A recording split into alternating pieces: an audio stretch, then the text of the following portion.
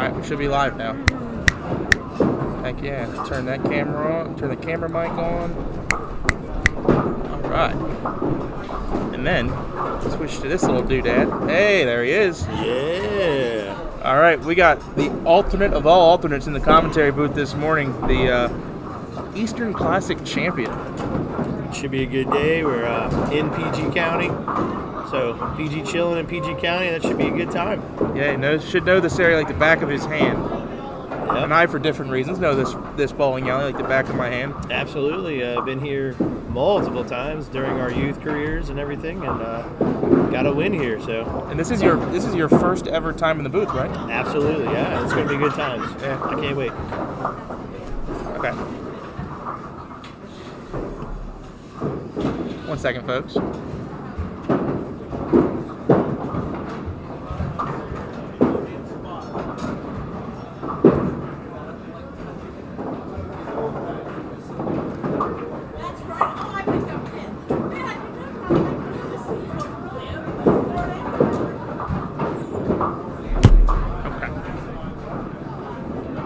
Should have mentioned where we're coming at you from. We actually should change this because all of this at the bottom is not correct. Yeah, we might want to. David.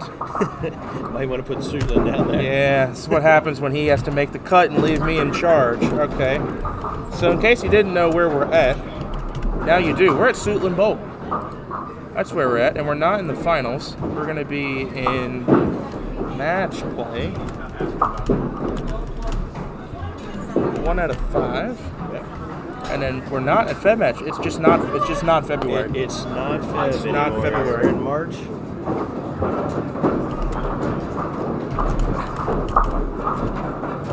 Whitten Tour. That's where we are. I don't know where he hides. There's only a little Pop Whitten logo in there. I don't know where he's hiding that. But I don't know a lot of things about this. But you know what? He gets what he pays for. He does. He's, it's a labor of love, but it is a volunteer labor of love. Yep. Also, I'm just checking through the chat here. We got a good amount of people commenting this morning, going back and forth. Zach Attack 8211 saying, "Good morning. I skipped church again for this." Nothing wrong with that. No. So here's what I'd recommend. One of those AirPods, just in one ear. Listen to the sermon out of one ear, and then duck pins forever in the other. Just hold it down, behind the pew. Got Leon Poole this morning. Oh, and Bucky Poole's brother is in the Philippines. Wow. We got international viewership. Wow. Yeah, you might see Bucky do a little shuffle today. It's one of my favorite moves. The chicken wing? Does. Oh, the chicken wing. It's a great move. He's the only bowler that does it. It's his own original thing, and I love it. It's good stuff. Normally, Bucky Poole, when he makes the show, he has a good bit of representation online. Seeing Scott from up north, Kitty Poole as well. Amanda Hart, good morning. L.A. Arch, every single show. That guy's been on here a few times. And there he is. Oh my. Where's mine? Thank you. Can we get a camera that actually reverses? Because if you look behind you, men's room is backwards. Can we get one that has... Well, see, again, you get what you pay for. And that men's room came in key for you yesterday. Now, how many times did I crap yesterday? I don't know, but it worked out for you. You threw a triple after. I took that really runny dump. And you shot 190, and that was a great game. Absolutely. That's what got me in here. When in doubt, let it out. I agree. Right. I agree, and it worked out. At least you took the dump in there and not out there. Well, that's true, yeah. Let's not tell him. We still got a chance. Still got a chance to take that dump today. All right, now, let me turn this thing around because I'm tired of looking at me. Yeah. Where's that hide? Where is that hide? Right there. And I'm excited to see this for the first time. This is our first time having our new camera at Suitland Bowl. And look how gorgeous. That's beautiful. Stuck in 1955 in all the right ways. Suitland Bowl. I like it. One of our last few wood houses. Yeah. And I would say probably the best wooden lane surface that we bowl on in any of the Pro Tours. It's definitely good wood. You don't have a lot of bad boards here. It's very true wood. All right, well, we're going to be getting started here. We're going to have POA division the first 2 games, and then we're going to have scratch after that. Yes. So we'll get the scratch divisions when it gets exciting, which is later on in the day. I'll tell you what, yesterday, just bowling here, a lot of the POA guys really killed it. They stepped up to the plate. It was amazing to watch. I don't know if the slower ball worked a little bit better, but I think you're going to see some good scores here out of the POAs today. That is the hope. And we're just going to cover one pair because they do bowl ball for ball in the Pop Whitten, so it is a pretty decent pace coming at you.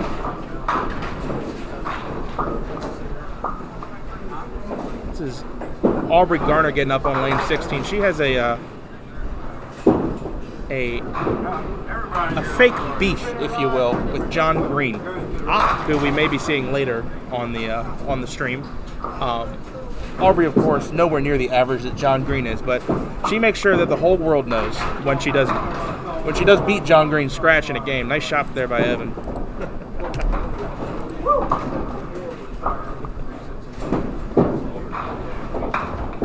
Aubrey is using a 96 average for this tournament. Of course, John probably around 146. So yes, easy. Bit of a difference there, but she did in fact beat him the last game last night. Aubrey shot 107 and John Green had a 95. Yes, he did tell me about that. And then I looked at his sheet and said, I think you're still good. Yeah, don't think that game mattered very much. He still shot in the 880s with a 95 game. Opening 7 there for Aubrey. I believe all these are Baltimore area or Western Maryland on this pair.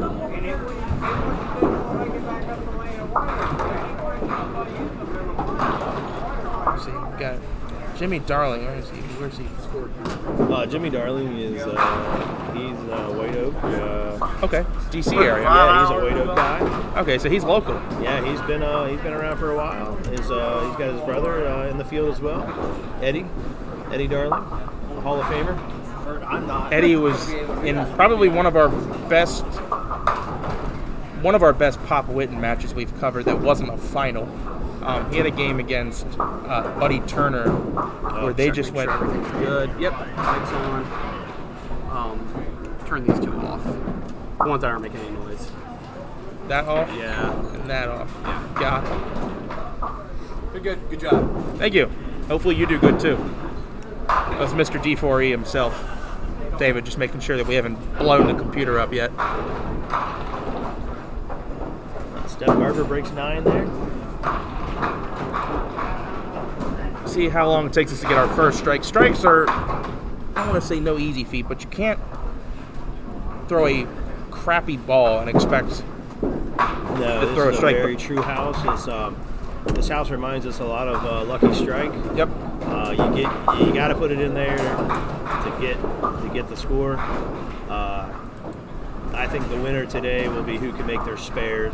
Yeah, I don't foresee it coming down to who can throw the most strikes. No. It's going to be who can make the most breaks. Yeah, make your 2-pinners without picking and make them singles. Yeah, that'll be critical today. Now we are covering one of the better pairs in here. I believe the men's house record is on this pair, and then just off to our left, 13-14 is what was once the men's single game world record. Dale Long, way back in the day, had a 269 on 13-14, which is house record, and was world record at one point. But yeah, a lot of history in this place, and it's relatively unchanged. The lanes are from 1953 and the machines from 1955. They actually, the first 2 years they ran this place on Pinboys because they had I think they had a contractual agreement with Sherman for the machines, but he wasn't ready yet. Wow. So they actually opened the place for 2 years with Pinboys. Wow, that's interesting history there. Yeah. So this place was kind of reestablished, if you will, 2 years after it opened.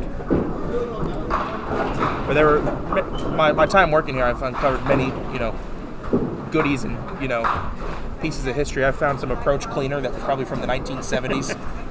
It's actually in the display case over there behind us. Nice.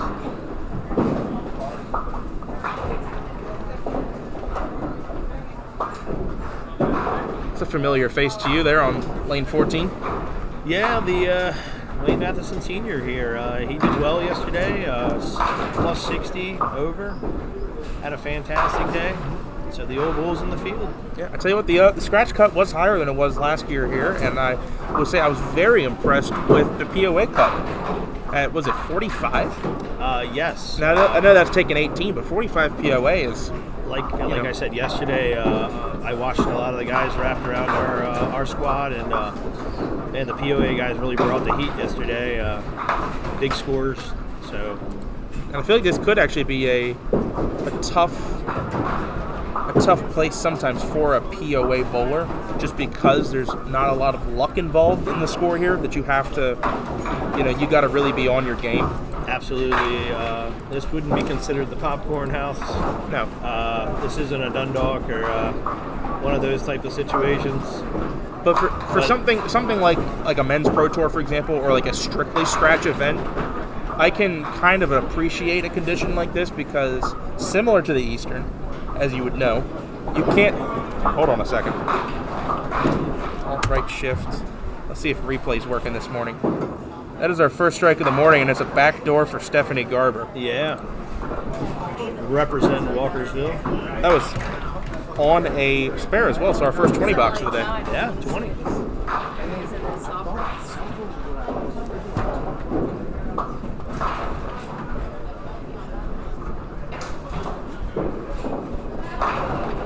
Also, the traditional that some people might not be used to seeing, especially if you're like a 10-pin bowler in the modern day.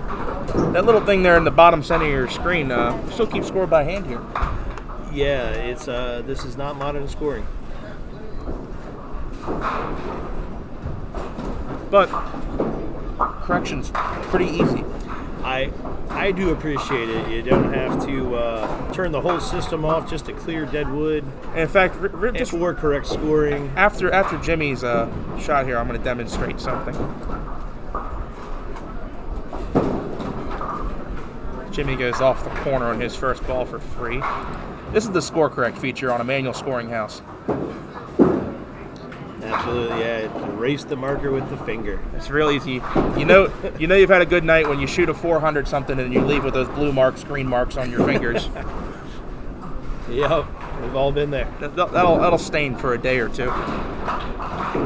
And this house is one of the last few houses that use the sheets. Yes. That they've discontinued. Parkville has gone to the glass where you put the score in and you erase after every game. But this house is just keeping it old school and as still long as they using the can. sheet. As long as they can. I can tell you, Tommy has the glass. They have the glass for when they need it. But for those who don't know, the company that produced the telescore sheets a few years back, I think it was 2018, retired their business just because the demand was continuing to drop as manual scoring is a dying art. So they retired their business, and then with that, there were no more telescore sheets being produced. So they are now like gold. In fact, I can find online on Facebook, you can find rolls of the telescore sheet selling for anywhere from $500 to $700 a roll. Wow. That's going up in price. Yeah, it was. It's, supply and demand. Absolutely. Eric slams 9 there on the spare fill. Good morning, Ken. He said, "What's up, Hammer? Eastern champ in the house." Hey, Ken Thomas. Good to see you on the feed this morning. You got to throw a curveball. Can't wait to get up to Johnson's and see you here soon. Yeah, I can't wait to be. That's going to be another Connecticut alternate on my birthday weekend. Yeah, and hopefully you have a good early birthday gift that weekend. That'd be great. And there is a possibility, by the way, that we go up there and we do some commentary on Duck Pins Forever. We might lug the equipment up there. That'd be fantastic. Take this little hobby on the road. Have a little action from Johnson's. I can tell you fairly confidently that we're definitely planning to do a live stream up at Dudek for the men's tour. That'll be the first time the men's tour's ever gone there. I'm curious to see what the guys can do in there. I hear it's a great fallen house. Yep. And I'm seeing Ron Pavo in the chat. Well, good morning, Ron. So we got a couple of Rhode Island bowlers I know watching this morning, and I sense that there's a lot of excitement up there about the tour going to Dudek. I think so. It's definitely going to be, it's sad to hear about Town Hall. It's been a tradition in our hearts forever. Yeah. Youth bowling there and adult bowling, and it's a sad thing, but it looks like we might be starting a new tradition with Dudek, and I think that relationship hopefully will grow. Yeah, and to this date, my only cut in a men's tour. So you can only imagine how disappointed I am. I feel you. It's not easy to make the cuts in them tours. No, but I did shoot a 12.22, and that does make it easy. Yes. I believe that was the year that you came second. Yes. Yes. Yeah, Town Hall. You needed a mark in the 10th, and I believe you cherried the I did, one pitch yeah. off the 2-8. Hate to bring up a bad memory. Sorry. Oh, it's not a bad memory. It's fine. Yeah, that was an amazing weekend watching you guys bowl next to me, John Green and yourself, and Was that something? you guys did nothing but throw strikes. It ended up was being amazing. It ended up being me, John Green, and Joey Sears on the pair, and games 4 through 7 between the three of us, we averaged, I think it was like 166.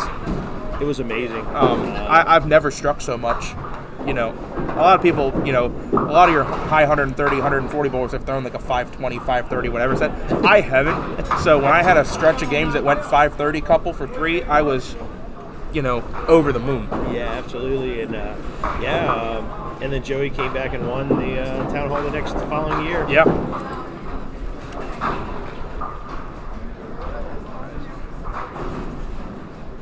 Stephanie off the corner on her strike. She went off the side last time for 10, not quite this time. But it's okay. Yeah. That's why you have 2 balls. That is makeable. Spare fill for Eric looks good. Creeps up a little high, leaves it 2-1.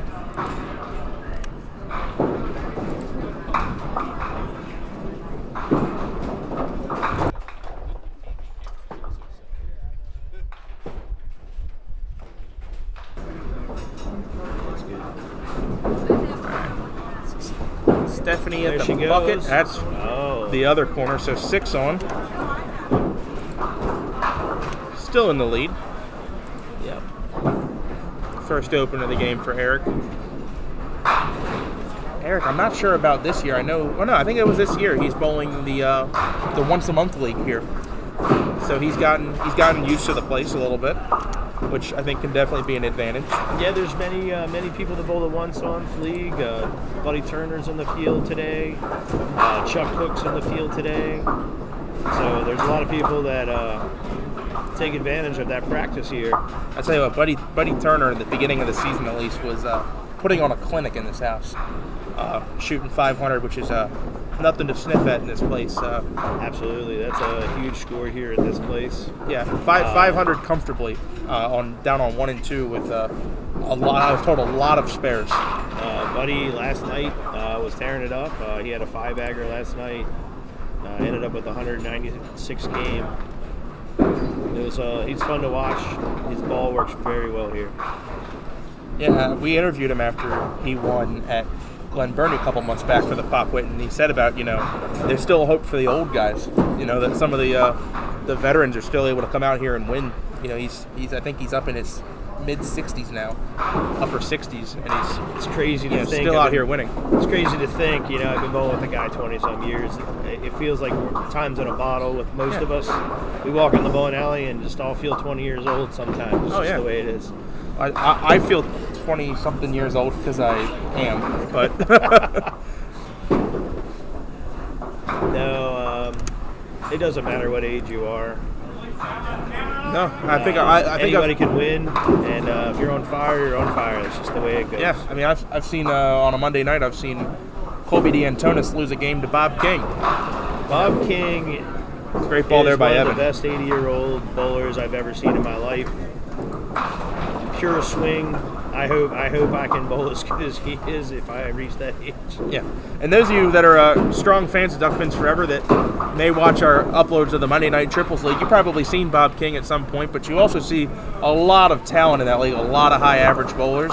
Bob King is currently the leader in the singles league on Monday nights, which is just incredible. He is a tough competitor. I mean, he's still dropping 200s at his age. It's amazing to watch.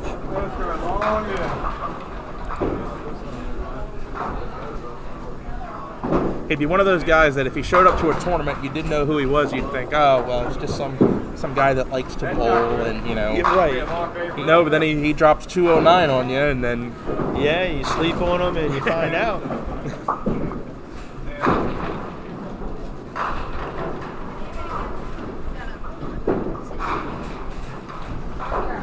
it was a strike, I believe, for. Yeah, Steph Garber's still pouring on the heat. Oh, hello. Yeah, it was a strike. Yeah, she's throwing a great ball right now this morning. So Thomas, no marks so far. See if he can get on the board here.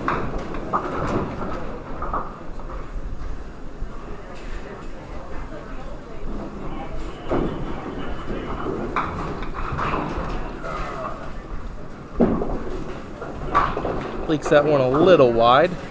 Oh no. Off the side, 210. That's pretty tough. Yeah, he's going to have to catch a corner here. I think this is one of the lanes you could play this off the wall. Yes, 15 also has a very active backboard, Yes, not as active as it used to be. but it's super active. You might see some kickback off that backboard, like I saw yesterday. It's And I think ironically, I mentioned that on the broadcast during the Eastern Classic. We're talking about how this place and Lucky Strike are pretty similar. 15 at Lucky Strike also has a very active cushion. hey, 9 how's it out going, for Colby? Thomas. What's up, fellas? Colby in the house. There he is. Get down, Colby.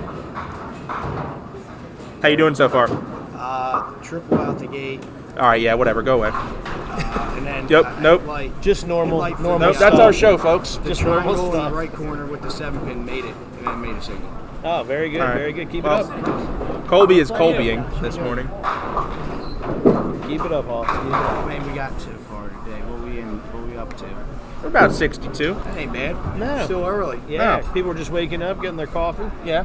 Zach Buckley said he skipped church to watch this. Huh?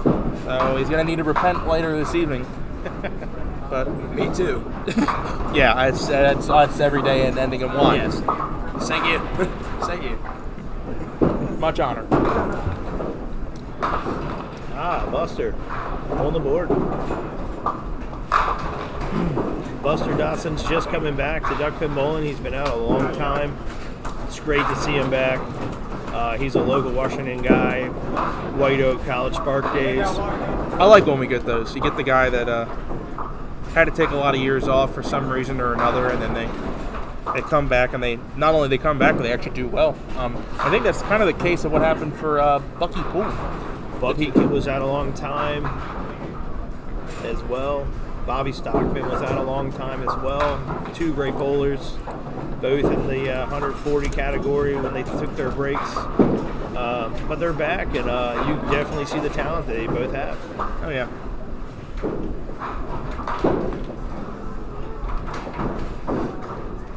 Good morning, Rick.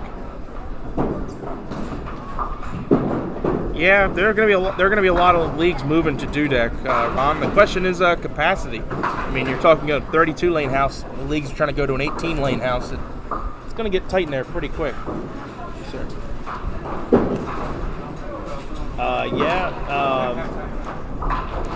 So it's some of the houses need it's supply and demand. You know, if houses are fading,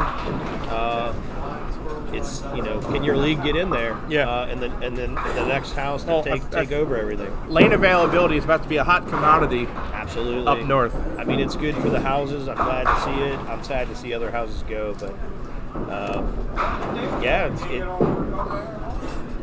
business is going to grow in some places. It's the way it Absolutely. goes. That looks like a good ball from Thomas there. Absolutely. That was a hammer. We'll do a replay on that one. Yeah, that's where they have a replay. That's the one thing about this wood surface, that you get it down and you get it rolling. That ball can hit like a truck. That ball definitely did. Here goes Steph Garber. She's going for a double here.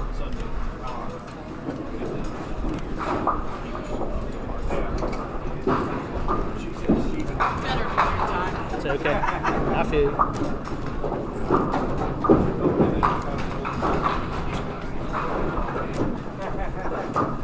Watch out. Off the side for the 5-pin. There's nothing wrong with that. Play the house. This is where the difference is made, though. You've got to make these. Absolutely. I think Steph's using her abilities she learned up north at Lucky Strike and is bringing it in here.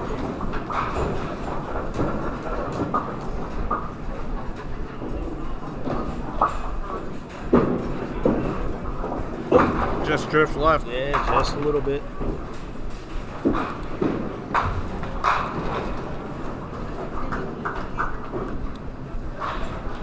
She'll be up by a good bit, though, at the half. Eric trying the Hope, Faith, and Charity there. One of the nicknames for that shot. Sherman will get it.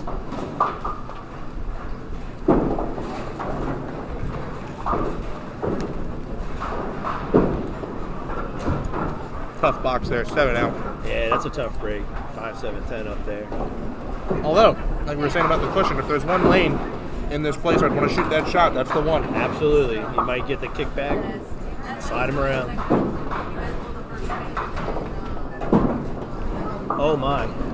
Oh. Almost the ditch. Yeah. Have to bring that one back.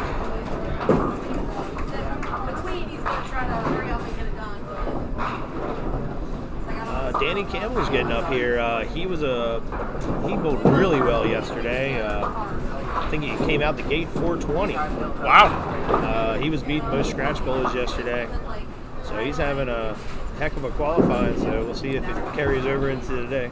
I can tell you after the first 2 on Friday night, I was losing scratch to my boss, who is not a scratch bowler. But we both didn't make the cut, so it's fair. We both get the same amount of money. Yep. Oh no. That's a tough frame there. He gives it right back to Eric with a 6 box and a low 44 first half. Yeah, he's going to have to regroup here. That's 15 pins, though, in 5 boxes. It's totally manageable.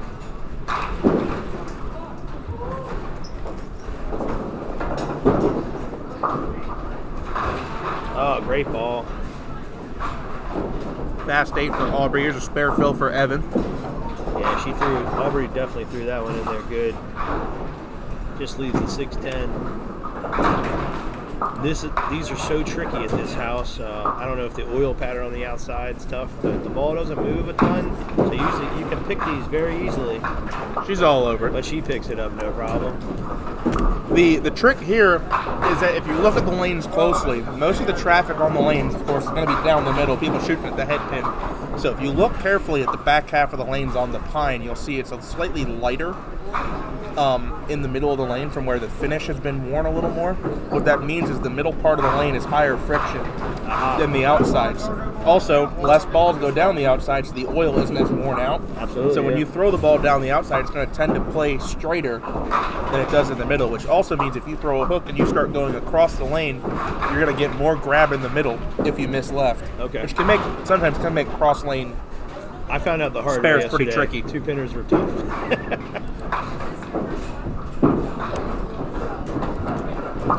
See if Thomas can catch the double here and get back into this Yeah, match. this will put him right back in the mix. He's got a chance. Creeps up a little heavy though, And he 2 and leaves 1. the Southwest special. And I think I can hopefully say that when we get another center back in a couple months, I can once again call it the Southwest White Oak. Because the last You do leave that shot the a lot the there. last team tournament that was there, I left it like it was my job. Yeah, White Oak reopening is. We're all excited about it. It's a great thing not to lose a house. So No. We're all kind of just we all have waiting. one we like more than the other, but we need them all. We're all waiting. Can't wait.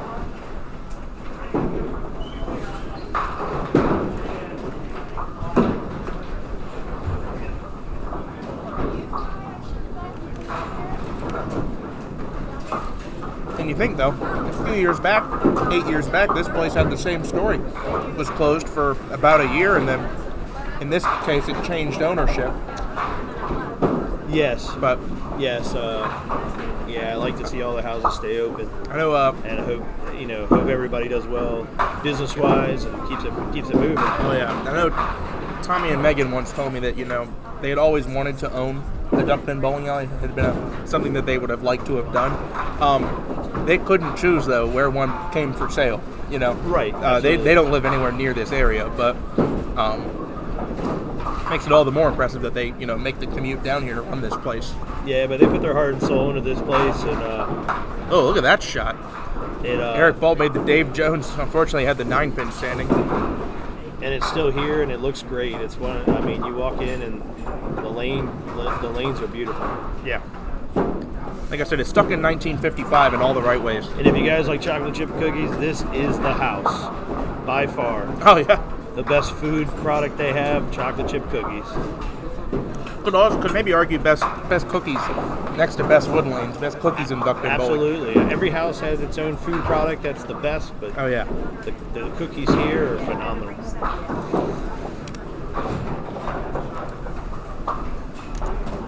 A hard-fought 10 there from Eric.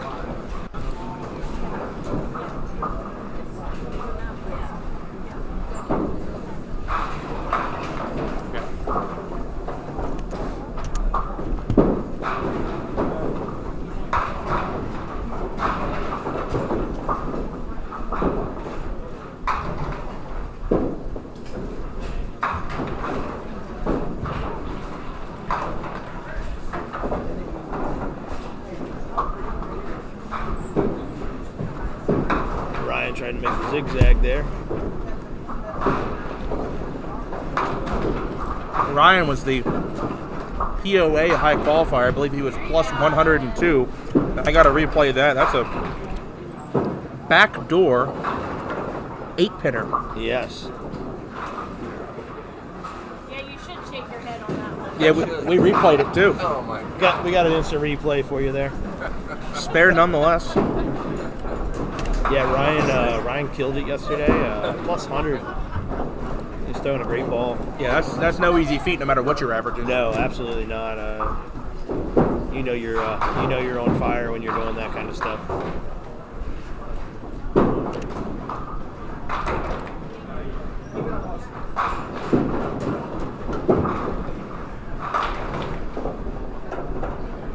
A 6 count there for Aubrey. So Aubrey trailing by 22 and opposite of spare, so she's going to be trailing by a little more now.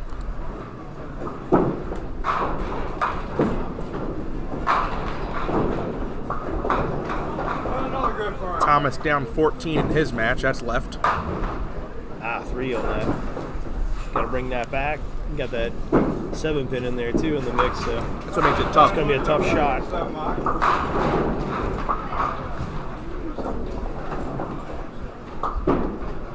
Oh no! Almost brings it back. Senior goes down the side over there on 13. Got to bring that back.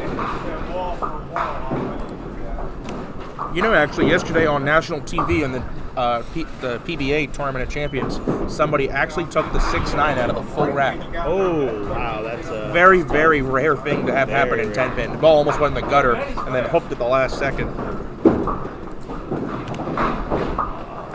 Steph Garber leaves herself a spare shot here. That's That's kind smart of bowling that we smart call bowling it. on given the situation that she's up 14.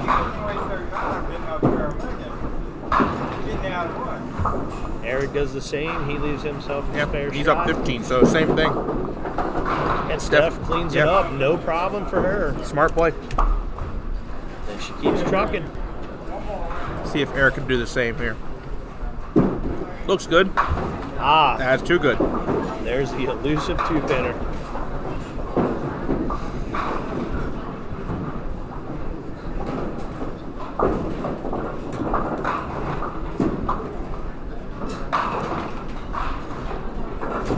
Todd leaves the bread line over there on 14.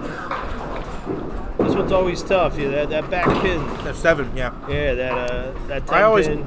tend to switch to a heavier ball when I shoot this. Yeah, but it can still go around. It's Oh, yeah. amazing. Hopefully he cleans that up for 10. Scoop the wood.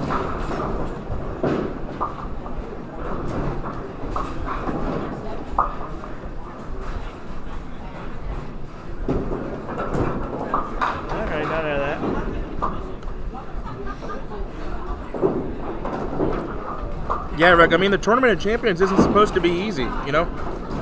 It's tough, kind of tough for a reason.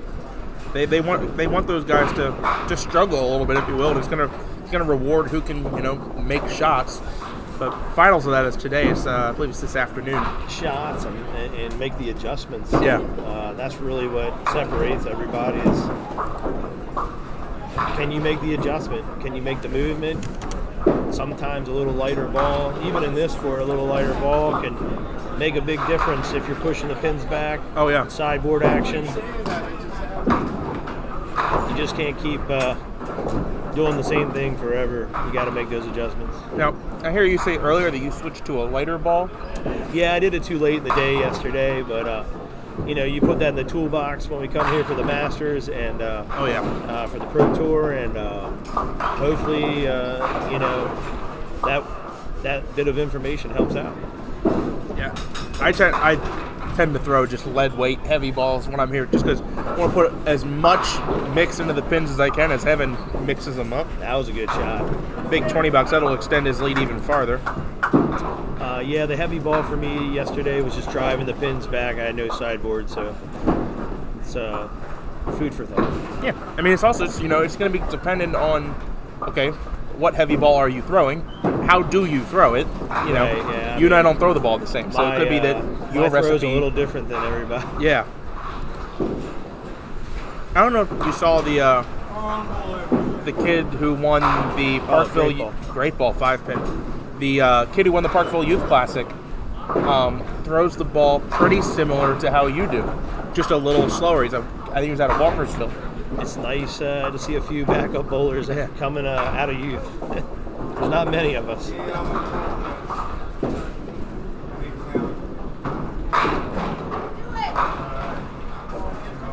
Thomas can cover he's the all 5 over all it. over it. Nice shot. And needed that. Yeah, it's our Parkville youth program. Nice shot by It's Aubrey. thriving. We got a lot of great bowlers in there, and I can't wait to watch the next generation come up. I mean, that's what it's all about.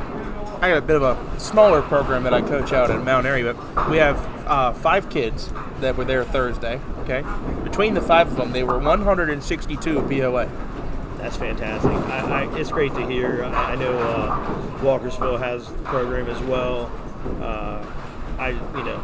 As long as kids stay interested in this, we'll keep it moving. Yeah, absolutely. And there's just a lot of watching them in the states and nationals. These kids have the passion that we had back when we were in youth. Yeah, it's going to be my first year coaching a team at states. It's going to be very interesting. I'm going to be on the other side of it now. Yeah, last year was my first year coaching my kids in the national tournament, and it was very rewarding. It just, like I said, it's full circle in the career watching watching your kids bowl what you used to do. So it's even pretty awesome. It's even getting used to a couple of kids calling me coach. It's a good feeling, man. It's a good feeling. It's this community. We're all tight here. It might not be the biggest community, but what have you done where you've known people 20, 30 years of your life? Oh, yeah. It's pretty amazing to know people that long, and we spend 8 hours a day in the bowling alley with each other. Yeah, and, or the road trips, out of state for tournaments, and we're not doing that to make a career out of it, No. If anyone was bowling Duckman competitively for the money, they'd be broke by now. Yeah, it's the people that make this sport.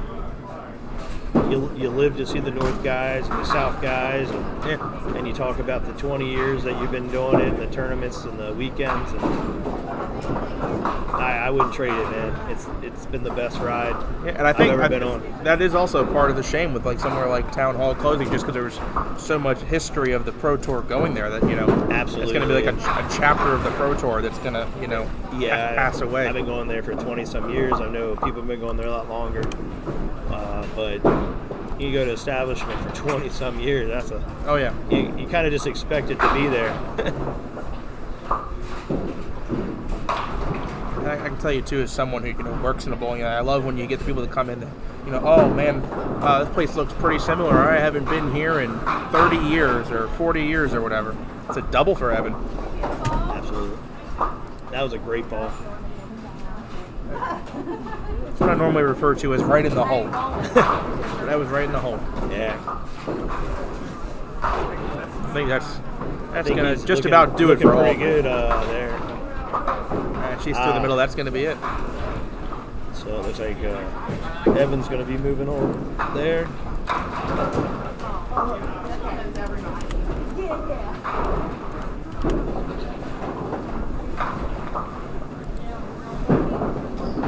Nice try there from Aubrey. Let's see if Thomas can catch another mark here. He's Yeah, Thomas is going to need it. down 18, up a hit.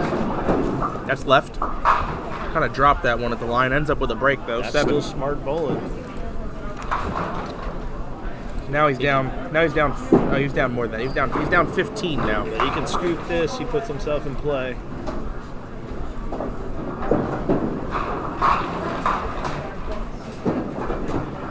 Oh no. We're sitting I'm sitting pretty much right behind 15. I can tell you that ball was on line, but you know the wood surface here, the ball was going to run a little bit, and it did just run right up on the headpin, picked it out, and that one slides on him for a 9. All right. He's got work to do in the 10th. Yeah, he's probably looking at a double strike. And if Stephanie marks here, forget it. Steph 6. And I think really this Thomas Stephanie is our closest match at the moment. Eric was up 15, just counted 6, so that puts him up 21. Stephanie can hold the wood here. Oh, Nice shot, Eric. Nice shot from Eric there. Plays the wall banger. Yeah, Nice 10 from Stephanie. 10. That could be big pins there. Yeah, that was huge pins. Yeah, puts her up 16. Yeah, that's big. So that's definitely double strike and high count territory for Thomas. Yeah, he's going to need the double. And this is a must mark for Jimmy Darling to have any shot. He hasn't marked yet in the game. Yeah, he's been tossing left a lot. There it goes again. I think his back's hurting him a little bit here, but he's fighting through it.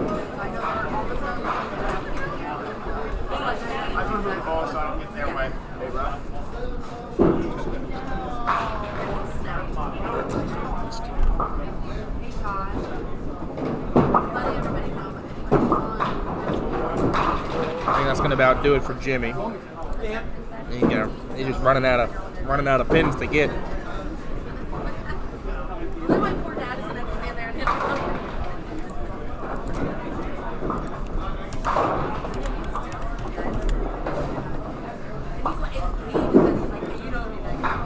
Your dad gave me that game. Holy shit. All he had a 98, he had a 90. All he needed was 8 out. Yeah, that's a tough one. I And see he that. missed. He had 6 in the first ball, and then got 1 and then threw the ball away. Yeah, I see. So now, the that was a scores. gift. So now Well, you keep it going. I need to bowl. Yeah, you got to keep it going. That's my worst game the whole tournament. I know. You bowled very well yesterday. I had 98 that game. So that was my worst game the whole tournament. Let's see what Evan can I end even up switched with here. balls this time. This is the first time. Thank you. Fucking 7 and a 10 and Hey, a 5 Dave. and an 8 or 9. PG-13, we're live. Babe said thank you. Oh, sorry. Babe said thank you. That's Dad right there. Well, some frustration. I think you can tell he's a seasoned duckpin bowler too yeah. by his vocabulary. Yeah, I think he is a little frustrated there with the Danny Campbell loss. Not the highest scores you've ever seen, 96 and 90. And we've actually covered matches before on Pop Whitten where we've seen scores like that win. Absolutely, it happens.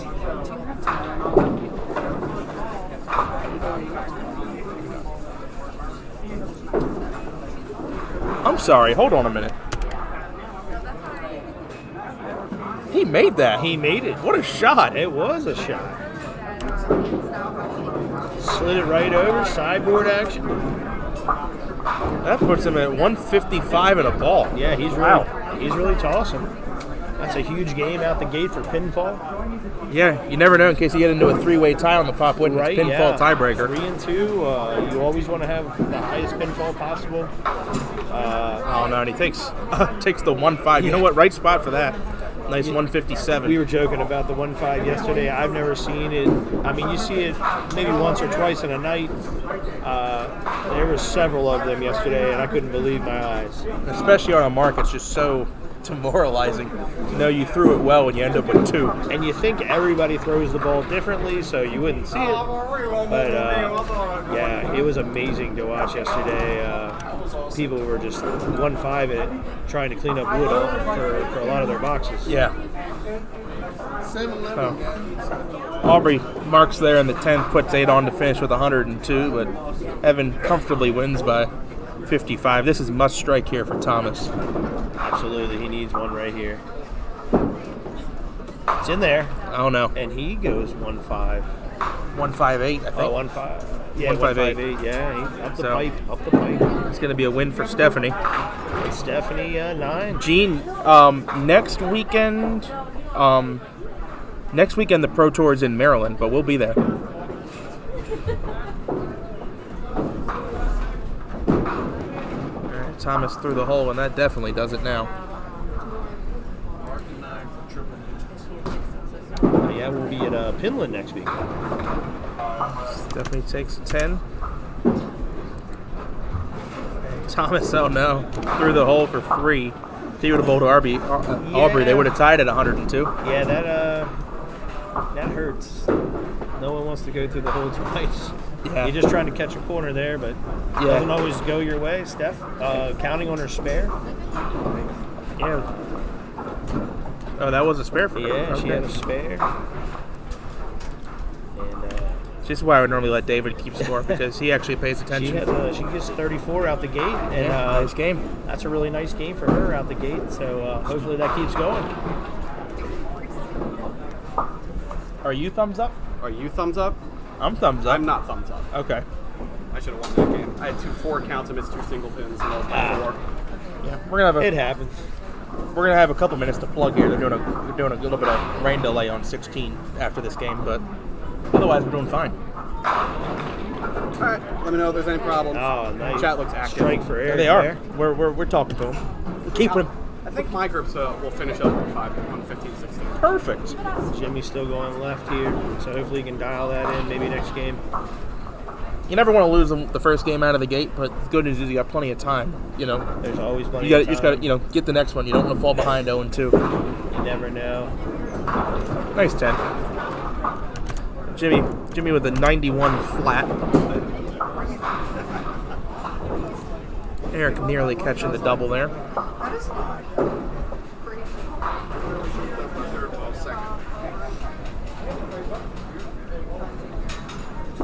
You on 13-14 next? You're on 13-14 next? Yeah. Okay. Hopefully I don't get as late of a start as I did the last game.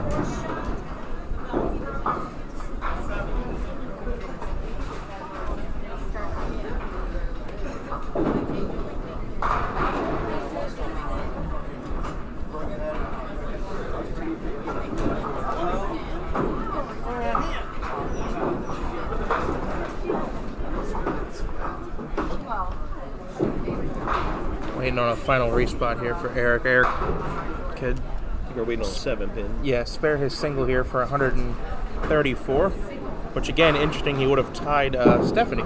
If they want to get off 16 and move that pair over, we can just move the camera. That's not an issue. Okay. If they ask. Yeah, we we ended up not using that pair yesterday. He's gonna. Okay. He's ready to. Got it. Yeah. Oh, watch.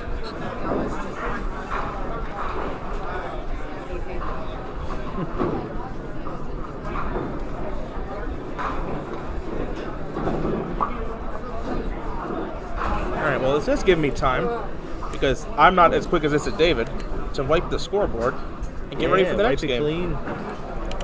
On to the next. This is like the red zone. And remember, 8 folks, hours of commercial-free bowling. To wipe the scoreboard.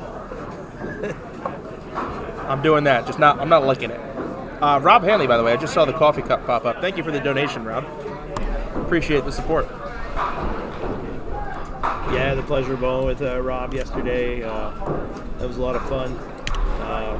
Unfortunately, he threw the most 1-5 rips I've ever seen. He is a very straight, like heavy rolling ball, so that in a way it doesn't surprise me that if he's catching the head pin up high, he's taking 2 out a lot. I like I said, you see 1 maybe in a night. I think Rob had 4 in the first game. Oh, that's just delightful. That's a great way to start the to start the shit. It was amazing.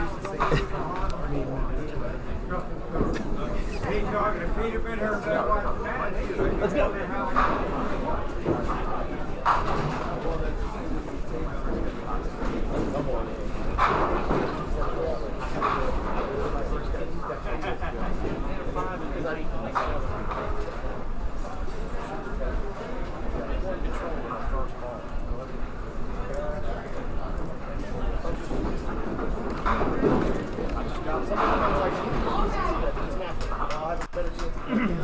Oh, he's safe this time.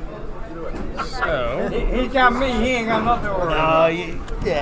You never know, man. That's why we play the game. Yeah, I know. I got lucky shooting an 94 and win a roll off. That's how you do it. That's how you do it. who's the Dodson? Buster. Huh? Buster. Buster. Thank you.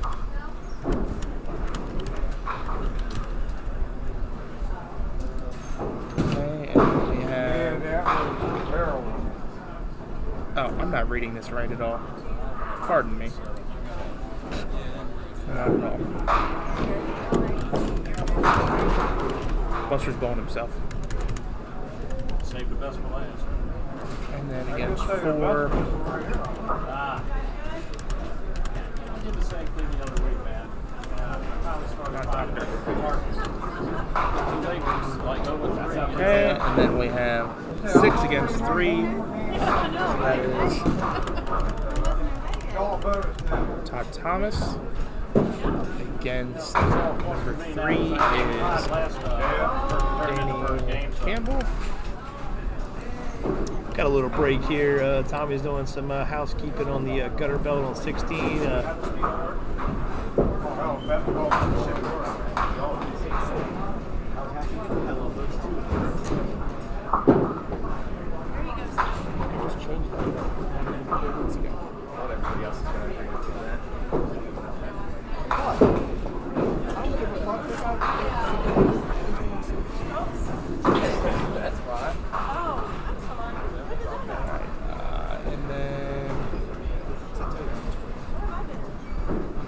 And then 1-2 is my font is smaller for no reason. Ryan.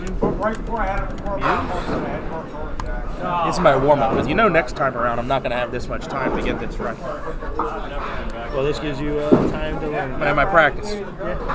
2, and then and then now what I can do. Oh. As soon as I get him out of the picture, I make him learn. Switch to that. And here we go.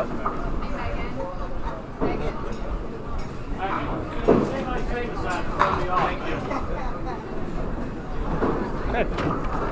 That should be all my scores in there correct. No repeating names. Everything's spelled correctly. Correct me if it's not. Looks good.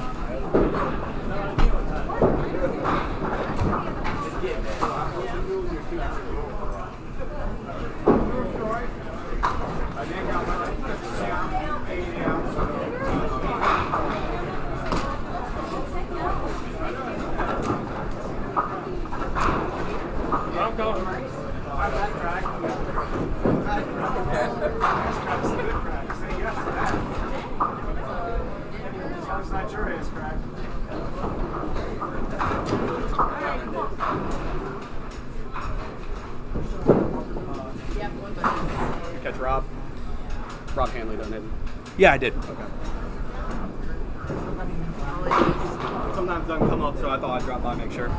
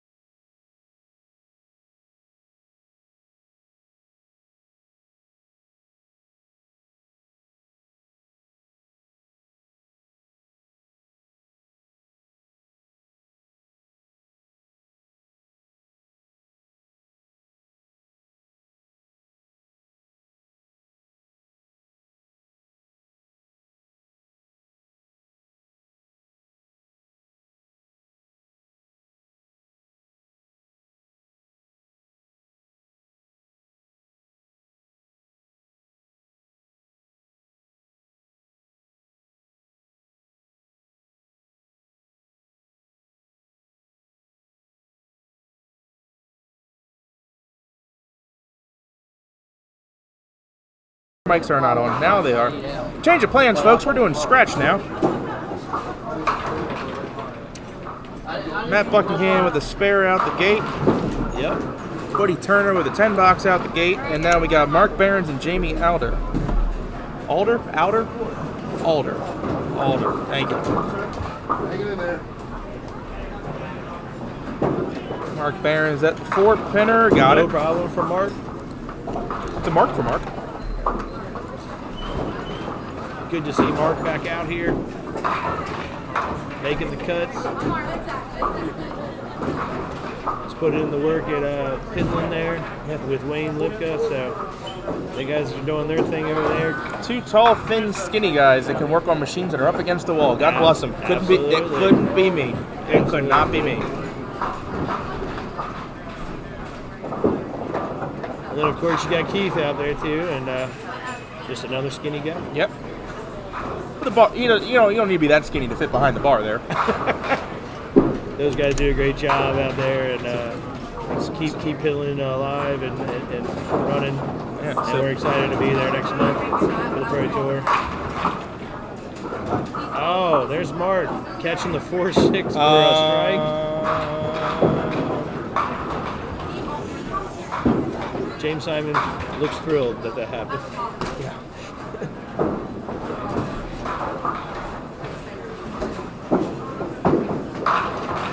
Oh, and James throws That a was strike that right was back. looking real ugly for a second there. And James threw the ball really great yesterday too. As you can see in qualifying, he was way up the board. And you know what? I always say that the left side of the lanes don't get used at these houses, and that's why these lefties do so well. In a wood house, it can seriously make a difference. Hi, Andrew. You have Buddy and James here, 2 lefties Yeah. on 13 and 14. They're up against that pole, though. You think They that? are up against the pole, but the pole is deceiving. It's really far away from the line. Yeah, Matt's through the middle. 6. You gotta be a lefty. Actually, I think, as far as I'm concerned, when the pole is closer to my arm, actually, I'm okay. It's when it's closer to my sliding leg that it bothers me. My arm doesn't go out until after the pole.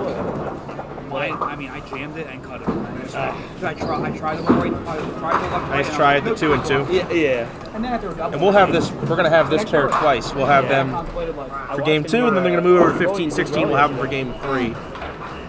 $10 for Buddy, But this house doesn't tend to the faster ball. No, it's not. and then a 9 for Matt. Slower ball. So Matt up 25-20 after 2 frames. Like I said, we're having them for game 2 right now, and then we're gonna have them for game 3. Because I like wood lanes. I do too. And like when I was younger, I blew this place up. But when I was younger, I only threw about 28. Exactly. And now Now it's 40. close enough. See, I actually don't mind this side profile. No, it's not bad. Looks okay. I think that was the 610 for Auburn there. Jamie Off the side. out in the ocean in his first ball. And let's see if Mark can take advantage here. I also don't know how Mark does it. You see how close he stands to that ball return? Yeah, he's been doing it his whole career though. Yeah, I mean, he did grow up bowling on above ground ball returns. I didn't. Oh, he's gonna get the roll. Oh, and he cherries the 10. Duck pins forever. Thanks you for letting it spin.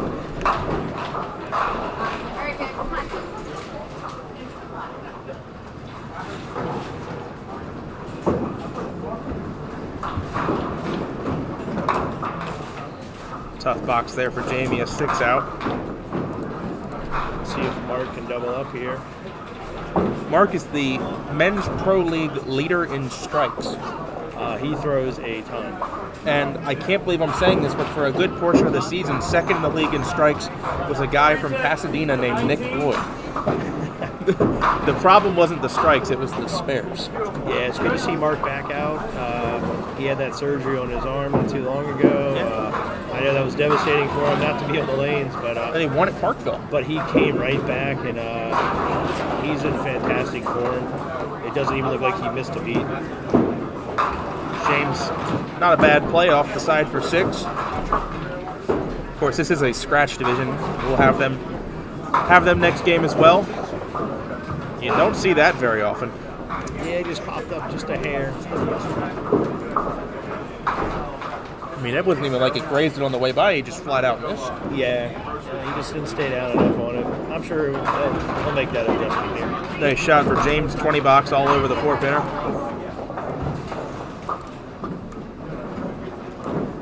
There you go. And there he is. Takes a 10 out. So, decent start. 2 20 boxes on the board. No doubles yet. Nope, not yet. We'll see what this man can do, Buddy Turner. He's been lights out here at Suitland. Goes Matt. 2-8 for Matt. Yeah. It's been a tough shot here at this house to bring this in for the spare. The 8-pinner. Buddy gets the triangle. They said the feed keeps going in and out. Bethany's up. Must be on her end because our stream's running perfect. Yeah. We haven't dropped a frame all morning. And Buddy makes it, no problem. A tricky triangle unless you're Buddy Turner, in which case it's just a spare break. Absolutely. Matt with a 9 out. So probably going to be advantage Buddy Turner through 3 frames there. Yeah, I'm sure his partner on Friday nights is watching this at home going, Buddy, can I get a little bit of this on Friday nights at Southwest? Who is his Friday partner? Oh, that'd be Kerry Matheson. Oh, really? Yeah.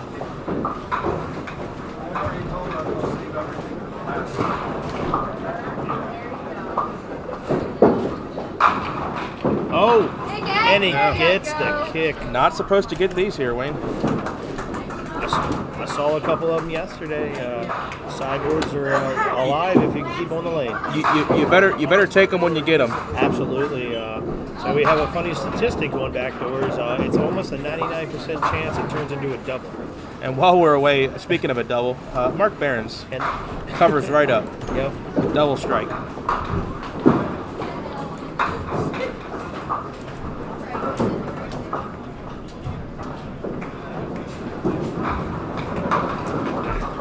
Tough break there for James. Only a 2 count on his spare. He is in the lead, but only by 4. Yep, just try to catch the corner and hope that 5 pins out of there on this shot. And there's Mark leaving the 10 pin.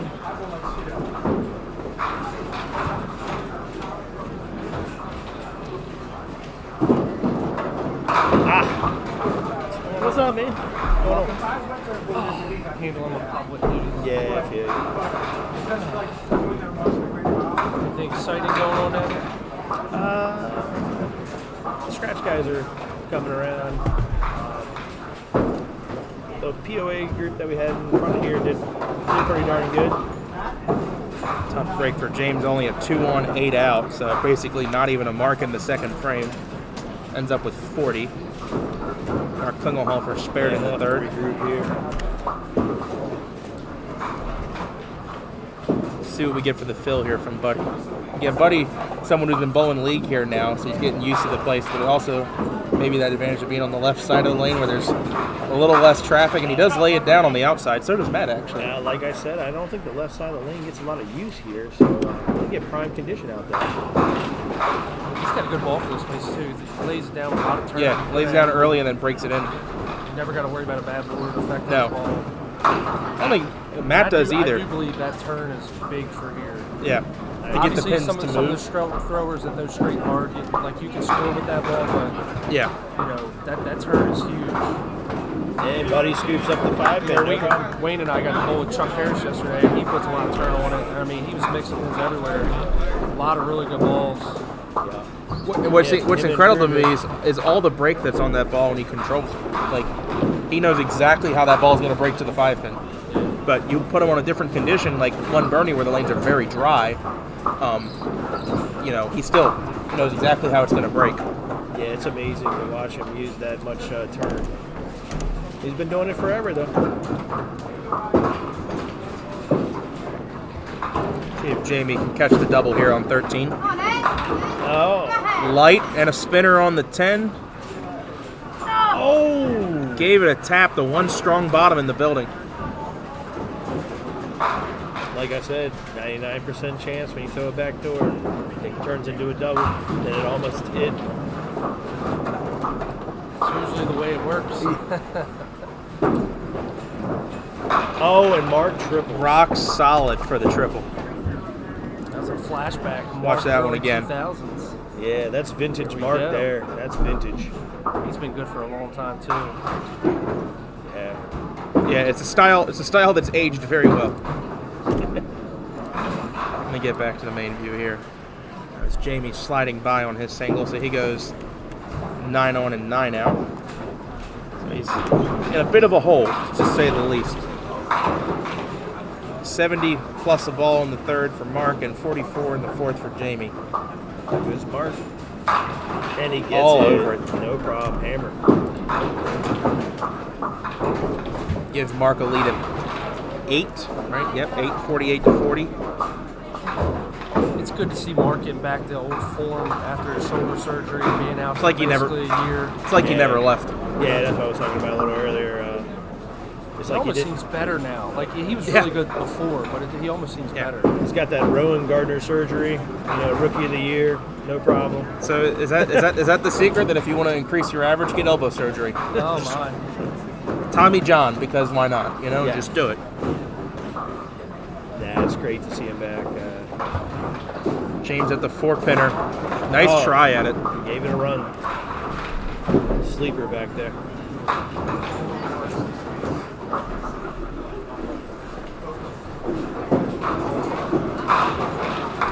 And he scoops 10.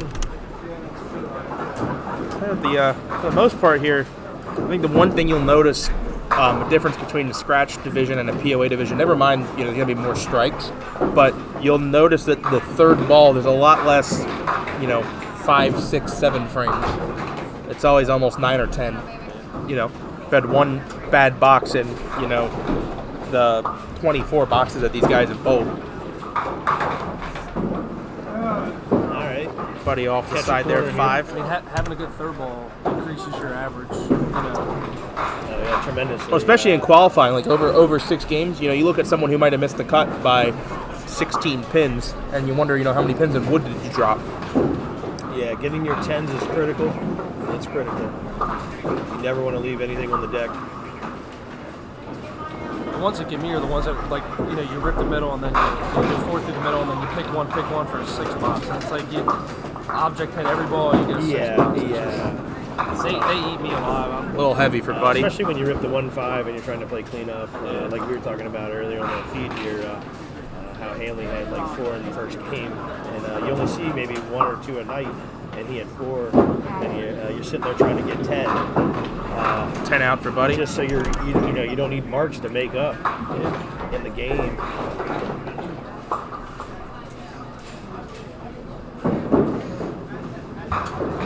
Count some wood. Count some wood. Yeah, it counts. Counts for crit.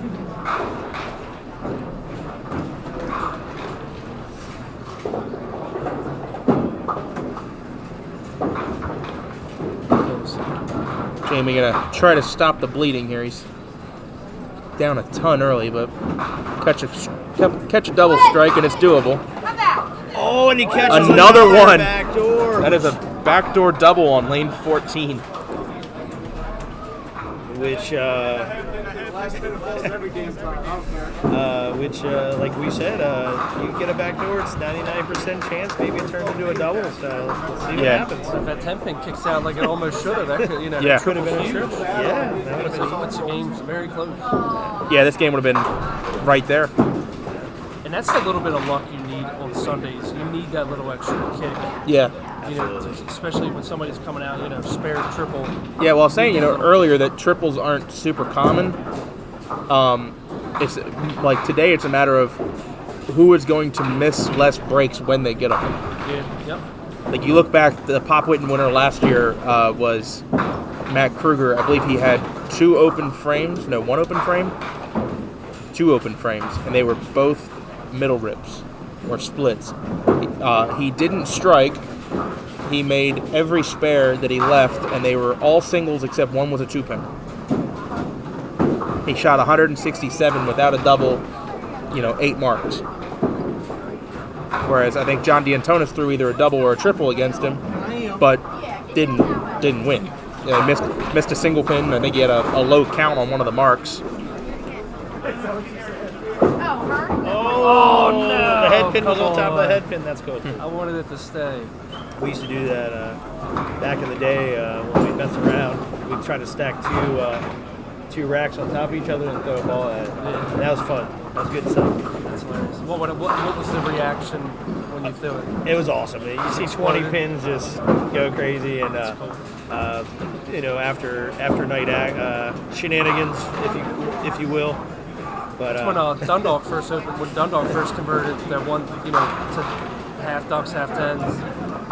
One of the first nights in there, we were throwing duck pin balls on a 10-pin lane and a 10-pin ball on a duck pin side. It's interesting how you would think a 10-pin ball would just completely destroy duck pins. It doesn't work that way. It just goes straight. I guess it just goes straight back, it just right? Cuts right through. You gotta have someone in the pit to roll the ball back to you. No ball return. I've seen a couple times where someone walks into a duck pin bowling alley not knowing, and they bring their 10-pin bag in. And they're like, I'm like, you can throw that ball down the lane once. And then it's going to stay there. And I think actually this machine will survive a 10-pin ball better than a 10-pin machine survives a duck pin ball, just the way they're configured. Steph Garber leaving the 1-3 over there. Still smart bowling. They paid off for our last game.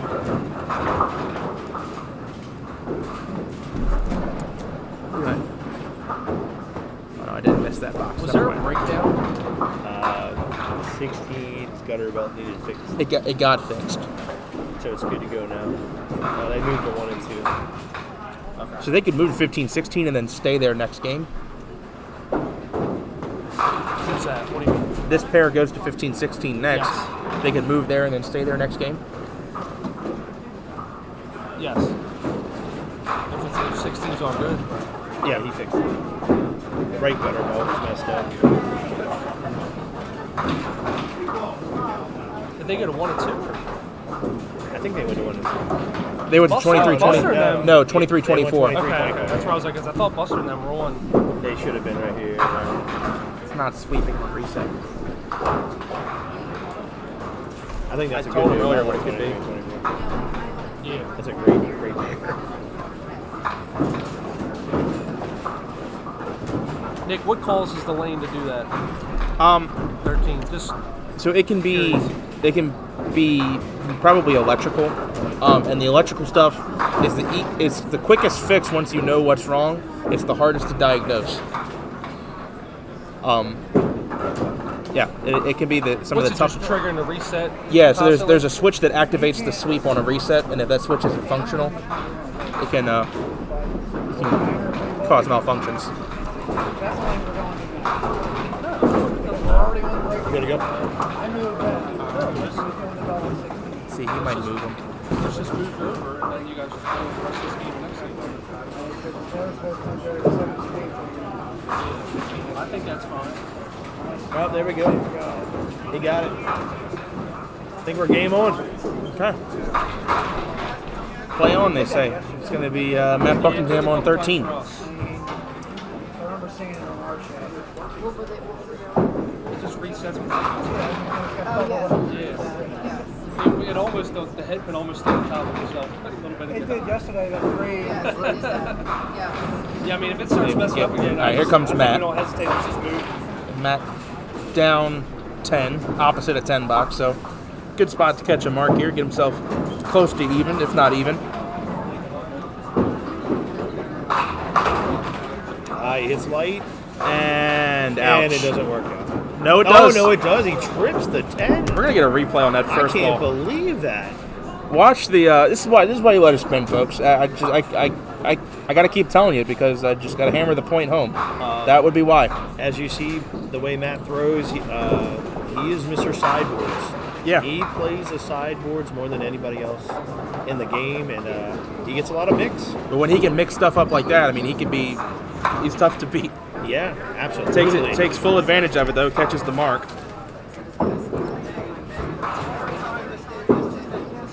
Matt, that was amazing. That was an amazing 9-drop. What would that be a Highland? It would have probably still been 9. No, it was fast enough. It would have been 9.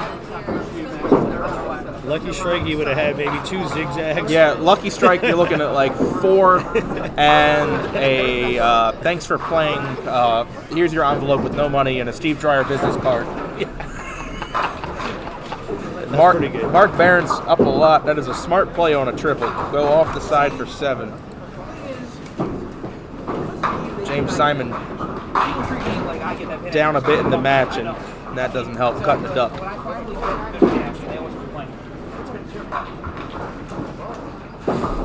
Mark smart bowling.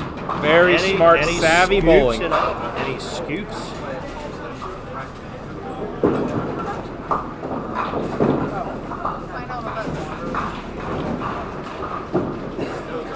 James catches the corner. Oh, wow. And a sleeper 8-pin.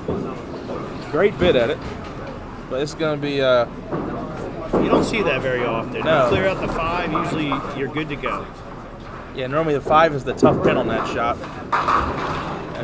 Oh, wow. And there he is, folks. Just tilts the 7 back for the double. No problems for Mark. And I said, I kind of had that feeling, Mark's on a strike, he's up in the match, James cuts a duck. That's when, someone like Mark Klingelhofer just smells blood and it's just let me pack. Yeah, he's ready to go, man. He comes in, he's 100% focused. Yeah, and it's if you're James Simon, it's oh crap moment now. Yeah, Mark will fight you to the bitter end. It doesn't matter. Yeah, 10th frame. You also know no lead safe against a guy like that because he can absolutely. catch a double at any time. You got to keep your foot down on the gas pedal against Mark. There's some good scores going now with the double. Mark Barron's all Mark, and maybe announcer's jinx, as I say about the scores we're getting, and 7-10. 7-10 for Buddy, but you never know the way he throws the ball. He might slide this over. All right, there's a chance for Matt to pull the match back. Strike and he's even. Oh. And he also leaves a 2-pin split. Yeah. Slightly more makeable. It's like the 6-7. I left 10-pin moved up and multiple forward. times yesterday. Not a fun shot. We've had 2 7-10s made lifetime on Duck Pins Forever. That's fantastic. One for a 10 box in a tournament and one for a spare in a league. Both at Mount Airy Lanes. Mount Airy is a great fallen house. That is true. Kevin Burke in the Men's Pro Tour and Chris Kennedy in Wednesday Majors. That was about a month ago. That's we actually had Souvenir's house. That's a great house. It was a pretty interesting evening for Duck Pins Forever because the same night at the Men's Pro League we had our first Dave Jones spare conversion. The good old Dave Jones. Which that is our championship pair today. We'll be on that pair later, 17-18, where 19 years ago the famous Dave Jones spare to win the match. Do it! That is absolutely packed. Was a crusher. Big double, and it kind of had to have that. And like I said, you throw a back door, 99% chance for a double. Catch a double when he gets what it. has happened? He almost caught 2 of them. I mean, he's a 10-pin wiggle away from a 4-bagger. Absolutely. Let's see what Mark does here on his spare. It's in there. Oh, great ball. Slams 9 down, 7-pin. Now, believe it or not, this is Mark's toughest pin, 7-pin. You know what? Where he stands on the approach, I can believe that. It's his nemesis. We'll see if he can convert here. Got to kind of rifle it up the gutter and hope it holds line. Yeah, he doesn't do the traditional come across. He's right down the pipe. And see, there I think he dropped that one at the line. That's years of watching Mark bowl. You know him well. That is ultralight. James does not get the same break that. He's got the zigzag Matty plus the 7. Yeah, Matty Buck's got the break. This one's going to be tough. Definitely got to use a lot of sideboard here. Very strong start though for Mark Barron. His all Mark game comes to an end, but 125 through 6, nothing to sniff at. Absolutely. Here comes Mark. See if we can get our second triple. We got triple on the board and 2 doubles at the moment. He's licking his chops. Here he goes. Oh my goodness! And oh wow! Look at that! Snags it. Look at the reverse roll there to get to the 7. Watch this piece of wood. It kind of is almost stationary, and then just shoots to the left. Like almost like a shot and pull, man. Got that English on it. Yeah. When you can get a pin, and this is any house, when you can get a pin to rotate along that axis, like to spin really fast, not like a helicopter, but like a cylinder, when you can get a pin to do that, some crazy stuff can happen. Oh, absolutely. When the pin eventually catches on the plate, it can do wild things.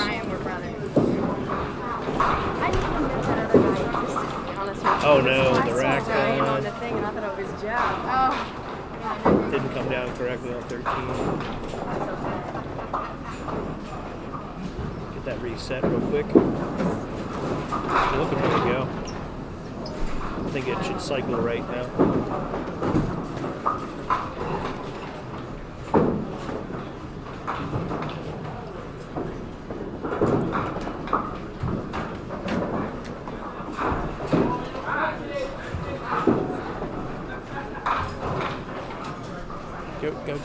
Go get it, bitch, tight.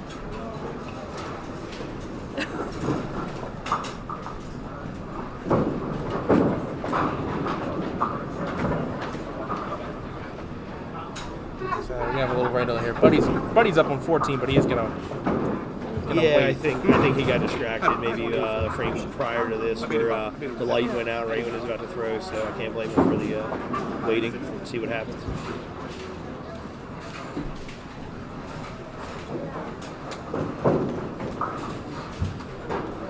And it is a close game here between the two bowlers on the top left of your screen. It's a one-pin game. Buddy up one, both bowlers on an open frame. Yeah.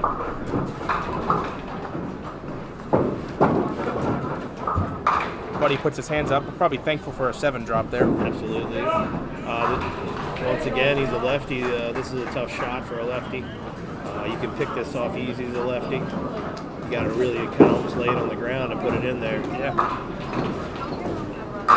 Matt, right in there, Matt, 5 off the wall. Look at that. Great ball from Matt. Now, an interesting dynamic of the ball for ball here. Now there's a little extra pressure on this spare shot from Buddy. Nice ball, Matt. And he's got it. There he is. He went outside. That is the cover. He went outside and snagged it.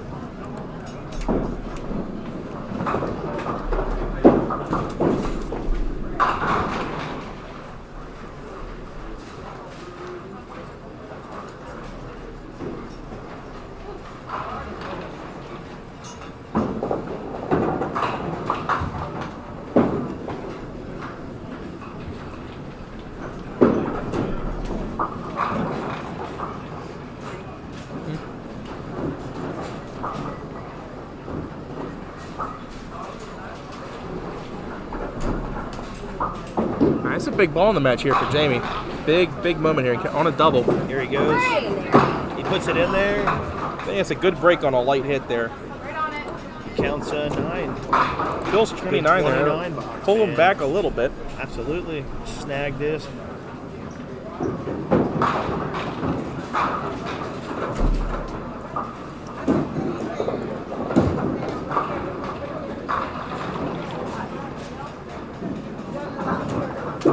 All over it. And there he is. No problem for him. And he's going to go down swinging if nothing else. 103 plus in the 7th. He's still going to be down a good bit. You still got 3 boxes left. Anything's possible. Keep chucking that ball in there.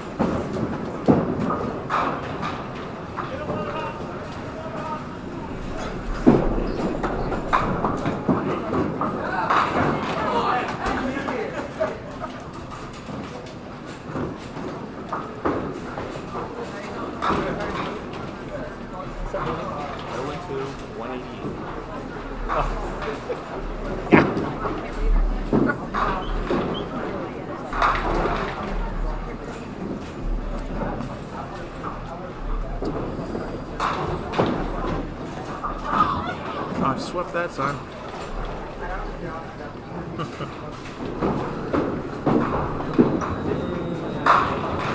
Oh, that was a great ball over there on 17. Hammer.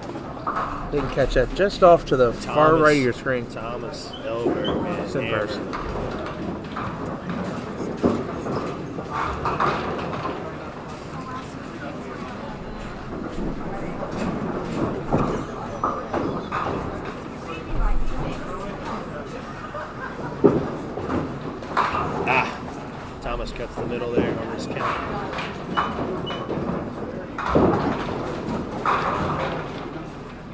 All right, game on here.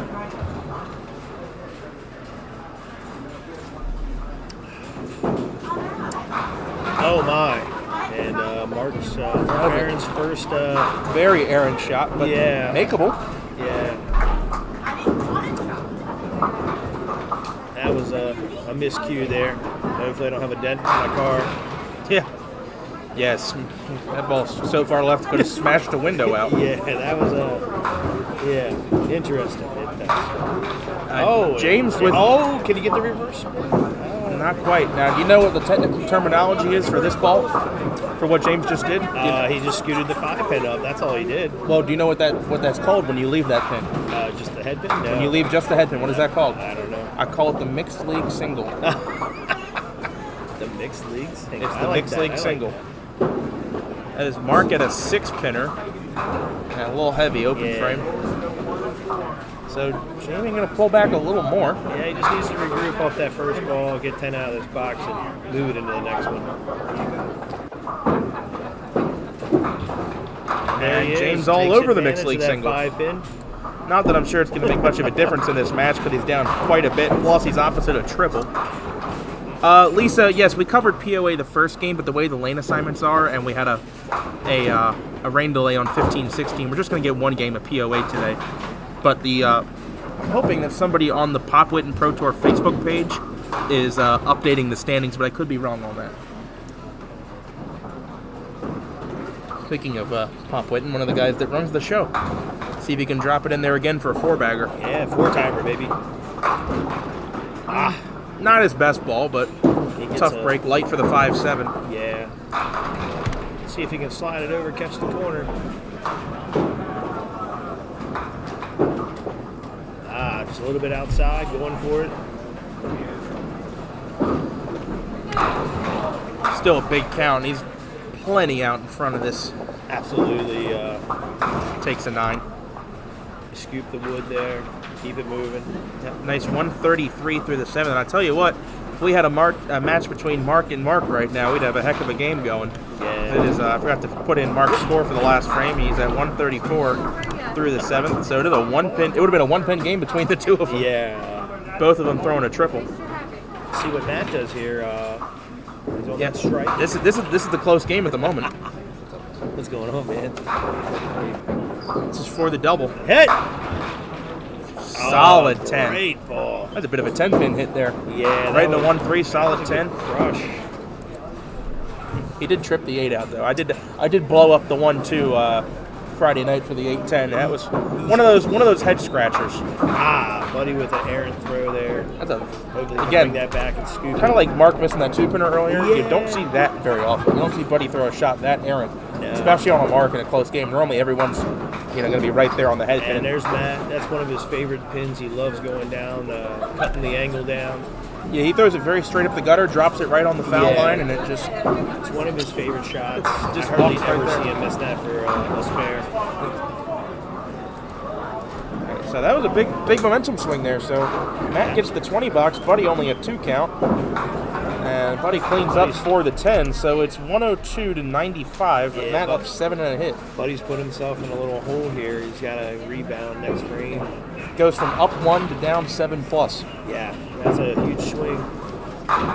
There's Mark. That's a lot better first ball this go around. See if that 9 trips. Nah, I think it's too slow. This is one of Mark's favorite shots, though. Yeah. The way he throws the ball, it goes right between these easily. I will say though, when you think you're throwing the ball well, or you're struggling a little bit, that's one shot I hate to see. I hate hitting the pocket and leaving a 2-pinner behind the pocket. Absolutely. It's kind of like, am I really that bad? You know? It's an easy spare to miss though. You can go outside, it goes around, you can pick it. My ball ends up being a heat-seeking missile on the 5-pin. Errant throw. It's all good. Clean your 10 up here. Keep it moving. Jamie with a smart play, though, off the side for 7. Yeah, he kind of dropped that one into the ground. And he runs it down. So, again, and Jamie comes through. Pulling back even more. He's chipping away. He's been chipping away the whole game. With Wood here, he's down 24. Make it 23. Down 23 up a hit. 2 frames to go. That's gettable. It is gettable. He's chipped away the whole time, even after that start. Spare triple on him right off the gate. Yeah, spare, triple, spare. Yeah. Most people kind of pack their bags. Normally when you're looking but not across, him. He's chipping away. when you're looking across at a 116 half, and you're having a so-so game, you're not going to be very hopeful. But Absolutely. double- Here's Mark again. Let's see if we can get back on track. yeah, here. 29 bucks and a spare, change things pretty quick. Oh, Mark with a crush. Beautiful ball. James, is, definitely out of the match now. 5 through the middle on its spare. Double and 5, win by 3. There you go. Nowhere in the game. Just keep it going. I hit this 7 pin so many times in the face on the first ball, I thought that was where the head be. And there he is. Hey. Mark all over it. Yeah, that's one of Mark's favorite pins. The way he throws the ball around his body. It's 7 pin is. He's always dead on it, man. Yeah, he does swing his arm around his body a little bit, doesn't he? A little bit, yeah. See, I do that too. I just have to swing mine a little farther. Yeah. For reasons we won't Our mention. circumferences are But- a little bit different than Yeah. Mark's. All those late night Taco Bell trips. Man. Nah, Nothing wrong with Taco he's Bell. got it so easy. He only has to do this little itty bitty, I mean, the distance my arm has to travel just to throw the ball, it's just incredible. See if Buddy can get back on track here. He's put himself in the hole a little bit, but This is must mark. Must mark in this box. oh, a huge And ball. 5 pin. Hopefully scoop this one up. This is, I think, Fill from that. yeah, this is Big equally fill for Matt. equally a big frame here for Matt. Buddy. If he can put a big fill, that's that momentum change. Oh, Matt with 8. Big ball. Solid 8. Fast 8. And that count puts a lot of pressure on Buddy too, because he's got a marker. Got him. Down 15 now. He has to make this. Of course he does. And Buddy, no problem. No problem for Buddy. Matt's going to want to make this to keep the distance. It's going to be a 2-mark game if Matt can cover this. And that picks. Oh, Like I was saying earlier, those outside 2-pinners at this house are tough. The oil pattern or something out there makes the ball straighter. And you pick the 6 and 4 pin off here, no problem. I have to say that if you want to find a way to make Nick Lloyd blow a gasket, let me throw cross lane from the right edge at the 4 pin for the 4-7, and I'm going to pick the 4 off. I can't get any farther left. I get Unless I it. stand on like 14 on the other side of the ball return and loft the gutter. And then I'll still pick it. It is a tough shot at this house, those 2 pinners. Yeah. I'm saying anywhere. I'll do it anywhere. I don't discriminate at the house. Tough break right. there, zigzag. He leaves a zigzag. Hopefully he can Down get his to ball in that triangle there and maybe bring it across. Some guys like to shoot outside on the 5 pin. I I shoot the doing 4. that. I shoot the like triangle. doing that. I'd rather get 3 for sure. To me, it's all about timing of the game. If I need the spare, I'm shooting 5 pin. Okay. If I'm just playing counting wood, I'm shooting the 3. Yeah. I think he does I've need made this. That shot Oh, more between them. times, more times sliding the 5 than I have shooting the pocket. Yeah, sometimes you go for the triangle and then you pick the middle one out, then you leave yourself. Oh, tougher wow. shot, I think. You guys see that? Well, if you're counting, You see that? wood, You see that shot? Yeah. Watch that on replay. Let's do a replay on Mark's shot here. Watch this. Watch the head pin. 3 get you 4. Right Not around the today. 7. Not today. 3 does not get you Wow. 4. yeah, when you're shooting that, if you're on a strike, I mean, that could be a 6-pin swing, 7-pin swing. If you're just playing counting wood versus Yeah. trying to make it. So I think you got to if you- pick your spots. Yeah, I think if you're on the strike, you got to go for the triangle because you want the count. You James, definitely want the 9 count at least. James looking to save pinfall here. Oh. Catching the break? Oh, Nope. no. 3-7. 3-7. That's going to be a tough one. But he's a lefty, so it's going his way. He might be able to catch that corner. My goodness. Jeez. We're going to catch that one again. I think the shrapnel back here. Going to need to check we're not lane 13 good. for We're a not hole good. in the We're gonna cushion. need a blast shield for that. Ladies and gentlemen, Mark Klingelhofer. Ouch. We're going to need a blast shield. That was huge. All right, let's see what James can do here. Give it a bid. All right. He tried to catch the inside. That moves Mark into possible 200 territory. He needs another strike.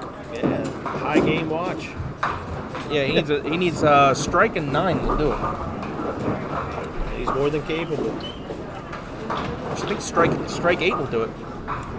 All right. I could be wrong on that. What did James have out? 9? Yeah. Matt here trying to put the pressure on Buddy. Buddy Ball's get in a his big- court. Buddy get a big fill right here. That'd be huge. Oh no, Yeah, that'd be good. I'm sorry. Mark needs a double in the 10th. There it Oh, is. Buddy with 9. Good This ball is for the his, 7-pin. This is his toughest This single. is his toughest single, like I was saying earlier. I don't even need to ask him. I just know it is. Just the way he spins it, he has to go down the rail almost. Matt, Oh, solid great ball, 4. The 9. answer. That is the answer. Buddy has to make this. Yeah, the way he has to throw this pin is awkward. Yeah, up against that pole too. It's definitely not his favorite side. Yeah, it looks like he did move a little bit right to shoot it. But Yeah, Nope, there it is. and that's the tough. game. It's tough. Especially on wood lanes, a little bit of oil down there. You know, your ball's not going to grab. If you overthrew that one a little bit, it's just going to slide off. And there's Matt. Matt with the spare. And he closes the door. Well, with that miss, it was already over, but Matt's going to add to his pinfall total. You want to boost that up as high as you can get it. You hope you don't need it, but in case you do, In case you do, yeah. Always throw a 20 box. can make a difference for seating later on. We'll be taking 16 to the final Well, there's round. 5 more. It's interesting. It seems like the middle of the house is scoring really well compared to the lower side. Historically, I I've think always over the years it has. I've always thought the middle was better here than everywhere else. Because, I mean, I just walked down there and, like, Matt Kruger's lanes, there's some good bowlers on there. And high on the lanes is 136. Yeah. You know, there's 4 games in the 1-teens. And you come down here and look at this pair. I mean, you know. It's funny. Every house has that going for it. It's like you know, Southside. Everybody says the Yeah. bottom 6 or It's bottom 8 so are hard horrible. down there. It's so hard on the low side at South Side. And if your division's like the A division, you're going to have a lot lower than the guys bowling at the high end. And But it's the cheating. same conditions for your whole division. Yeah. Yes, but when it comes to coming out of your division, With what pinfall do you get? pinfall Yeah, is like a seating on big the bracket, factor. Yeah, so Jamie covers his spare. He's Yeah, going to lose it's bad this luck. game, though. it's almost like I don't want to bowl as good. I want to be your C division, right? And the thing of it is, though, like, I look at it too, like, yeah, it affects the bracket where you go, ladder, you know. But I also look at it too as, you know, when you're bowling in your division, it almost, if you're the better bowler, you're not going to get as much kickouts and luck. Like, if you're just on your game, and you almost, the better bowler's almost going to win, you know, more times than not. Yeah, absolutely. Now, back in the day when you had the ladder, it affected things a lot more. Yeah. Because you could be 4-1 or 5-0 down on the low end at Southside, and you're not the number 1 seed. Exactly. And getting that 1 seed's huge. Yeah, back when the ladder was around, guaranteed second place. I kind of miss the ladder, you know. I miss it too, man. The bracket's nice, it's fun. I miss it. But there was always something about, you know, going 5-0, 870 or whatnot, and sitting up top, and everybody's just got to come to you. You know, you're just sitting back waiting and seeing who you're going to bowl. Yeah, I definitely miss it. There's definitely days where you go 4-1 and you back your stuff up. You're not, you know, now we have 2 guys coming out of the division, so we're just trying to get to that 4 win now. Yeah. But back in the day, you could be 4-1 and just packing it up because you just don't have enough pinfall to make it. Jamie with 110 in the back 6 and loses by 14.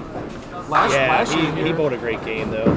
Brought it back. Nothing to be ashamed of there. Last year here, I went 5-0. I want to say I had like 890 for my 5 top seed on the bracket. I lost to John D'Antoni's first game, 147 Strike for James. 141. That's tough.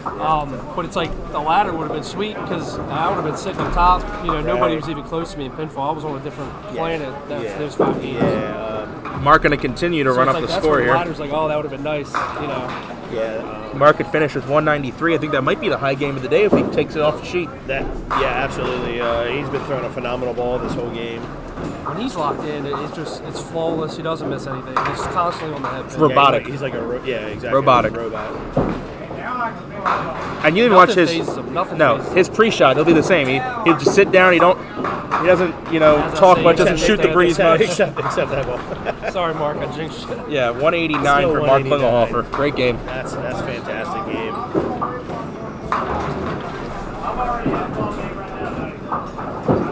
That's a great game. That's, like you said, might be the high game in the house today, which sets him up well for pinfall. Yeah, absolutely. In his division.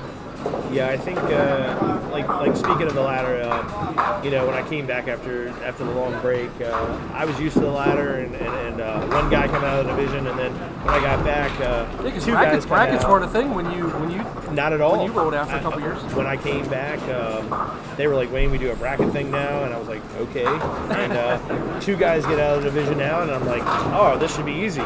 Well, I find I'm having a lot tougher time with the bracket. Versus back in the latter days. Yeah. Hey, guess what? We like these guys so much, we're going to do this all again. Oh, yeah. They're Different- to different 15, pair. 16 here. Different pair, different matchups, same guys. Yeah. Let's make a little turn here. Let's do it again. Next game we'll have But great one, Colby D'Antonis coming down. Yeah, exactly. It's definitely interesting because, like, I feel like when you're taking two out, like, the head-to-head and the pinfall, can change things so quickly. Like, right, yeah. I've seen 3 4-1s in the division. Like, that's just you go 4-1 and not make it. And then I've seen a division where there's that happened to two Nick and three, Green. 2 and 3s get in, and it's like. Especially like on a Sunday, if you went 2 and 3 and got in, and then you're that guy that was 4 and 1 and didn't get in. It's like, man, like it's tough. I think John Green had that happen to him at Southwest. He was 3 4 and 1. Yeah. And he was like, "I'm packing my stuff up." It's and tough. I was like, "That's a tough day."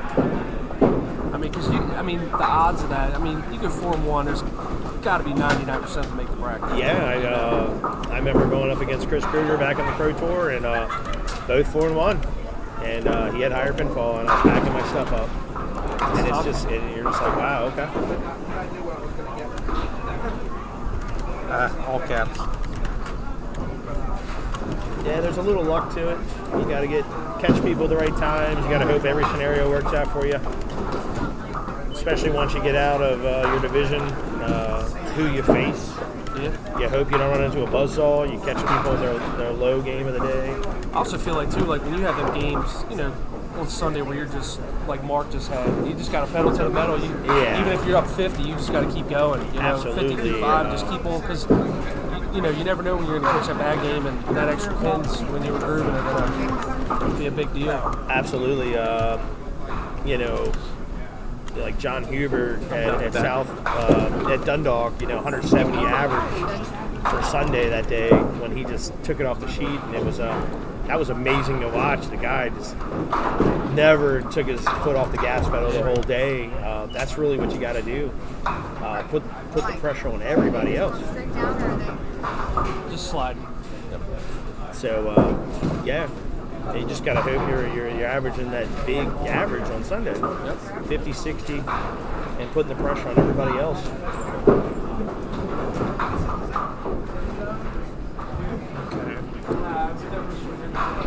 I think that's why Mark's so good on Sundays, because he's so consistent, but nothing phases him, and it just, it's almost like he never has a bad game. I'm gonna hopefully don't jinx him here, but it's just he's always even his losses, he's like losing 147, 150 or something like that. Yeah. You're talking about the middle scoring a little bit. I mentioned earlier that for the history of this house, the men's 3-game set, the former women's 3-game set record was on 13-14 was the Diane Jasper 586. Okay. Now Teresa Johnson 609 in the same house down there on I think 3 and 4. Okay. And then Dale Long has the former world record single game on 15-16 was 269. Wow. Yeah, all of them, which is still house record. All of those bowlers were phenomenal. I got to bowl with a few of them back in the day here, and they all of them could toss the ball, and it was amazing to watch a lot of them. I will say, for what it's worth, back then the conditions were off the charts. They were, but there's no doubt you bowl against some of those ladies, and they could toss. I believe the ball. I believe Teresa Johnson, when she shot the 609, was averaging. It was a summer league. I believe she was carrying around 147. Yeah, I had the pleasure of bowling with her, against her at White Oak several times, and she brought it every week. She was a tough competitor, definitely a tough person to bowl against, and nice opening mark there for Jamie. watching her bowl in her career. I'm going to take back everything I said about Mark, and I'm never going to make a comment about him ever again. Why? Because he blew it up for the The 7-8? last 2 balls that I said, he's pitched down for, 5? Yeah. And then he just threw a good ball for the 7-8. Giving him the commentary jinx there. Yeah, that's your I beat initiation. him for my start now. I'm trying to jinx him. You think I don't like the guy. He's not going to kick you off the board of directors, is he? No, and they'd be stuck with Gary all by himself. He can't do that. All right, 10 it is. This is actually overall, like, there are no, like, weak bowlers, if you will, like, that snuck into scratch in this division. They're all guys you'd expect to see. This one's a tough one. You know, it's crazy. Last night, 13 people from the 2:30 shift made the scratch cut. Yeah. You know, because when I left here, I was looking at it, and I was like, 8:15 is playing. Yeah. And then, or not, when the 2:30 shift started, I was looking at it, I'm like, 8:15's playing. And then, as I'm doing the scores last night, it was just, you know. Had we taken 36, I believe the cut would have actually been 8:15. Yeah, which last year was 8:08. 8:08. Okay. So it has gone up just slightly, about a mark. And last year we took 36. Nice shot by it was James. right on pace, which that's what it's been for. A while. That's what it usually is here. Yeah. Yeah. But you earn your score. It's not. There's no luck involved. I remember very well bowling a Pop Whitten with the guy showing up now on lane 15 when he sprayed the side out there in Carroll County for 40 of his 60 frames, and he shot 870, 860. Right. Yeah. Am I correct? His brother's nodding his head. I'm correct. I was on his pair because I was punching the front out all day, and I shot about 7-0. And Matt was about 860 living on the side for 8 on and the 9. agenda here for Pop Whitten. You'll see some of that spraying off the side, back door. April at Duel. They've been scoring so well out there. I'm sure a lot of people are licking their chops to get out there. Bernie's been tearing it up with 500 sets constantly. His brother almost had his like 600 set. Yeah, Richie almost hit 600. It's going to be a show out there. That's always a high cut. It seems that they take a lot of good care of that place, and I think over the years of just Frank being so strict on people not lofting balls, I think that's played well in his favor. It preserves the surface. It definitely does. It definitely does. It's going to be a high cut, and I've definitely been on the side of 1 and 4 on Sunday. Everybody going 170 on me every game, so you better bring it Sunday. Yeah. I'm gonna pull one out of the vault here. I don't know if he even remembers this, but Mike, you in a bracket game at Duel left the 6-pin plus the back row. Do you remember Yes, that? I do remember that. I have a picture of it on my phone somewhere. That was a lot of fun that day. That's not a fun day. I'm sure it wasn't a lot of fun while you were throwing that ball, but Until Mark ended my dreams of winning. yeah, I believe that was the year that Bernie won. Yes. Yeah. Back in the pre-Duckpins Forever days when I just held my phone up. And I believe he won 2 months in a row. He won June and July, I believe, because didn't he win at Mount Airy? For Pop Whitten? I tell you what, I can't remember that far back. Yeah, I don't I know. think. I have pretty good recollection Those of all are the his two Duckpins best Forever houses days. for sure. Yeah, well, he can light it up here too. I mean, his ball's perfect Any for the wood lanes, the way he comes in is phenomenal. That right to left action.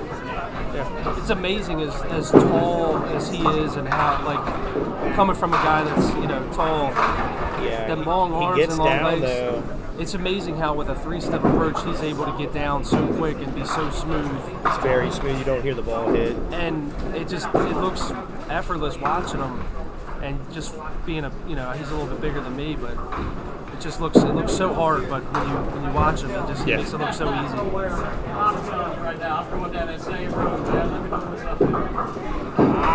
Just hangs on.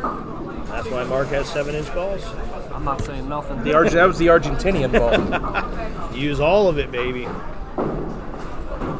I'm no longer allowed to comment in relation to that guy on the top. We'll let you do the other 5. Yeah, you can do whatever you want to Do the other 5. See if I can jinx any of them.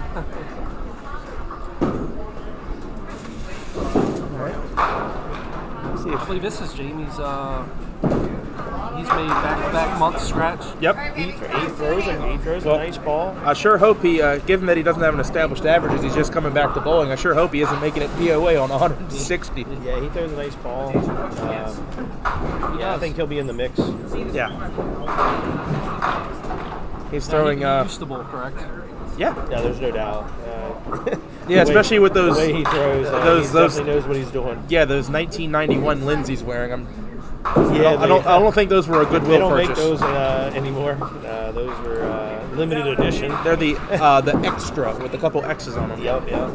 They only made them in a few colors back then. They don't even make lids anymore, do they? Yeah, they still do. Yeah. Yeah. But just not those particular ones. Those were a limited run. Kind of like Nikes. You know, Nike did make bowling shoes back in the day. Yeah.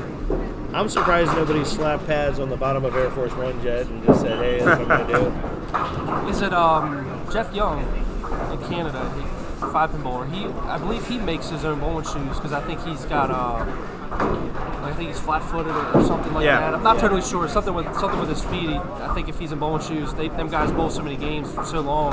Right. I think his feet start hurting. I'm pretty sure he glues on like heels and pads and makes his own bowling shoe. Yeah, if you could get that, which is pretty cool. Glue that Velcro pad on, and you could change your shoes down. That would be fantastic. There was another guy that used to do it with Converses. Who was that? Pinland guy, I believe. Guy wears glasses. I picture him. I can't think of his name, but he used to do it with Converses. He used to glue on pads. Nice shot there for Buddy. You know what I'm talking about, right? He was a Pinland guy. Yeah.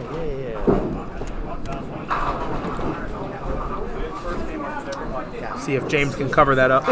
The way bowling shoes are made nowadays, they're probably better off buying a pair of tennis shoes Yeah, because they fall apart. The companies have really gone cheap. When you bought 3Gs and stuff back in the day, you didn't have them falling apart. Now, it's not so much the front of the shoe if you're a dragger, but the shoe itself is just cheaply made. The thread comes out of them, the side of your shoes.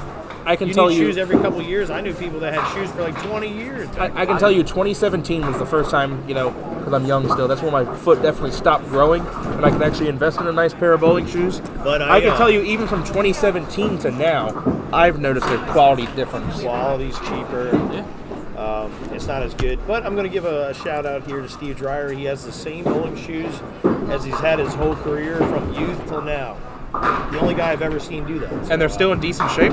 They're not in good shape, but he's still rocking them. And good for him. I mean, even when we were teenagers, he had those shoes. So I don't know how he does it. I mean, I think he's bowling pretty good with them. I wouldn't get rid of them either. Yeah, he's had those gray bowling shoes forever. They look like tennis shoes. Yeah, right? yeah. But he's never bought a new pair of shoes his whole career. So shout out to Steve. I don't know how you do it. Nice spare there for Mark. See if Matt can do the same thing to keep a 1-pin lead. We would go 5 out of 6. We would get a lane hang on Jamie Alder. That's a lane hang. Brandenburg. That's the answer. He just came back bowling again. Yeah, he'd slap the old pads on the Converse shoes. Yeah, one of a kind. Okay. I did at Pinland about 2 months ago. I showed up with my bowling shoes in my 10-pin bag, which were in a different vehicle. So I had to bowl the Pro League in a rental shoe and shot 430. There you go. Hey, you could be like Nick Carmel and forget your stuff 2 league nights in a row. Wednesday night he shows up to Mount Airy, no stuff, and then he shows up to Southwest Friday, or he was on his way there and realized he didn't have it, but luckily he lived close enough to Southwest to go get his stuff. So thanks a lot, Nick. I do think it is amazing what you do, bowling 10-pin and duck pin. Not well, but I do it. No, but I mean,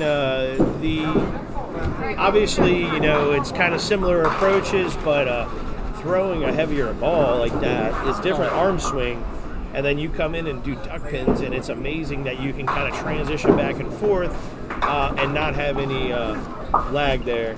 Yeah, I guess I've done it for long enough now and done it volume-wise enough that I've just gotten used to it.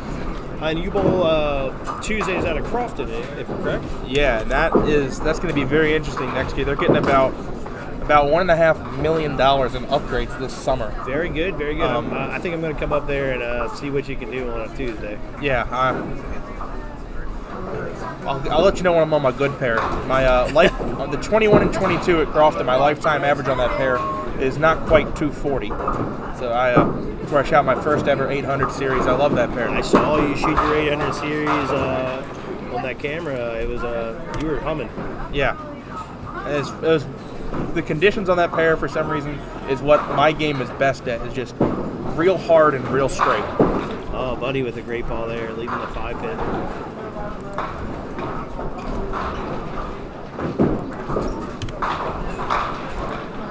Yes, James kind of came out the gate on him this game.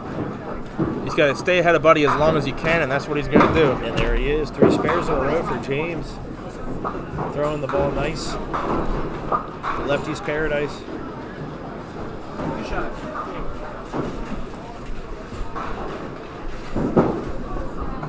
Buddy brings it all the way back. And Buddy says no problem. It's amazing how far left you actually watch how far left he actually starts the ball, and then it makes it all the way back. Yeah, he's been doing it his whole career, and it's amazing the control he has on that thing.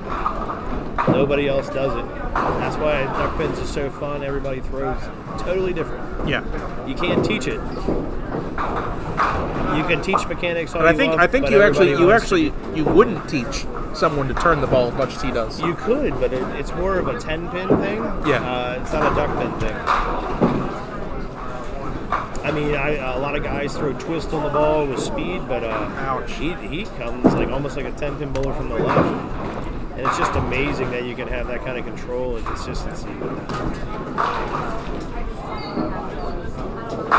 Nice the only shot. other bowler that bowls like Buddy is probably Greg Phillips.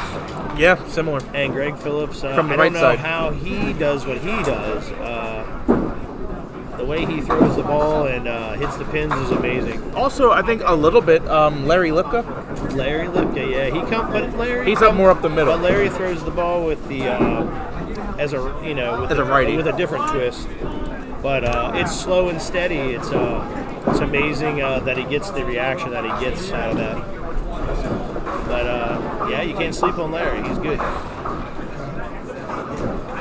Mark Klingelhofer in the fourth got a 9-pin lead. Oh my! Masher. There he is. Klingelhofer, killing it. Big mash. Nice pitch. I think Jamie's probably getting tired of strikes in his face at this moment. How many strikes he had thrown at him in the last 2 games? It's been rough. I've been on the receiving end of this with like Paulie Groves and the rest of the crew. Bernie throwing continuous strikes in your face the whole day. It makes it tough.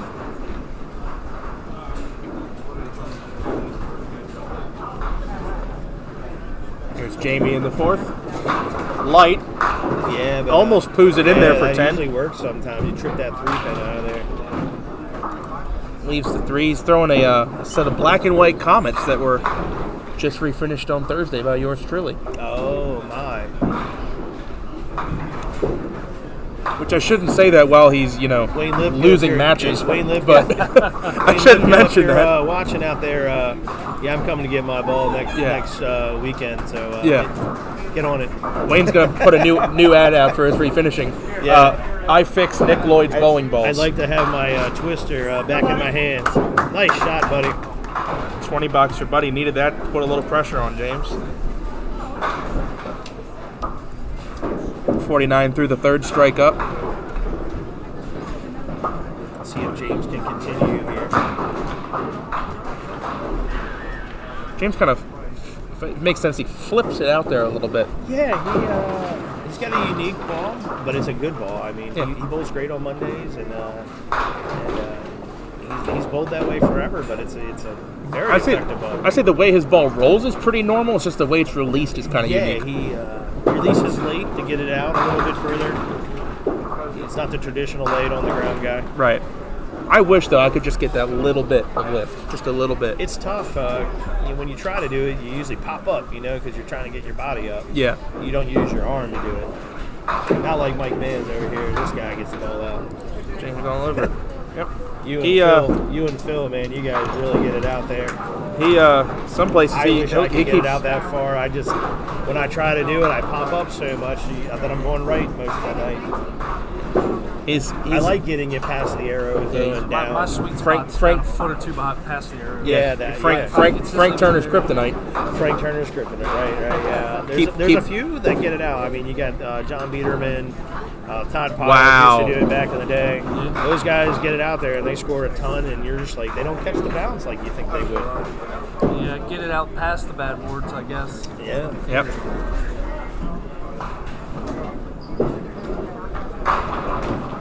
Matt gets it up there for a 9 drop, extends his lead a little bit. He's up 15 now. Even Mike Steiner Sr., he gets the ball out pretty far with twist on it. Yep, he does. And he's been a consistent bowler his whole career. He's It's been a tough amazing how competitor. I've been watching him bowl since I was a little kid, and it's amazing how like his form really hasn't changed. Matt all over it. No. Over the years as he's aged, it's like he still throws it hard, gets it out, all that turn. He's been so good for so long. It's amazing watching him back on film, and now bowling against him. It's like a time capsule. You're just bowling the same guy for all this time. Yeah, he's been a good bowler for a very long time. Yeah, he's won a lot of stars. Yeah. I don't know how many he's got on the Pro Tour. He's got right? He's got enough. Steiner on the Pro Tour. Yeah, a few. Yeah. Yeah, he was in a lot of when that was back in the heyday, you know. Yeah. Duking it out with the best, you know, Donnie Dove and Jeff Piles and Walt, all of them. That's, I think, on the 10-pin side, they discuss about when Walter Ray Williams, about 15 years ago, broke the national title record that's held by Earl Anthony. There was a debate as to who was the better bowler of all time.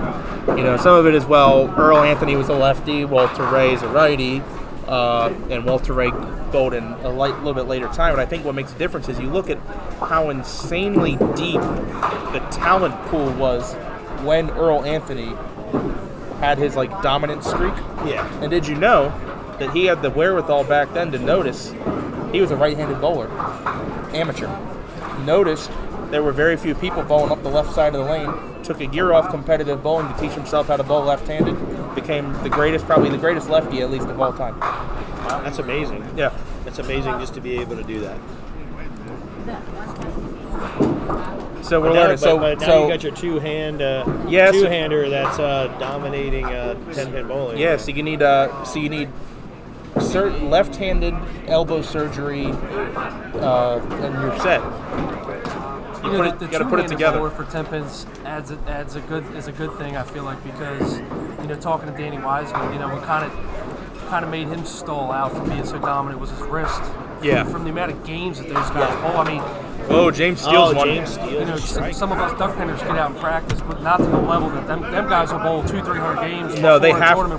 They gotta be on the lanes every day to be competitive. Yeah. So the two-handed, it saves your wrist. It does. It doesn't kill your wrist after all them games. Buddy, to answer, triangle. I think, for myself, just moving up, I've saved my knees over the years where I didn't go from the back of the lane. You don't have all that torque on your knees with a 5-step approach and really gunning to the line and then stopping. When I moved up, it saved my knees. My knees are in great shape. But, Billy Thomas always says, ouch. Man, my knees kill me now, from going from the back of the lane to the front of the lane, It's just so much. You think that killed his knees, or how he flipped them up? I think his floppy shoes, the way he bowled, but that could have had something to do with the ACL. But if you talk to a lot of guys that run and gun from the back, the knees are usually a big factor. And if you can cut that wear and tear down on yourself, you last a lot longer. I think that's part of the two-handed release. Now, the two-handed release can put more strain on your back, but it's otherwise a more energy efficient way of throwing the ball. Yeah, because you're twisting your shoulders, which is putting a strain on your back. Yeah. You just don't. There's not a lot of two-handers in duck now, pin. If there's Chris one, Harwood was he's a 1-2-hander. And if there's Jamie Taylor was another one. If there's, you don't have a lot of guys that throw two-handed in duck pin. I forgot about Jamie Taylor. If there's one lane in this house where this shot can go, Matt's on the right lane to make this. Yeah, there's a lot of guys out there that don't it's funny. It just never took off in duckpin. Have it, keep going two-handed. A lot of youth duckpin bowlers start off that way, but then I actually they coached transition two different kids at Mount Airy that throw it two-handed. I got a righty and a lefty two-hander. And Harwood, doesn't he use his left hand to kind of hold the ball? Oh yeah! Yes! I called it. What? See the replay here.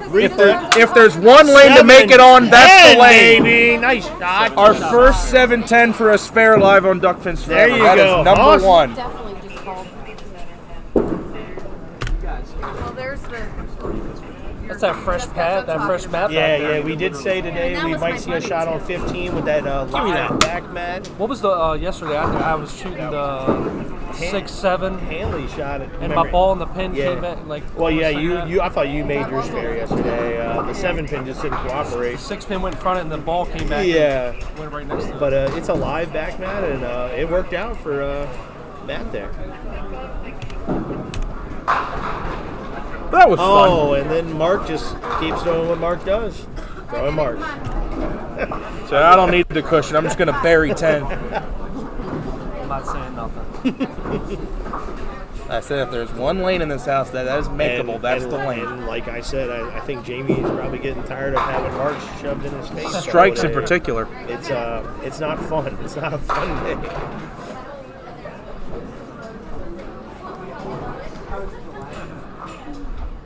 There you go, Matt. You can watch yourself make the 7-10.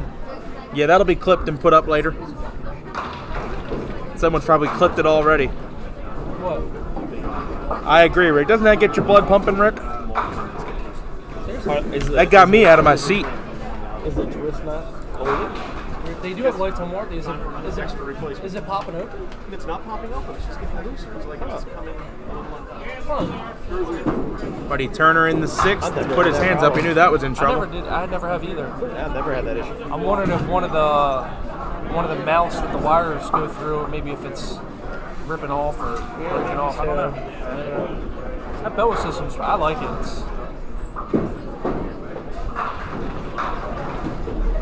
See if James can catch the double here. He's up 8 on Buddy plus this. Good ball. Great 5-pin. Yeah.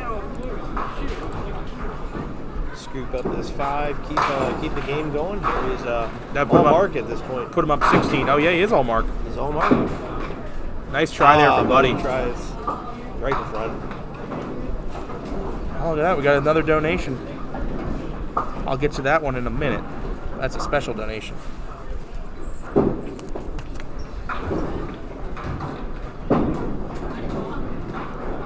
We'll wait till the end of this frame, and then we're going to talk about our friends over at Spare Break. There you go. James all over the spare. Still staying there.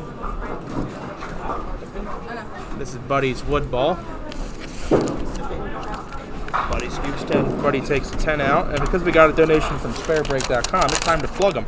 Sparebreak.com. We switch to the ad page, and then we read this. Brought to you by Yeah. Sparebreak.com. We just received a donation from our friends over at Spare Break, small ball bowling's go-to source for custom-made T-shirts and merchandise made by bowlers for bowlers. The high-quality shirts feature unique and one-of-a-kind artwork, are made and shipped to order, and a portion of every sale goes back into the game we all love. New on Spare Break is the Hold All Tickets Folks shirt, celebrating the iconic commentary from one of the most famous 10th frames in duckpin bowling history. Make sure that historic moment from Joe Rainier and John Gorman lives on. Get your Hold All Tickets Folks shirt at www.sparebreak.com. That's a fantastic shirt. Have you seen it? Yes, pretty great. I've seen the shirt. And one of the best commentators in the game, and one of the best guys to know, Joe Rainier. It's a great shirt. Now that would have been something. Matt had the 7-10. If you would have made it again, I would have lost my mind. Make it twice. But I think if you go back and watch the way he shot the 7-pin, I think is the ideal way to try to get a bounce out. So I like the way the that 10-pin side really because the gutter because the belts in the pit go towards the 7-pin. So if I can shoot the 10-pin and the belts all go towards the 7-pin. Out of all the times I've made the 7-10, I've always had to hit dead wood. And I do the same thing. I shoot the 10-pin because all the pins gather in that corner. That corner. If you Yeah. get the 10 pin to shoot over it, usually will come back. Exactly. I So had shoot it that way. That was every a time. tip from Jeff Powell's. Yeah. I had the opposite theory that if the board is slanted like that and the pin comes and hits it, it's going to pop up. It could. But that's also coming from someone who's never made the 7-10. So every time I've made it. So next time you break it, maybe you should shoot the 10 pin next. we should have 7-10 made for spare on But camera, yeah, all so- the gutter belts, everything in the pit goes towards the left side. So if I the feel pins like- are bunched up in that corner, you have What a did good you shoot shot when you at lost? You just got to hit it at some kind of angle. It doesn't even matter if it's on the right or left. Yeah. Just get it to come off that wall or shoot over to the left side. Yeah, I've seen the ball come out and hit. Just anything you can get over there. Hopefully those pins are still gathering in that corner. Get lucky, you throw 2 pins at it. Take another pin out with it. Yeah, I've made it various ways. Jamie, nice shot. Jamie gets the chop there. It's a tough shot having that sleeper back there. but- That was a big spot in the match to get that. Absolutely. He's down 7. He just put a mark up. And a 9 out for Mark. Mark So gets 9. We got a game there. 6 pins and a hit. We got a game here now with Martin. Looks like our next match, we're going to have Colby scooting over here to this pair. So tune in for that. Cut to a spare break commercial every time Gary gets up the ball. We don't want to give him no TV time. Oh, pass interference funny. there for James. Takes a 9 count.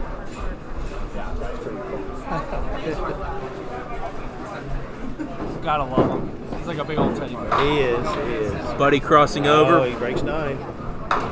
Buddy down quite a bit. Yeah, well, James has had his foot on the accelerator the whole time, and he's got the all-mark game going right now, and he continues to keep marking on Buddy. There's no let up right now. It's tough to come back when they're just laying marks on him. Here's Gary McKenzie over there. Oh, breaking good ball. 9. Oh, and no. Buddy misses the single. That's tough.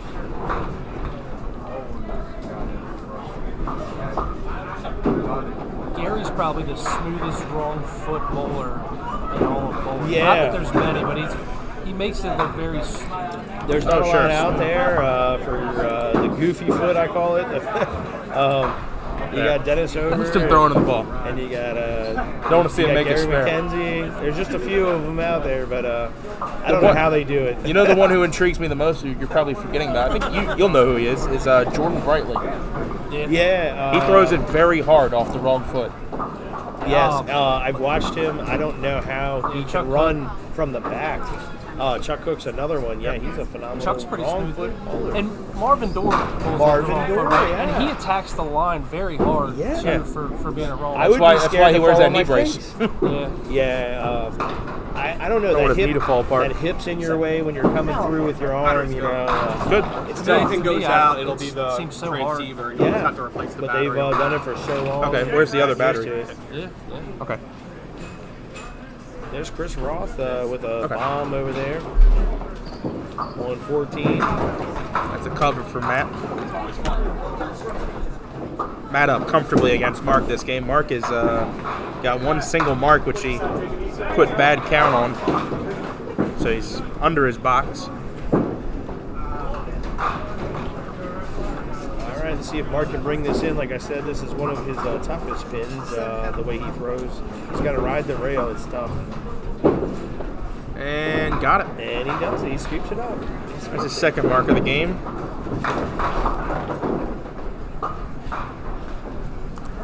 Colby D'Antonis coming up here. Yeah, here he goes.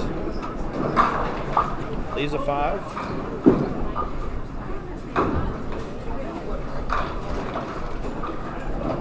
It's a good match. Colby against Richie Hipkins. Yeah, Colby versus Richie. That's a. This guy on the left lane is going to need a mark here to Yeah, this is a big. keep with Jamie here. This is a big ball in the match for Jamie. Yeah, this is huge. Do it! Oh, well, we've seen this made already, so Matt's been tagged from the bullpen. Yeah. But yeah, it's a It's a big difference shooting it on 15 versus 16. Here goes Mark. Oh, and Mark just comes right back. Crusher. Nice ball by that guy. All right, we're gonna see another one. Let's see if he can convert as well. Pull a Matt Buckingham right here. He goes 7 pin side. He popped it up, but Yeah, didn't get it over. Chad. All right. Chad's turned into a hell of a bowler. He has. I remember when he was like mid 30 guy. Now he's up to like a mid 40, and he throws a beautiful ball. He won his star at Pinland, and he has been impressive with his comeback here. He's one of the clutchest bowlers in the 10th that I see in this game today. Yeah. I've seen him throw so many doubles. And he starts off his Triples, approach with his feet cocked left, which I that's amazing. I can Yeah, it must be like a trigger for him to keep his shoulders square as he walks, or maybe so he doesn't drift. It's definitely different.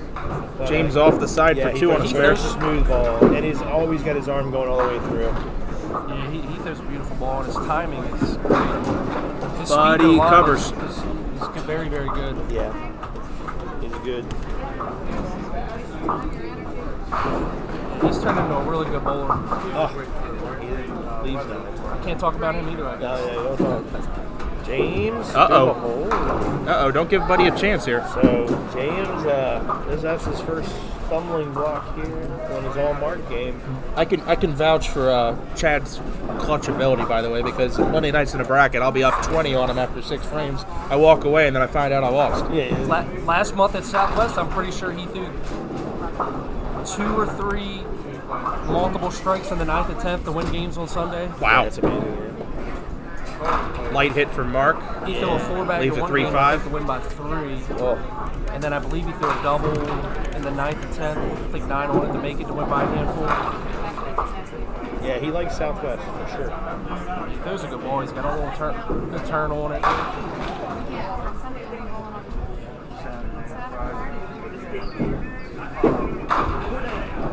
Oh, and boy. Mike catches the 2015 NIT. And there he goes. He catches the sideboard His action. brother says it's a 2015 NIT strike. You can look that one up on YouTube.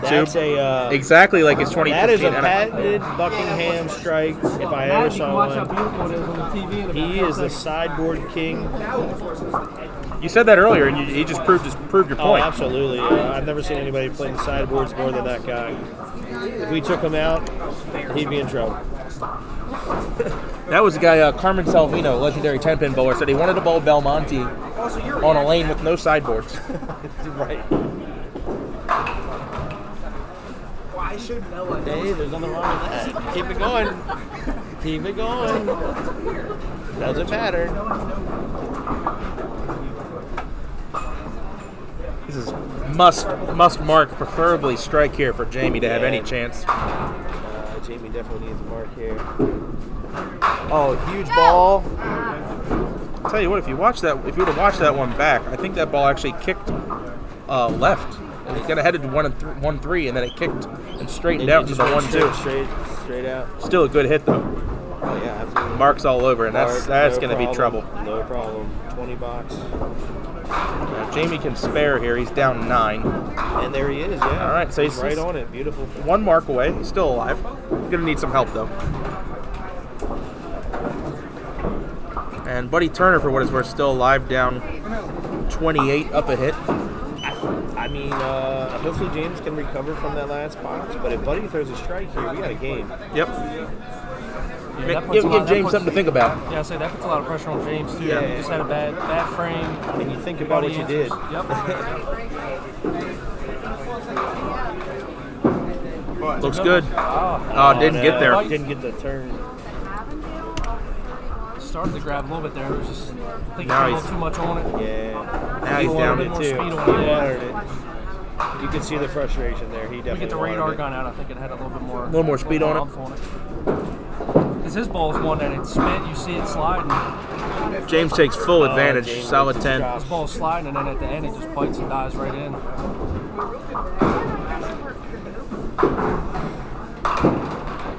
Buddy goes. Nice Catches shot. the corner and makes it. Keeps himself alive. That's huge. That's huge. The count hurts a little bit, but puts the pressure on. We're gonna take a look at lane 14. That guy that we said we weren't gonna cover. Gary McKenzie wrong foots it in there for the 4-5. My goodness, look at that guy bringing it off the wall, no problem. Goofy foot and all. And James got it.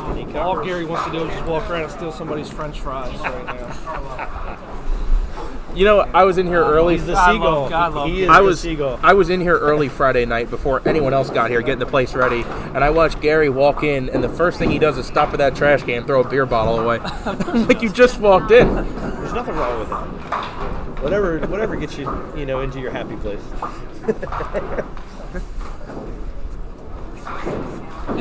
His Uber driver had a cooler full of beer in there for him.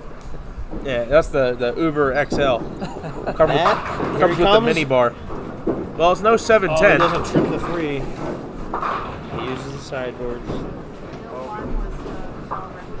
And this would be something, if he missed this, that would mean he's 0 for 1 on the 3-pin, but 1 for 2 on the 710.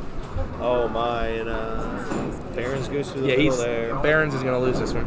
Mark has lost his rhythm a little bit here, and it's showing. I think he wanted to stay on 13-14. Yeah, he was throwing hummers over there, man, and now I don't know what's going on.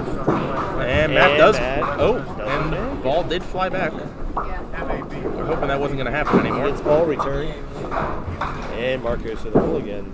So yeah, that's 100 becomes in jeopardy now for Mark. Yeah, I think you just got to shake this one off and move on. Try to find your timing this last box. Take that. Boo.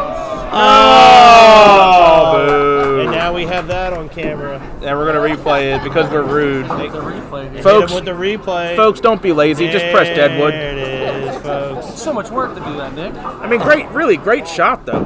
Yeah, that's how you do it. He couldn't do it in Spanish. I'd say 5-pin penalty for that. Here goes Colby through the middle. How things can change. You go from making the 710 to Tell doing Tommy something that like one wasn't the machine's Yeah, fault. but he's got the game in hand.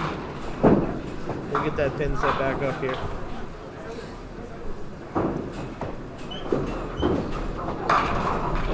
I love this. Now we're starting to get a little more popular. The fact that now in match play we're getting 100 consecutive viewers in match play is good. There you go. All right, good 10 up there. The early days of doing Pop Whittens on Duck Pins Forever, we would get like 30 in match play, and then we get like around 100 at the end. But I know Feb match peaked at almost 240. Wow. Consecutive viewers at the same time. Here goes Jamie. This is a big ball for Jamie. Oh yeah, He needs to finish this 10th frame out. Must mark.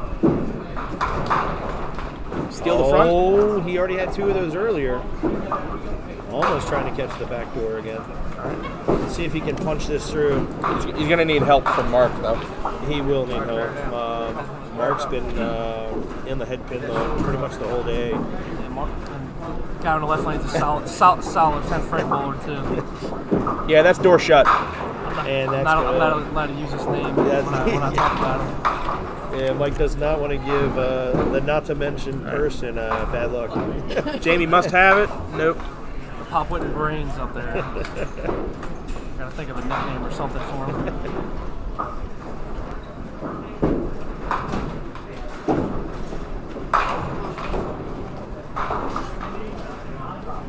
So yeah, Jinx Chad. I gotta stop complimenting him.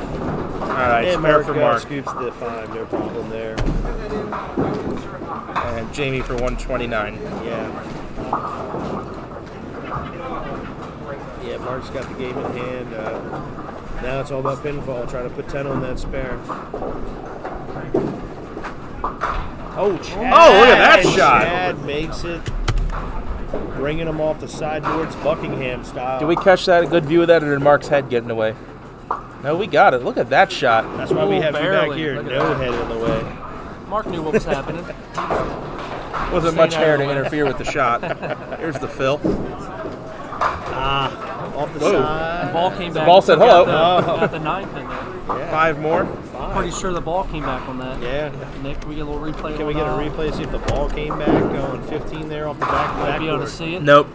I'm too late. Too late. It's okay. I'm pretty sure the ball came back. And James liked it.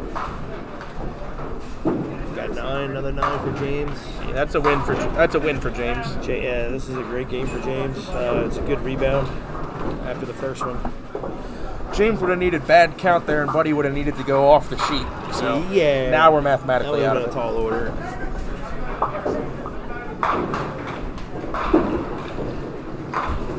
Looks like the right gutter belt's having a little issue there again. Yeah, these two pair here have been struggling all weekend, 13 through 16. It's a give and take because they do score well. Yeah.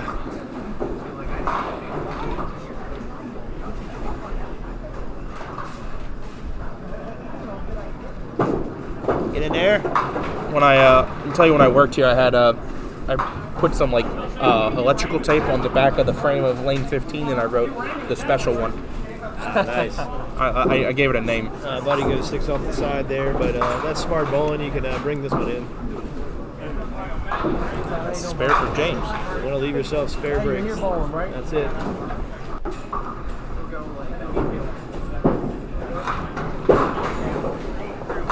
Wow, it's amazing how much that ball comes back at the end. I mean, that ball started out around the first arrow and came all the way in. White's in that last 4 to 6 feet. Yeah. And 7 more. James 7. 170. Yeah, that's a great game for James. 170. And 170, 1 open frame, no double, 1 strike. Yeah, lots of spares. They add up. Here's Buddy's fill. Buddy gonna save total here. Yeah, you want to just, even if you're taking the loss, you still want to get as many pins as possible because you Got 'em just all. don't know what the scenarios are going to be. So 146 loses That's a for big Buddy. 10. That's a big 10. Take 46. If you're going to lose the high one, that's Yeah, you wanna fine, lose big. At least, try to be reasonable in your pinball. And there's Matt. Matt with a 9.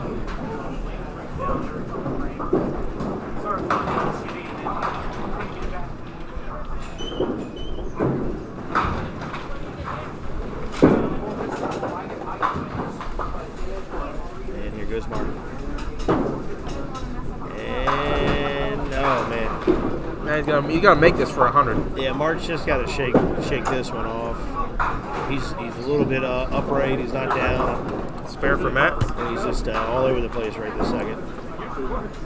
But where total pinfall isn't the first tiebreaker, the Pop Whitten is a good place to shoot a 90-something game. Yeah, absolutely. You got to get the wins on the Pop Whitten. Come on, make it.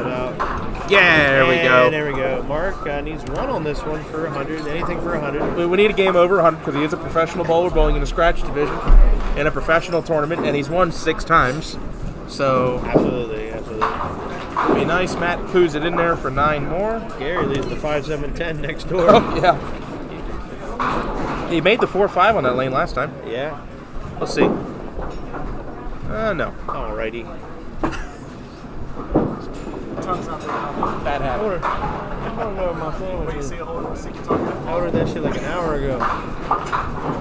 Normally it's a no roll. All right. Mark saves 100 with 108. All right, Mark, shake that one off. Now I got to figure out what we're doing because there's no one set to come here until next game. So We can turn it. I can turn it there, but I'm not going to run a scoreboard. Oh yeah. Well, this would be a good time for me to get my sandwich. Yeah. Like his shirt says. Run them back to back. Unless you're spectating. Well, see, you're great where you can say that. Most people that are struggling to make the cut.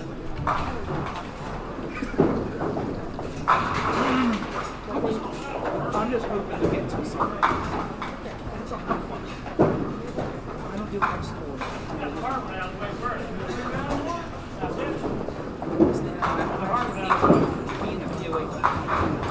So if there's 2 different buttons.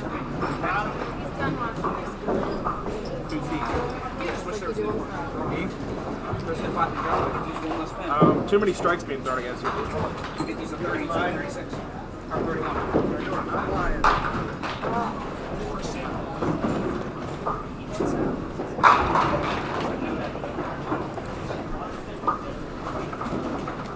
This is their 4th game.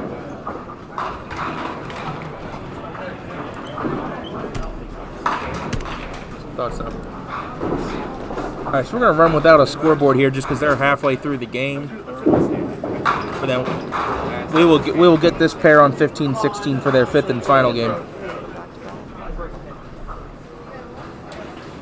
and we'll figure out going into the last game what the win-loss situation is, so we know who needs to do what and by how much.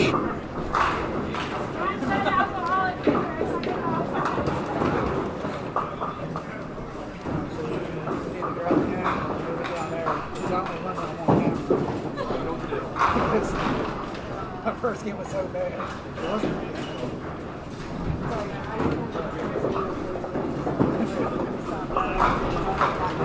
Getting a couple comments on my sent to me personally on my phone from Travell Johnson and from Jason Malkin. I hope you guys enjoyed that 7-10 at home. That was pretty cool. That got me out of my seat.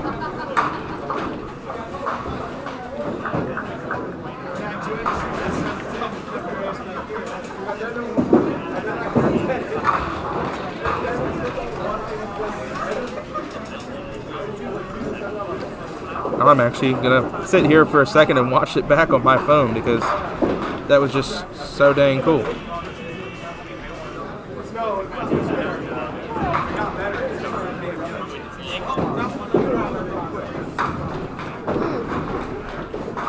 Hey, David. What we got?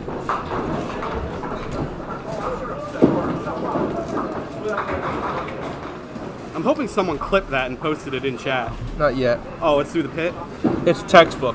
It is a textbook 7-10 conversion. I hit IHOP through the pit, chopped right through it and had a pin fly back.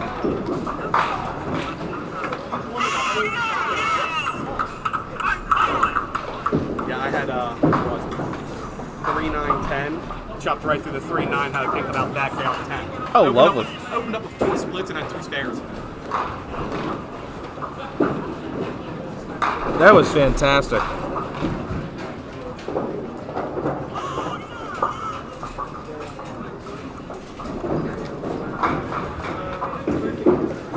That was awesome.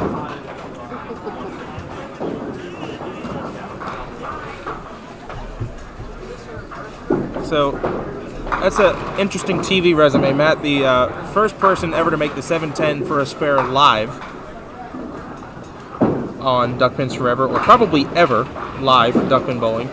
But Matt, also the first person to ever win a tournament on Duckpins Forever. So, interesting resume, don't you think? Matt Buckingham. Yeah. I'll take whatever I can get right now. So that's an interesting resume, isn't it? Matt Buckingham, first ever person to win on Duckpins Forever, like to win a tournament, and first person to make the 7-10 for a spare. Oh, that was live. Mount Airy, correct? Yep. Okay. September of 2021. Hard to believe it's been that long. I've watched qualifying many times in that because I saw a lot of 4 and 5 baggers that day. And you know, that is one of our most watched non-live stream videos. It's up there. It was an amazing day. You shot way up into the 1200s that day, right? Mm-hmm. Kyle Bull. With the 13-game world record, yeah. Yeah, he had it was a great weekend. And then the next year, Matt Anastasi went crazy as well. Yeah, with the 592 start. Yeah, he killed it. It was a lot of fun to watch as well. Another middle rip for Colby. I still say one of the most impressive shots I saw on TV was Matt there at Mount Airy when he won. Making a middle rip? And he made the 8-9 for a spare.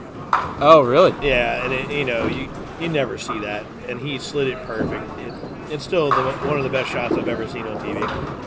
Yeah, so your clip video of the 215 game is our second most watched non-live stream video. But it is also one of the first videos we ever put up, so that does help.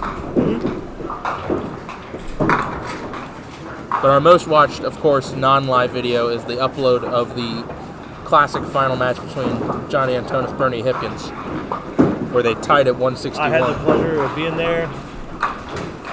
And that was phenomenal. I have to say, and I hope it kind of does come through pretty well on camera, but the atmosphere in that place during those final frames was insane. I just remember your reaction. That was classic. Yeah. I felt bad for this guy here, the microphone, because I kind of screamed into it quite a bit, but... Yeah, that was a phenomenal day. And I can tell you, I mean, during the roll-off, I mean, I couldn't sit still. John Diatonis came through. What was that? Hold on a clutch. second. What was that? Look at this on 13. Doink. Oh, he gets the trip. He got the 7-pin trip. That was a real slow let-it spin for Chad, and that was for a strike. Yeah. Yeah, that was a phenomenal match. You don't see many like that. No, but it was the fact that John buries it in the 8th, leaves the 6-pin, makes it, then gets a very lucky trip out on the 7, 8, 9 in the 9th frame. Yep. Then the 10th needs a strike in the 10th to win, buries it for the 4-pin, then needs a strike on the fill shot to tie. It was nothing buries but a it. pressure cooker the whole way out. Yeah. And 2 different times, Bernie slid a split on a wood ball to change the complexion of what John needed to do. It was phenomenal. Yeah.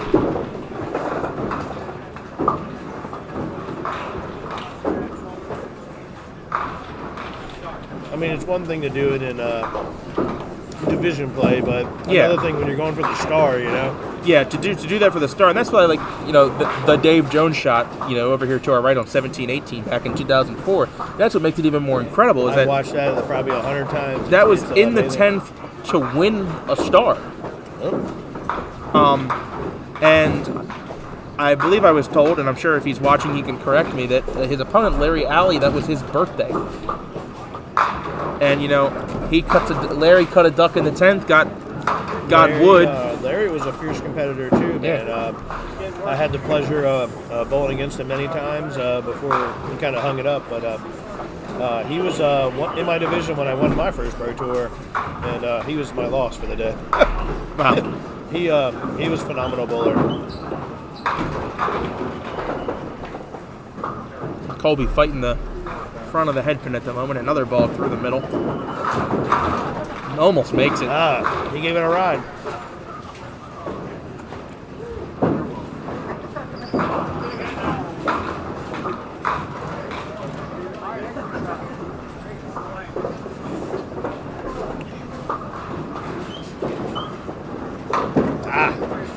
Errant shot there for Rich. You see if Colby can pull back a few pins. He's not down much. He's down 1 mark. Colby takes 10 for 95 in the 8th. Richie, errant shot, steals 2. 8 out. 101 through 8. So it's a 6-pin game. You can't count him out though. Colby can give you a double in a heartbeat. Yeah. Just 1 mark in it.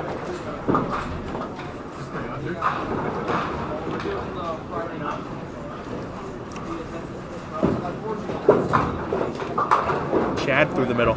He was on a strike, and he is just slightly trailing in his match, but with any kind of count here, he'll take the lead. Gary through the middle.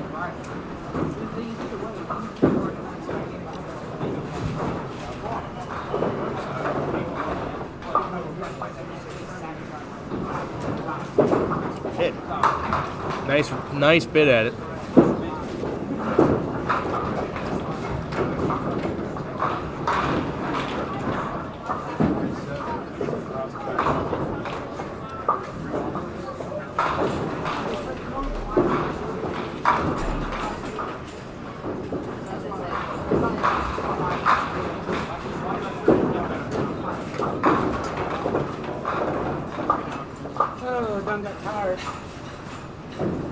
So that score there between Chad and Gary is now Chad with a 3-pin lead to 97 to 94. Both bowlers on an open with 2 frames to go. Plenty of boxes. There goes Dylan. Good ball for the 7-pin. He threw phenomenal this weekend on qualifying. Dylan He loves wood lanes, of course. He's out of Walkersville. He's a new dad. That's phenomenal. And I hope he likes those balls, because I gave him them. Oh, perfect. I know another guy that's a high-profile bowler, used to Wood Lanes. Mark Anastasi's going to be a father any day now. Yeah, that's phenomenal news. I know Mark forever, and I think that's awesome, man. Being a new dad, it's awesome. Yeah. Baby is due any day now, and now that I'm talking about it, could be today. It could be, yeah. They're within the week. So, yeah. It's a whole game changer. Yeah.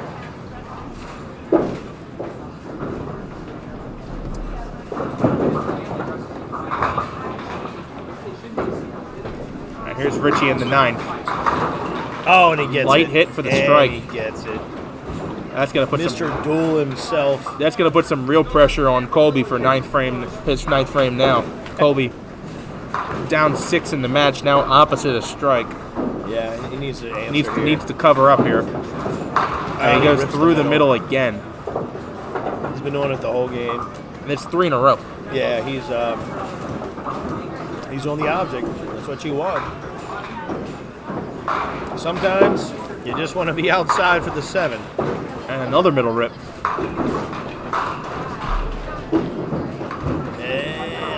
Gave it a try. Gave it a ride.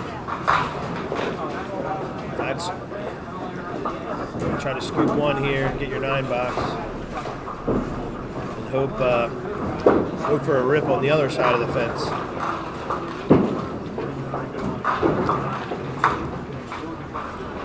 Colby takes a 9 out. That's 104 in the 9th, and Richie 111 plus, 7 and a hit.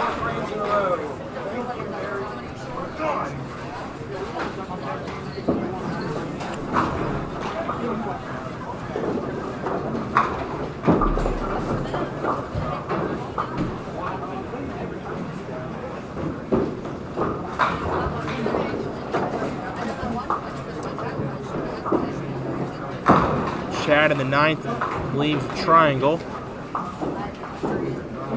Gary put up a 10 box in the 9th for 104. Again, Chad was up 3 going into this frame, so spare here would be very helpful. Absolutely. Would be 3 pins and a hit.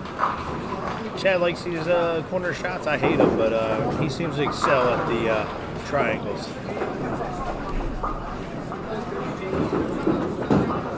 And there he is. There he is. I mean, that's just years of watching the guy bowl. Yeah, that's a big mark there for Chad. Puts him in the driver's seat.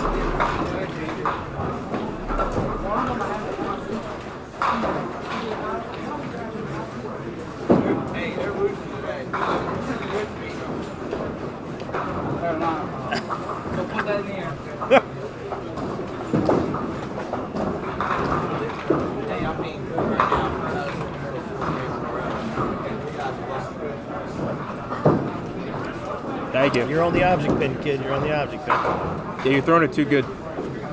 Just on a rail down the pipe.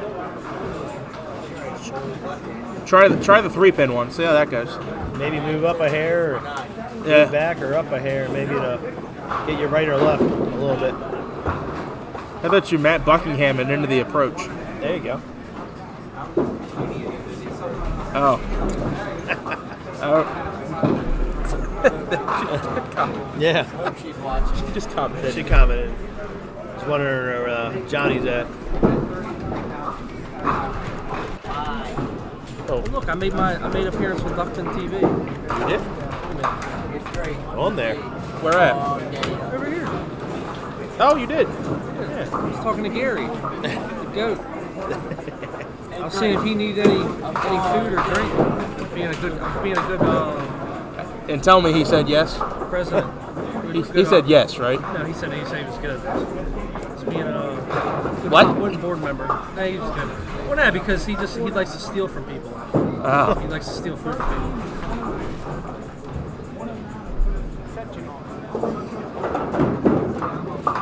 Nice shot from Chris Roth there on that 4-pinner. That was See, Eric Button just wrote in how Joe Garrett's doing. Couldn't tell you. So Joe Garrett hasn't been on screen. I'm not sure he's at the low end right now, but I used to bowl with the guy back at College Park when I first came out of youth, and I was really excited to see him back in action. So it's really cool to have some of these guys come back, like Buster Dodson or Joe. He's a Severna Park guy now. Oh, fantastic! Yeah, so it's really cool to see some of these guys make an appearance this weekend to come back.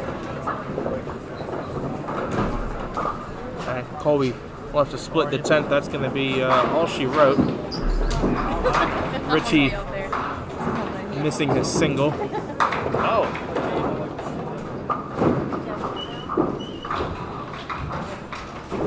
The most Colby could have shot there was 124. Richie finished with 130, so Colby loses by 16. 130 to 114.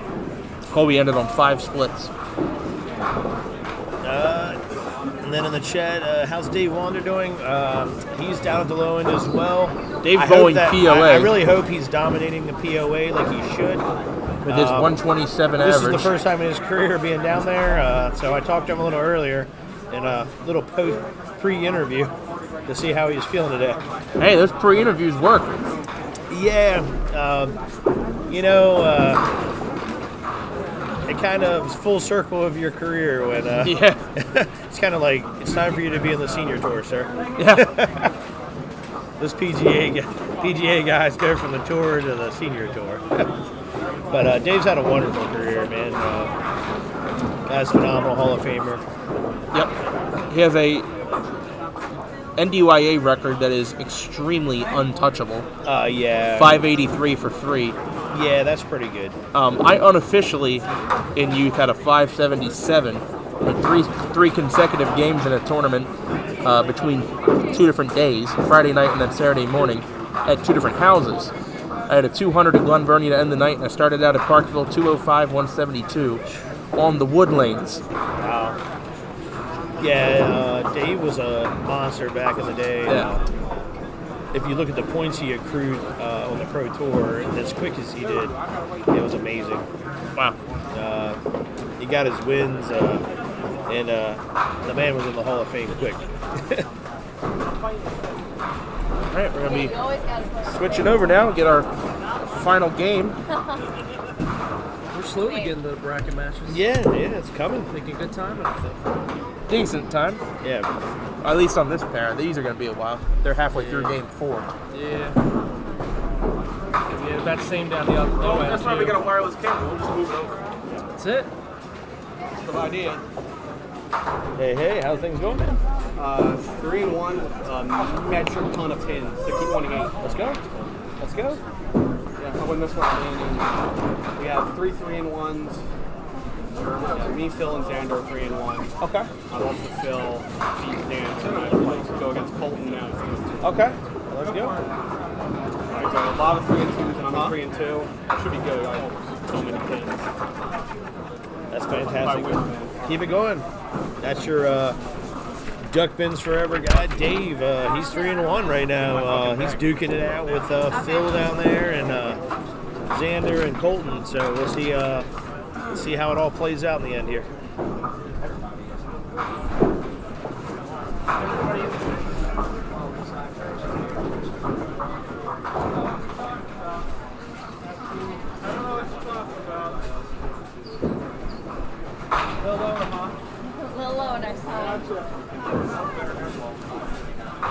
You're high? Hey, welcome to my world, bro. Second live at 5:30.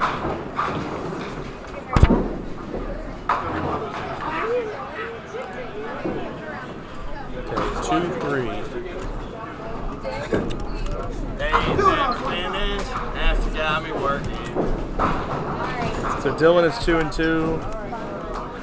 And then 3 is Chad Brzezinski.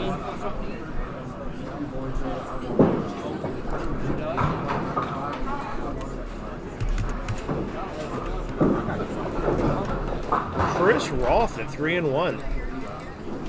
I'm telling you, man, that bathroom break yesterday really has paid off for Chris. Okay, and then oh my, Chad leaves the White Oak rig. I call this the White Oak rig. I leave it there all the time, the 3 and 2. This one is a wacky 3 and 2. You don't see it all the time, but I leave it there all the time.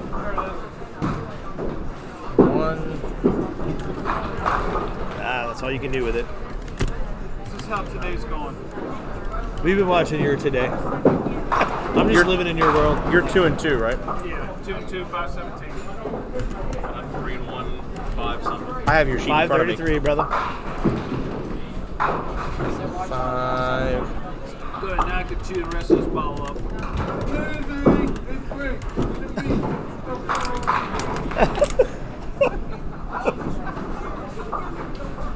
Gotta watch out for that guy.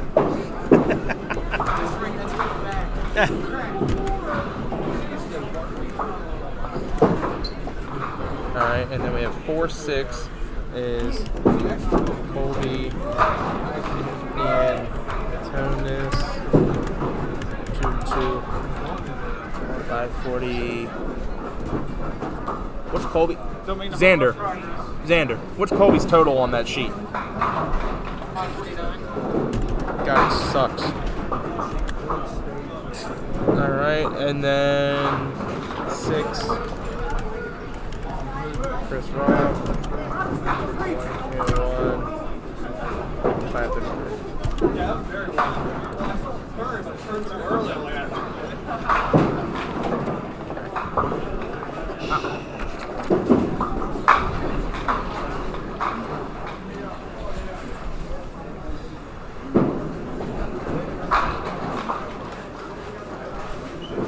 I know. Let's see. I know the scenarios, sir. Dylan, 10. Chad, 10. Richie hasn't bowled yet. Gary with the spare. Richie's got a split. And he went through the hole. And he gets 8 bucks for Richie.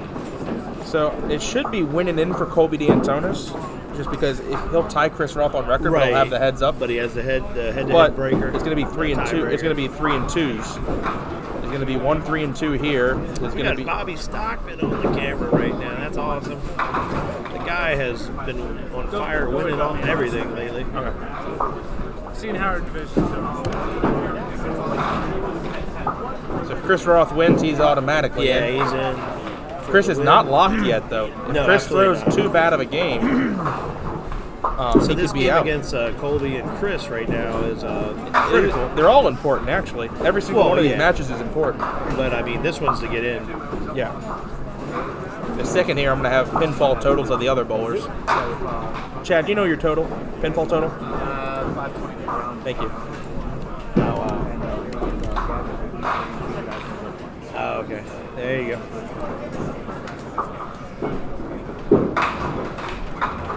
All right, 136 here for Colby.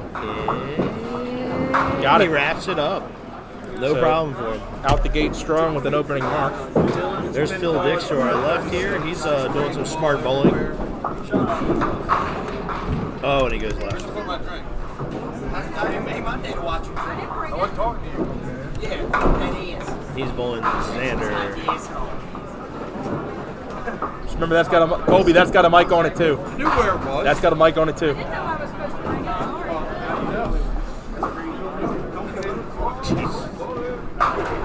There's Chad. He breaks 8. Hey, what? And 3-6. Wade Matheson Sr. already used your F-bomb. All right, good. I can use the second Whoops. one. No, we only get one a day. That's how we keep our PG-13 rating. Using this house is nacho cheese.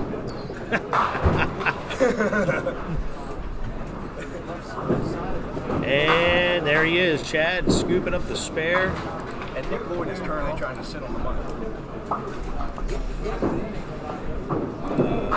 This division, It's pretty interesting. It's interesting what's gonna between Colby and Roth here. So we're guaranteed at least 1 3 and 2. Yeah, exactly. And pinfall's gonna play a role here for sure. Yeah, without a doubt.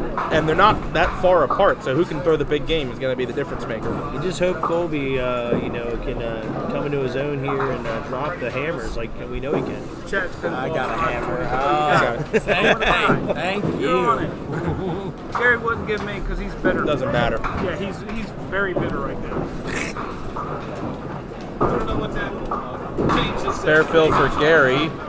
And Gary leaves a tough break. He's going to have to make that baby split, slide this over. There's Dylan. That's for 10. Tenner.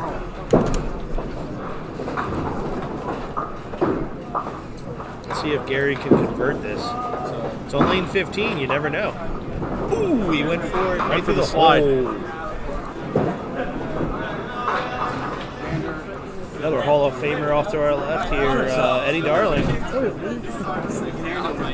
We call him Speed Racer because Eddie Darling is the fastest bowler in duck pins, period. Yes. I don't know how The he guy does it. just Sets his feet, throws. goes. He rarely even sets his feet, he just goes.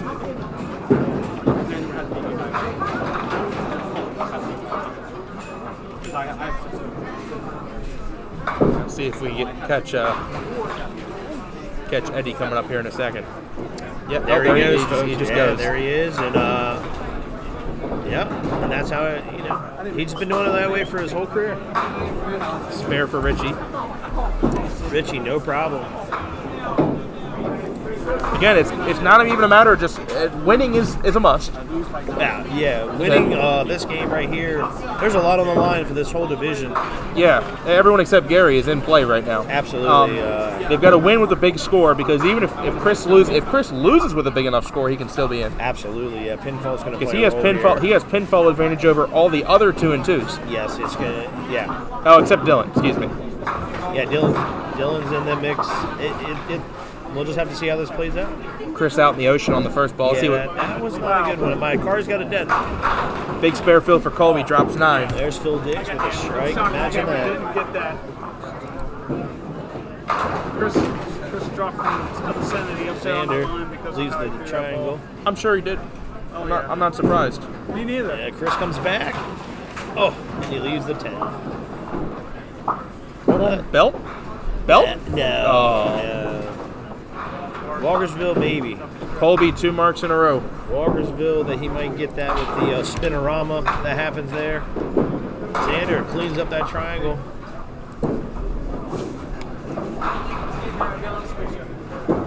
Chris off the mark there. Yeah, a little bit. So 2 9s to open, down 11 in a count. This is where it starts to get a little serious. Each of these frames starts to carry some weight now. This is where the pressure starts to set in a little bit. Absolutely, Chad even up a hit. When you gotta win, there's nothing else you can do. Catches a break, drops 9, leaves the 6 pin. Dylan way out in the corner. I think he dropped 4 there on the first ball. Yep, 4. Off way over to her right with a backdoor strike. Oh no, Jamie That was Alder. Alden. Yeah, Another backdoor. one. That's his The third of the. guy That's at least his third of the Yeah, day. that guy is Mr. Backdoor right now.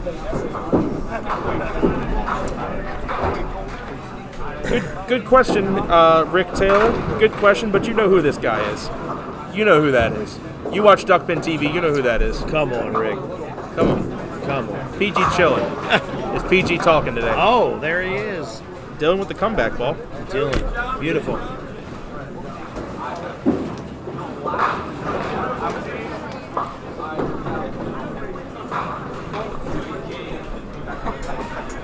Gary on the approach. Good ball. Beautiful ball. Breaks it up, leaves the 4 pin. Gary was on an open frame there, up 8 in his match against Richie. He's looking good right now. It's a must-win game for Richie. Got good rhythm. Doesn't matter what Gary does. Gary But he can play spoiler. He can play spoiler. Any 2 and 2 that loses is going to be eliminated. Only a 4 count there for Richie, so he's still down 4. Gary off the mark on the spare. No problem. Hey, there, Rick. it's his first time doing commentary. That's why. There you go, Bobby. There's Bobby Stockman with the strike. Oh, Richie trips. Stumbled at the line, ends up taking 4 of them. Wood ball, Gary slides on by again, 9 out.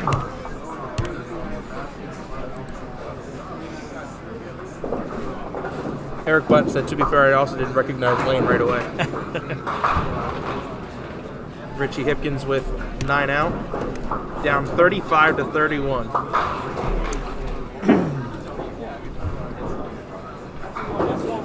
All right, let's see if Chris Roth can put it in there. Here's Phil Dix on his approach. He tosses it left, leaves the bread line.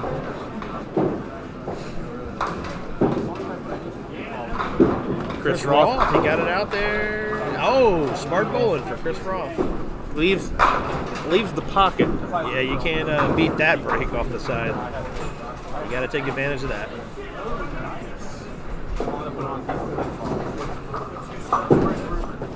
Phil a little bit right on his red line. Missed the 3-pin to the right. Yeah. Not as proud as Phil. Got a bit of a smile on his face, like I don't know what that was. Yeah, he just shake that one. Oh, no, to pick. You Pick for see Chris Roth. That'll calm the nerves of Colby a little bit. Colby can lick his chops here, put it right up in there. He does. Oh my! Oh, and he gets a trip. And I was about to say, trip. if that 7-pin stood, that would have been incredible. That was amazing. Watch Huge the slow ball motion. from Colby, Wayne Matheson, Eastern Classic trip. You gotta love it. Just like yours. Exactly like yours. I think yours was maybe a little quicker. Yeah, Rick. I'm usually on the telecast, but Suitland got the best of me. They're used 4 strikes yesterday. What enough? They're used to seeing me in your seat.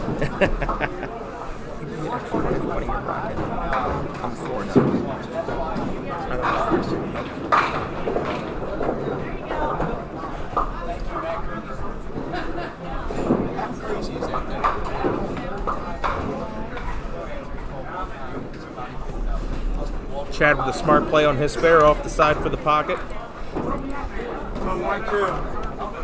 Dylan cut a duck on his spare. Chad a little bit off there too. Chad gives him a break. Yeah, he's keeping him in the game. Still a no sir on the 8-pinner. No, so that's gonna be been a tough shot all weekend. It's gonna be a tough total through 4 for Dylan. Okay for Chad. 57. Chad scoops 10. Nice shot for 10. Yeah, definitely. That's got me working.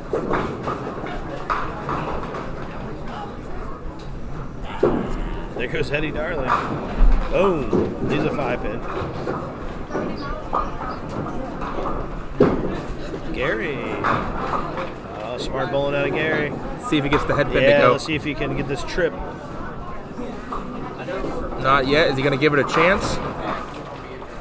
Might go off the lip. Even after it stops spinning, it might go off the lip, but he's not going to give it that chance. I appreciate it, Rick. That was a thrilling weekend, birthday weekend. Just skip to game 11. That was just go right to about 6 hours and 50 minutes, and you'll be happy that you didn't waste the rest of your time. It was who else can blow the lead was before that.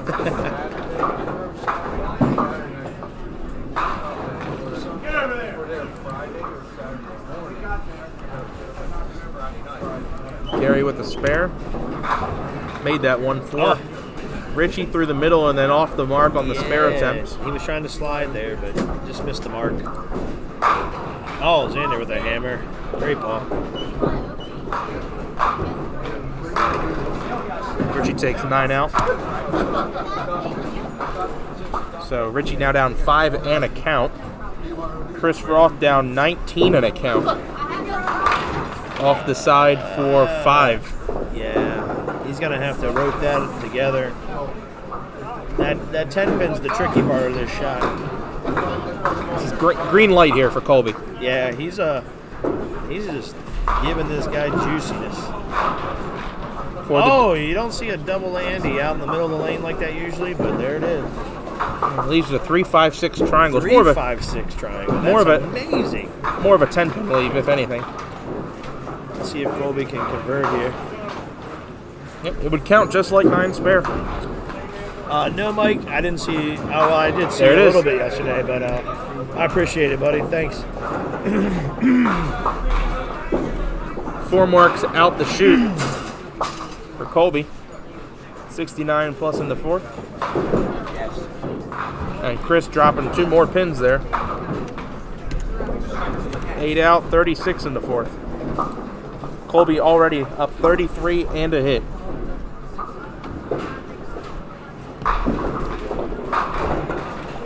All right, let's see what Chad can do here. Him and Dylan aren't too far apart, but he could really widen the lead here. Oh, beautiful. Sure ball does. by Chad. There we go. Excellent shot on the 1-3. Carries the 4-pin last. 115 viewers. We've been over 100 almost the entire match play. There you go, Dylan. Dylan with The blanket Dylan cover. With the answer. The blanket cover. Well, when you get I said we PG used to get, chilling in like, the booth, The first ever Pop Whitten, we were getting like 30. when you get PG match chilling play. in the booth, you know. That's Yeah, what it's gotta be happens. PG chilling. They love him. Mr. Eastman.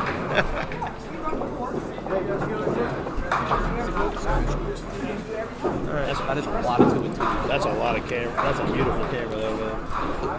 Isn't it? It looks the lanes here look so good on It this looks camera. so good, man. Worth the money. Oh yeah, absolutely. Richie, And it's all 5'7". It's all from donations. All the folks that click that coffee cup in the bottom left corner of the screen go to our Ko-Fi. Do yourself a favor. You like this? You want to see more? Do it. Keep that screen Click the closed, coffee by cup. the way, save the battery. Yeah, we're trying to Donate to Ducklings Forever. We'd like to get 2 or 3 cameras going across the lanes here. We could, Well, we have the ability to do 2 now. well, 2, but I mean, if we could get a 3rd, you could cover the whole bowling alley. Yeah. Then you could get some lots of action going on there. And the nice thing is, we're going to have that 2 camera setup ready within the next few months. Fantastic. And it's going to be some very interesting coverage options, especially championship match. If we have another camera that's like close up on the pins, we can switch to that as the ball's going down the lane to get a close up, view of the mix of the pins. Yeah, that'll be really cool to have a camera over the top like that. That's 4 gonna through be the middle neat. for Colby. Leaves the Dave Jones 1 pair over from where Dave made it. Let's see if he can slide it over. We've yet to have a Dave Jones on. Oh, Phil Diggs with another strike. You have to have a Dave Jones on camera. No, yeah. Or live on camera. Live except for Dave Jones. No, we had Jason Salter in league. Made it. And that Dave Jones shot I'm is. surprised we don't have a Jason Salter viewing this weekend. He kind of He loves this place. Yeah, this is his favorite house. The guy's ball works perfect here, and I think he just they pay him rent here. Yeah. Good save of 9 He there by definitely Colby. lives here rent free. Colby up 38 pins at the half, 82-44. Back up top now. It is a 15-pin game between Dylan and Chad. Both bowlers on a strike. See what Dylan does here for the double. Yeah, exactly. Looks He's good. He's in there. Right in there. Great Solid ball, 4. Dylan. Great ball. Snag one here. See what Chad can do on his strike. He is ahead by 15 in the match. Double would be huge here. Oh yes. Wow. Chad with a hammer time. Hits him thin, watches him That's spin. a huge double. Oh, and that's a mistake there. Dylan sliding by on the spare attempt. Yeah, I think the double, man, that puts a lot of pressure on you when you're shooting that That single. can take the wind out of the sails. Yeah, But it's tough. never mind the fact that Chad's in position to win now. That's a big double for total pinfall. It's huge. Which is going to become a difference maker more than likely. He's got 4 marks in the game already. Ouch. Ow. That was on a spare, though. Gary will take the 8.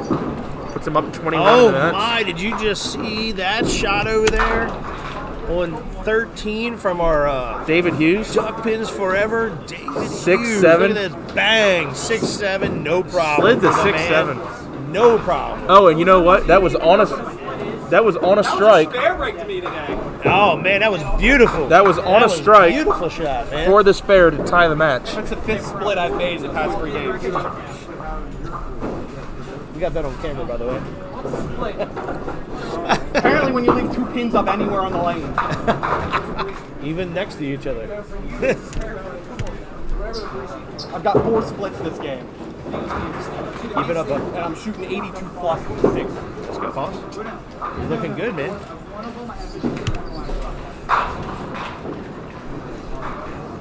Yeah, All right. put a good score on this game. Here goes Colby. Colby going to needs as much as he can for total. Yeah, he's got to build up the lead. Oh my goodness! Oh, and he gets the trip. If that, you know what? He should have gotten the trip. Yeah. If that would have been an 8 pin, I wouldn't have known what to pick. 9 pin, man, on a hammer, it's tough to swallow. Oh, and Rolf answers right back. Let's see if he wakes up here, the sleepy giant. I'm sure he's going to have something sarcastic to say here. Oh, Bobby Stockman with a hammer over there on a 13. Just smoked it.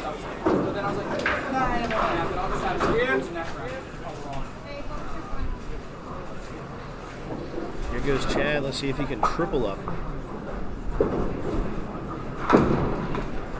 Oh my God. Pay the man. Just pay the man. Sign the check. I mean, that's just perfection right there. Mike, we'd like to let you know the second triple of the day has been hit. No more. Yeah, Dylan, that's how we plan it. Chad Rosinski, 5th, 6th, 7th. Dylan covers.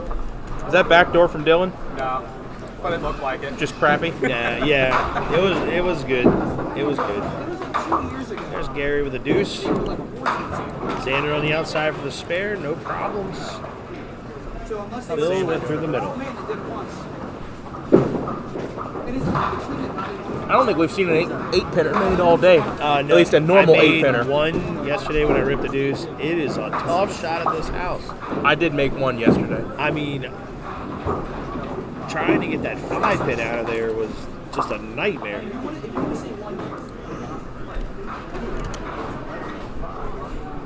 Big fill for Richie. Drops 8. Gets him in striking range, though. He's down 12. Yeah, he definitely needs to Opposite scoop and it. open. Gotta scoop it. Oh, David Hughes with a 9 count on that beautiful shot he had last frame. Yeah, he's dead even with Colton at the moment. Yeah, he's definitely not making it easy over there. Richie And covers. Richie makes it. I thought it might be a little light, but it was good to go. So Richie down 12, up a hit, needed that, and he has to win this game. Problem is he has the Golden lower gets a Southwest special. the lower 13. pinfall. Here goes Rolf. Let's see what he does. For the double, leaves a 6-pin. Ah, David Hughes misses a single. That was tough. All right, here's Colby for the double on 15. Yeah, let's go, Colby. Right here, buddy. Oh, he's humming now. 5-pin. Beautiful pitch.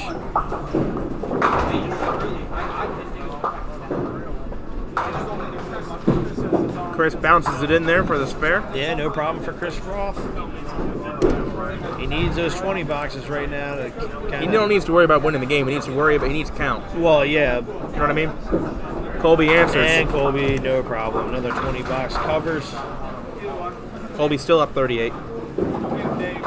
5 out of 6 that frame on the pair. Bobby Stockman is over here on It's 99% chance, right? Let's see Bobby hammer. Oh, does he get the kick? No. Leaves the 2. All right, Chad Rosinski getting up now on 15. Can Chad throw the first 4 of the day? Could take this game into the stratosphere if he does. Yeah, definitely. Let's see what happens here. For the 4-timer. It looks good. 17-18. Oh, he gets 8.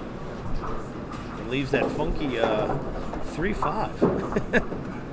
Yeah, inverted 2-pinner, but a good count on the triple. It's yeah, absolutely. You take the 28 and run. Puts him at 115 in the 6. Nice score. Should be plenty for pinfall. Absolutely, yeah. And Chad scoops it. So right now, if all current results hold, it looks like it's going to be Colby and Chad coming out of this division. Right now, yeah. They're both throwing the ball great. They're both going to be 3-2, and they're going to have the highest total pinfall. Yep. It'll be a 3-way tie. If all the results as currently going, if they stand, the 3-2s will be Colby, Chris, and Chad, with Colby and Chad having the highest total pinfall. Right, that's bad news for Chris. Yes. So I think Chris better get on his his horse here. Oh, Gary with a I actually, hammer. looking at it now, I think that means that Chris's only option is to win the match. Exactly. That's what we always say. Win the match. Don't try to put yourself in that 3-2 situation. Because half the time it doesn't work out for you. Seems that way, at least. Nice try at that from Richie. Brings Richie back, though. Richie's there. Closer, but Richie's Gary's right there. Gary's just put up a strike in the 8th. That strike's going to hurt a little bit.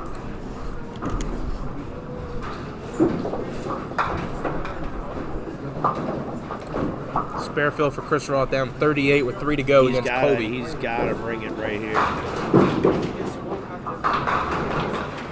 Oh, and he gets a 6-7. He gets tapped. That's a tough one. But, maybe David Hughes can come in and make it one. Oh, David with a hammer over there on 13 and leaves a ringing 7-pin. Kobe through the middle. He's going to lose a little bit in count. Oh, shot. Chris gave it a run. Yeah, he did. Kobe picks one. And David Hughes blows by his second single there. That's tough to do against Colton. And Colton strikes. That was a big frame there for David, and he missed a single. That's a pivotal frame. Yeah, absolutely. Colby goes 7 box. Kind of leaves the door open for Chris, but he's going to have to put some Chris strikes needs multiple together, strikes to go ahead of Colby here. That was a smasher you threw, man. Both balls. I didn't want to pull it right, so I kept it too much on the lane. Yeah. Which I know better, but my problem is I always keep too much on the lane. It's all good, man. You got some boxes left. You ain't done. I didn't get Dylan's score correct the last time. He went. He's got a 97. I'm missing a pin there. And then it was 7 on and 9 out.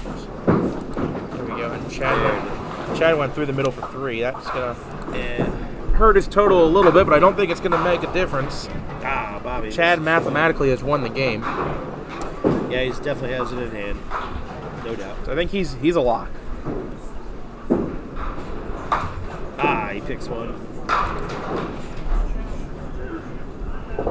Abby Schlein with a hammer on 12. Jesus.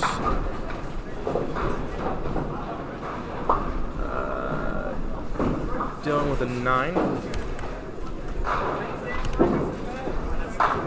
Chad a tough box there. Yeah. 3 on, 7 out. He cleaned it up the best he could. Not going to matter, though. 155 for the Yeah, time. absolutely. That pick on the second ball hurts, man, when you don't get more than one. It's tough. Oh, Xander steals it. Xander gets the strike. Beautiful ball.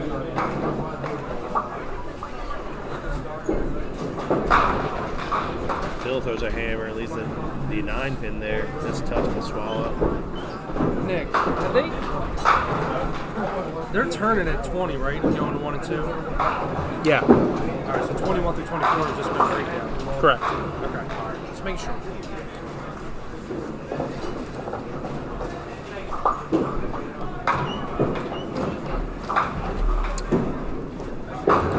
Spare for Richie in the 9th. Yeah.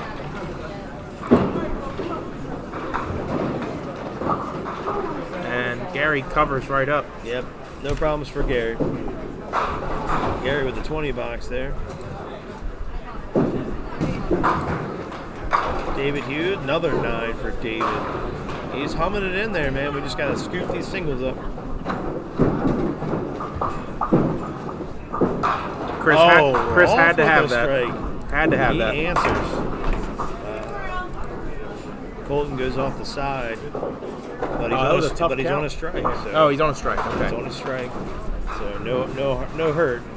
David Hughes, let's see if he can scoop this single. I know there's other frames are on his mind probably. Just needed to throw the same ball he threw last frame. There he goes. That gives him some confidence. making that single. Colton counts 8 on the strike. So Yeah. after 7 frames, Colton is up 6. If he holds wood, he'll stay up 6, but he'll be But down he's a down mark. a count. Yeah. Colby in the 9th. Oof. That's Very a tough light. break. Tough 6, break. 7, 9. Yeah. You got to catch a corner here and hope that 7 pin just works with you. Colby not out of the weeds yet. Oh! Shot. Wow. Oh, wow. Only takes 1. Just needed to catch a piece of that 9 on the way by. Wow. You kind of have to use the 9 to squeeze the 6 into the 7. Here goes Bobby. Beautiful ball, 9. Leaving the 10 pin.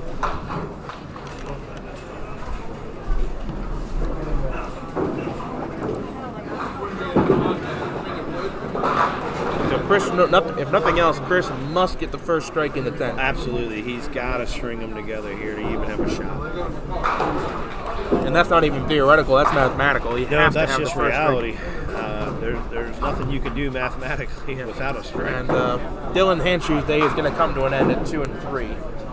Yeah. But it's This just was a Shotgun strong, mic on strong there, middle so we can game barely there. hear Colby. What? I'm What? glad we have a shotgun mic on there so we can barely hear Colby. Yeah. Yeah, that's going to be a tough one for Dylan. He's been throwing the ball good all weekend, and this one just didn't work out for him this game. Then he ran into a buzzsaw with Chad.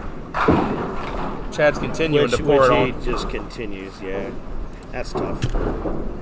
Chad 165 and 2 balls to go with a 3-on-7 out last frame.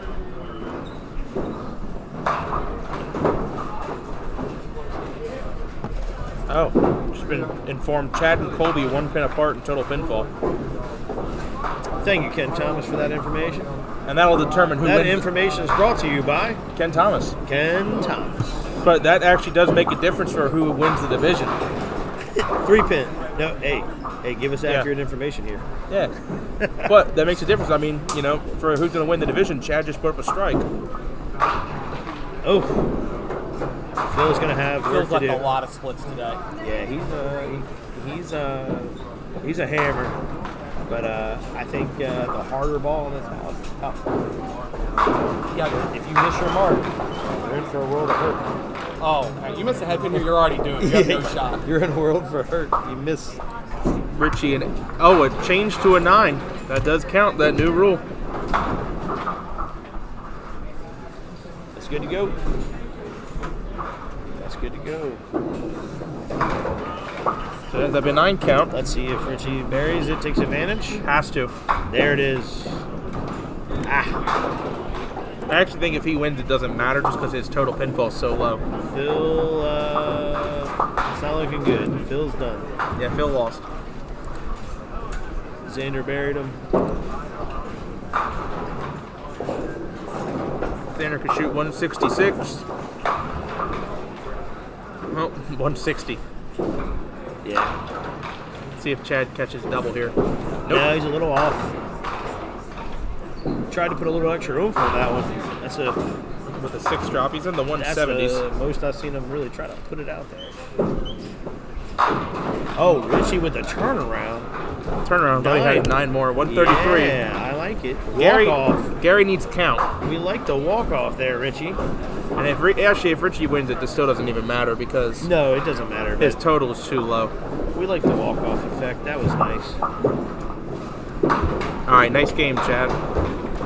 8 out for 173. Yeah, that's a good one right there. That's a keeper at Suitland all day long, right there. All right, well, can make a difference for where Richie will finish in the division if he wins this game or not. Yeah. Gary needs 7 on the first ball to lock it up. Okay.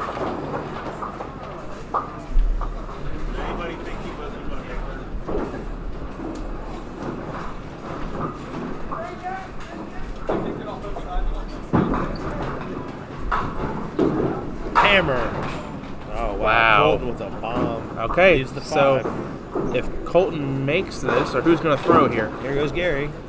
And he gets his 7. He gets that his 7. needs. That's enough. And Gary actually goes ahead of Richie because of head-to-head. Right. Right. Yeah. I think Richie is actually going to finish last. Possibly.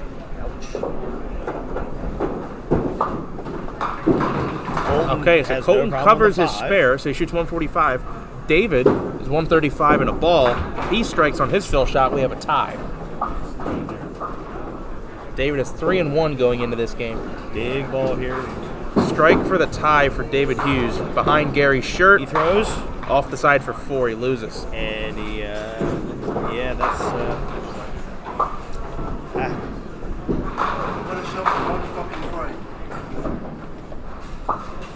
Did that get you in? Fuck no. Oh, okay. David had everybody. I'm making that $20 though. Oh. $20, baby. $20, $20. Yeah, right.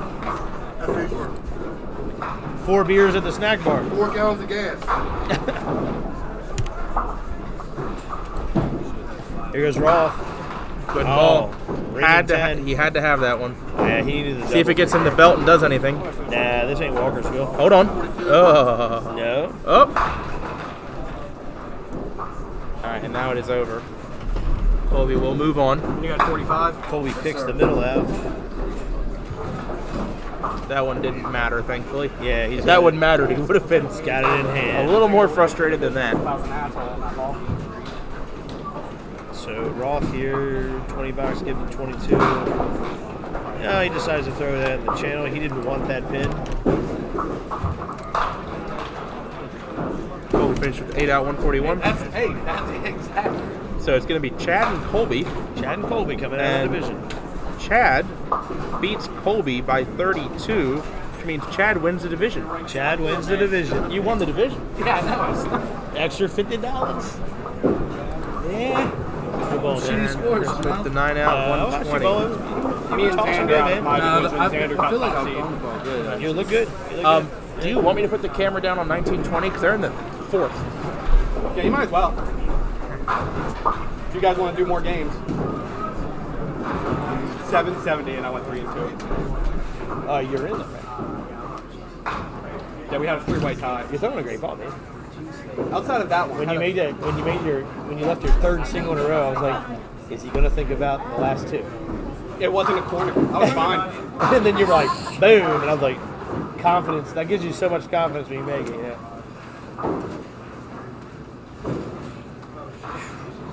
I better turn my sheet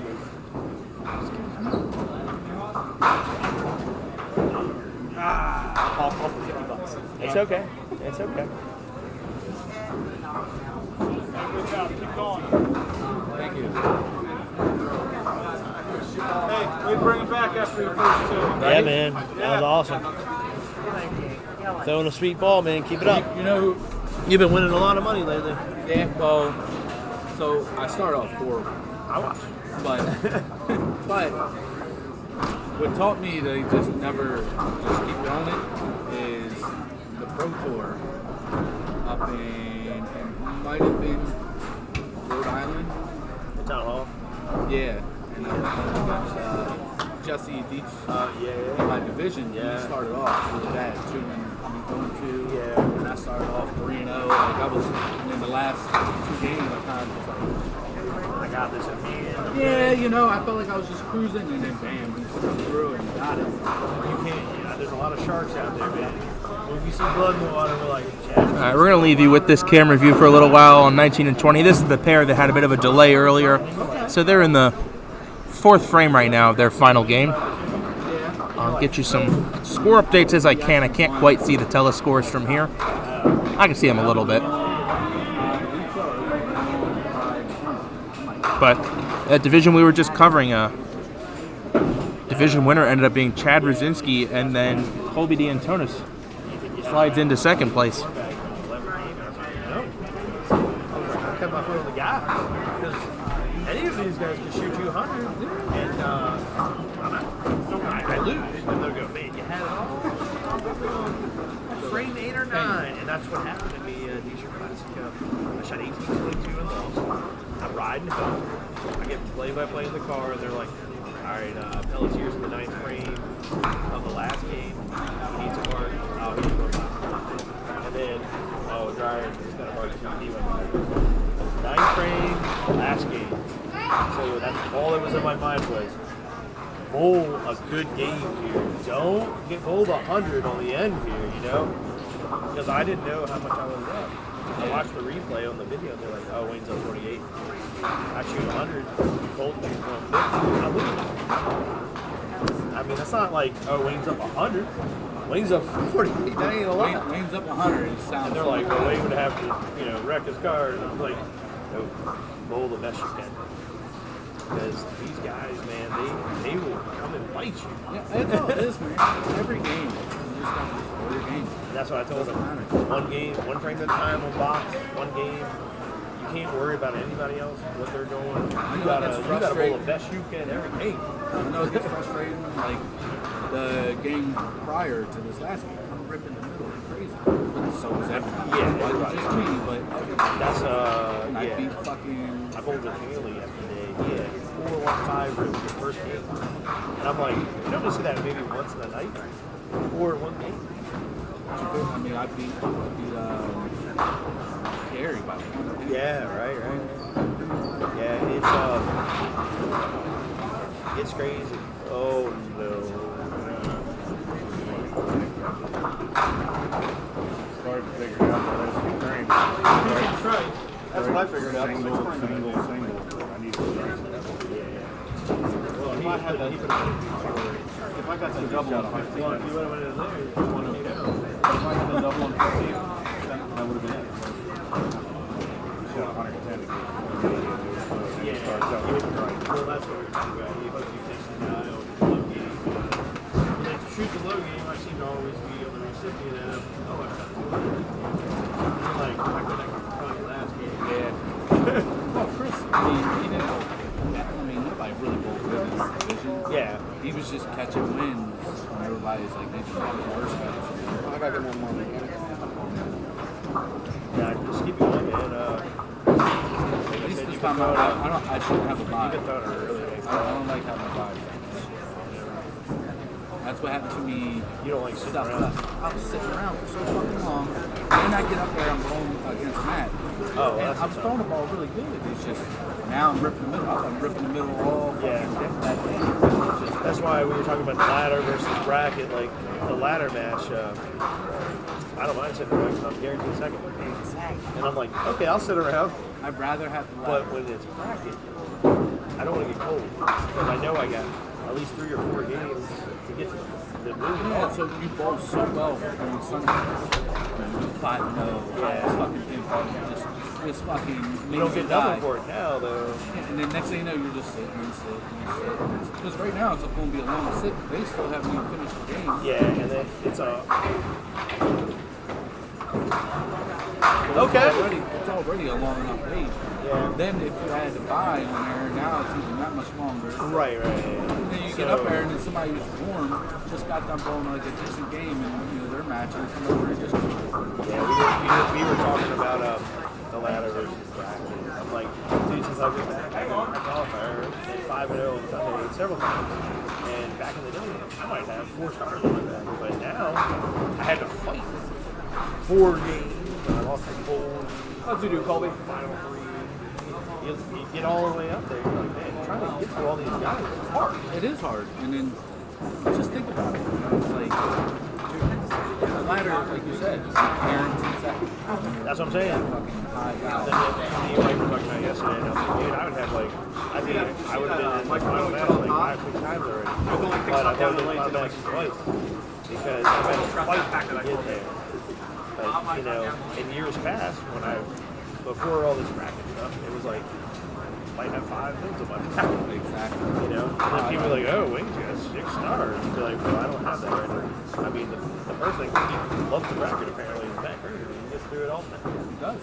And you're like, that's amazing. The fact that he won 5 in a bracket style, all, no problem, and a first score too. It's like, but like most of us are like, this is a long day, man. Oh my God, for him, it's just like this. And he just did it all at one time. No stars. Yeah, it went from no stars to 6 stars. Like, it was crazy. It was like Every time you're looking on Facebook, macro. Everyone's macro. You're like, oh, this one. There's like, Hey, Wayne. what's going on? I got you on the commentary here. Yeah. Yeah, man. Oh, Yeah, you might want to go back and watch. I got a prediction. And then when you're like, damn, he must be carrying crazy high. Yeah, but if you look at his matches, some of them he won by like 1 pin to like slide in the next round. And you're like, God, That's all it takes to give you that edge. get that little. When I the won my first match. and it was the ladder side, I'd be, so I'm sitting there waiting. The first match was Yeah. Chuck had 160 something to jump back to 30. I'm like 20 years old. I'm like, damn, I gotta pull this motherfucker. He's just 160. I beat him by 1 pin, 135 to 134. You gotta have that felt.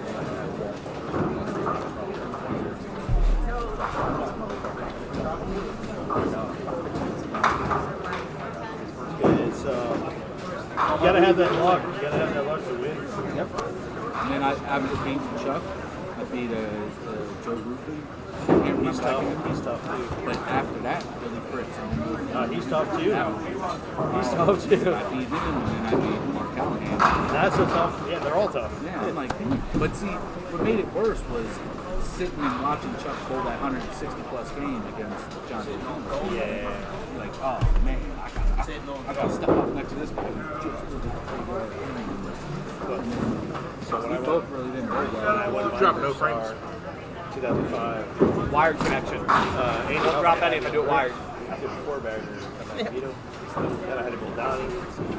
They didn't know who I was. I'm like 25 years old. And I beat Donnie. I lost my reality. And I beat all. Throwing a better final ball there.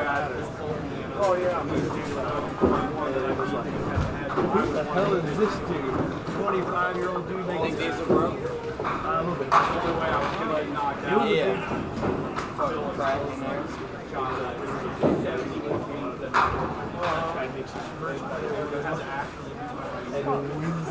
Well, it's like nobody knew who I was. We had 4-3-2. Oh wow. Oh my god. So yeah, like outside my dad I need a name for myself.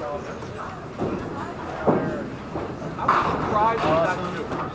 You're not done yet. It You're sounds not like done yet. Just keep it sounded like they more really money wanted to in this. rotate them around. I was surprised that they were going to South. 650 to 651. I was really surprised they were going to South. You just slide the check in there, baby. It's cash. Oh, if you get so far, it might be. Don't play with it too much. If she gets to second or first. Keep it going. Yeah.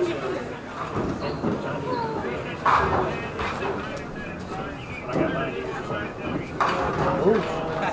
you know how Bucky goes? 10 years on this thing. Yeah. This guy goes on his first. I don't think so. Wait a minute. Yeah, when I made it POA. No, you started that was when double POA right? didn't Right, not bad. Right. And I was like, Were you, was that at the Pop Whitten when they had this one guy per division? Yeah. Diesel ice will I come wash in, it out and I got there early. Oh, So we didn't sit down. And I was seeing all these, high average bowlers walking into the bag, looking at the sheet. All right, where's my guaranteed win? And I'm thinking to myself, what are you talking about? Like, Yeah, and they're all talking about the POA guy. And then I'm that's me. I'm the guaranteed win. That's what everybody thought about me. I had like Allison, or I didn't have Allison. I had Curry's daughter one time. I got Kristen Poole. I was like, but those guys gave me the hardest time.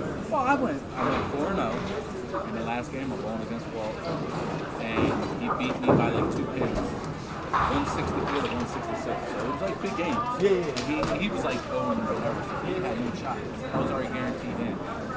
But me losing the ball hit me that far down. Everybody knows who you are now. Oh yeah, they do now.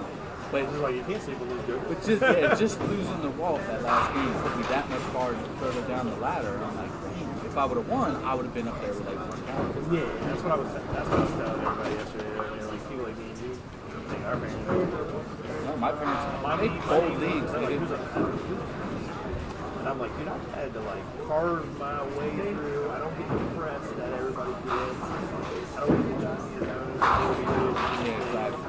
I don't get any of that. It's just like when I went to youth, I mean, I have guys from Newark that I haven't really talked to. And all the old school people know who I am, and newer guys. I've never seen you. I've never seen you with anything. And then it's like, now I can't wait to go up there. I'm like, did you see me? Did you see me now? Well, that's what it's. My parents, they didn't bowl. They just bowled leagues. They never bowled tournaments. Now my uncles, they You carved your way now. Yeah. People know. Well, if they like my uncle. I mean, you have to be like, we spent no stars ever. No free. No win. No Eastern class. No nothing. He's a fucking, and he's a great bowler. And he's killing it right now. But he just can't do it. Yeah, but like my uncle Rocky and Uncle Boomer, they don't bowl anymore. In their time, they were good bowlers. Not, they were never. They were always like 141, just like their highest. I'm already surpassed that. Yeah, you're a good bowler. You're killing it. Are you guys coming back to Steve? So I don't know if Steve's coming back. I want to come back. I want to come back to it. I love that league. Me and Phil are adding Weaver to our everybody knows. Yeah. It's like, and that must have got out real quick. Well, I was sitting. It was like 2 weeks. We tried to. We kept it in the air because John Weaver was like, "Don't tell anybody because I got to talk about it first." And then we just didn't talk about it. I guess Brian's like, "I ain't coming back." All right. We would have liked it.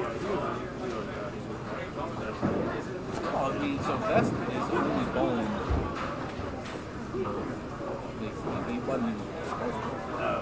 We would have stayed here. I'd rather. I have a lot better way than you. But John was so interested that he wouldn't stop.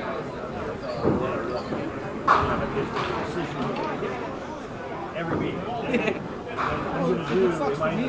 What sucks for me is I go to Steve and I'm like, Steve, so what's going on? I know he is, and I get that, but it's, I mean, I don't even know about it, but I can listen to it. Yeah, and to me, it's like, I can't let that out. You gotta let me know. Like, before this season started, I got Mike calling me, like, hey, you bowling or what? I might want to pick him up. And I'm like, dude. He'll have to be all that day, but I'm going to do it. If it opens early, maybe I'll be there. I don't know about, I don't like going Fridays. It kills me. I can go Friday night. Yeah. And when you go Friday, you go Friday. It's a long weekend, and then we go Monday too. I picked every two-pointer I left. That's what we did. That's what I did. and the outside two-pointers is so tough. Every time, I don't. We were talking about today, like the oil pattern out there, just straightens your ball out, man. It's like clock. Well, every time I look at 6'10", I threw my ball and I'm like, all right, that's good. And it just never broke. So I didn't come in with the back kick. But I'm assuming that I'm hitting my spot. I make my two-pointers on 4-1. You're so spotty. Because you're the only one that dropped the net spot. There's nothing wrong with that. What happened? I lost 98, 97. I was 7 happy. And also I made my two-pointers on 100. Fucking 34, 39, or 30 something last week. This guy is losing his first game 98, 96. No, it's 98, 97. Oh, 98. Hell yeah. And to top it off, I got a 5 and a 90 and a 7. And he goes 4-1 after he gets the beer 5-0. Yeah, 4-1 I'll take it. First game. Yeah, well, 5 years later, I'm bowling my ass off. You just need to no doubt. Keep it going. The whole pool came out of it.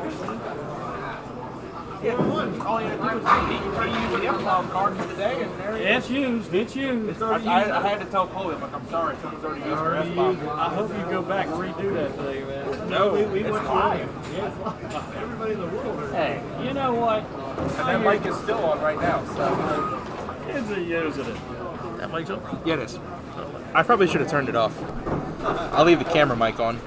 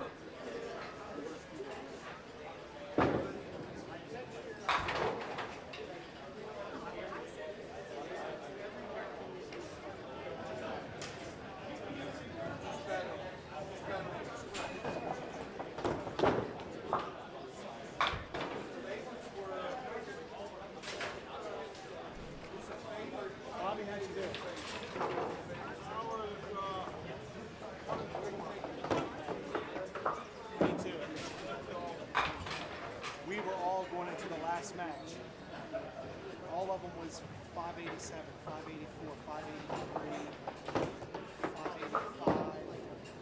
I was 572. Won my last match, 105 to 96.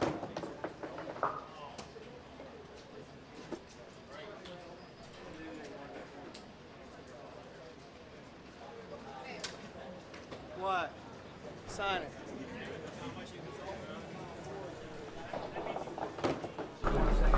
All right, guys, we're going to take a quick break, wait for the results to come out.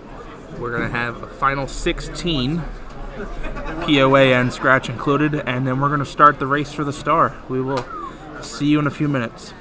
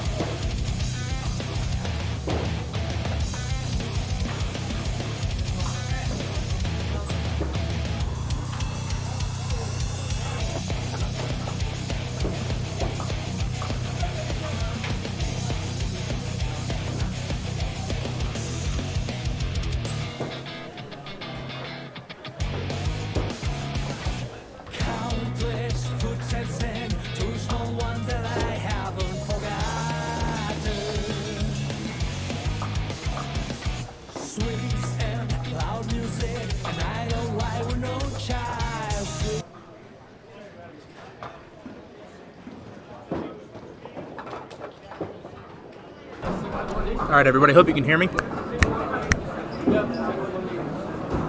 We got all youth, all youngins, all 20-something-year-olds in our coverage of the round of 16. Welcome back. This is the March edition of the Pop Whitten Pro Tour from the gorgeous, beautiful, stuck in the 1950s in all the right ways, Suitland Bowl.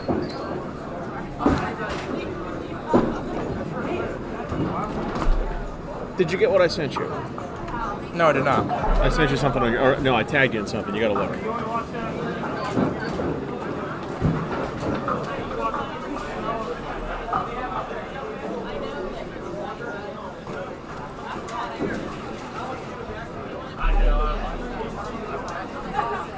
I'll have to look after this match. I'm not seeing it.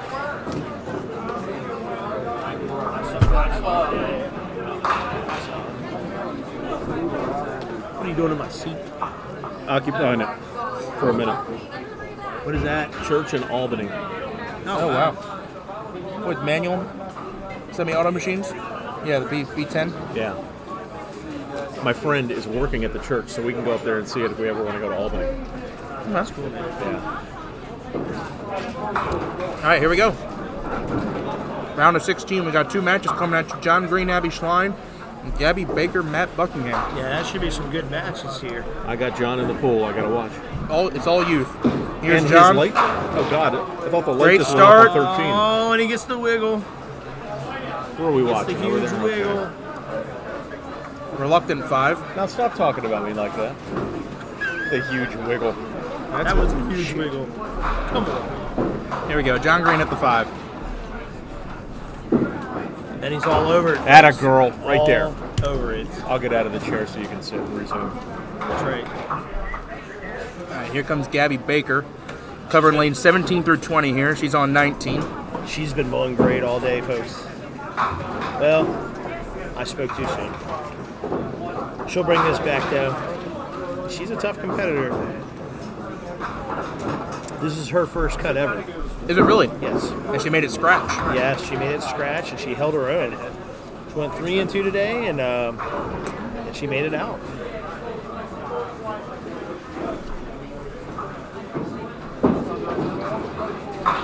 And Nice wood ball scoops for the 10. Beautiful.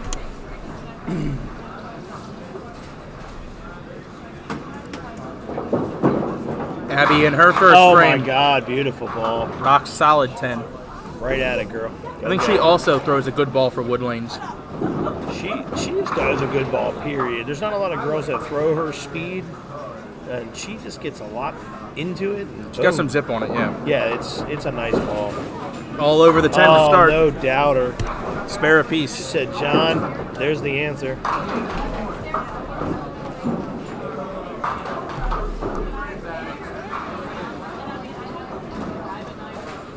Who's the old bull ball against? He's against Rick Winepool. Oh.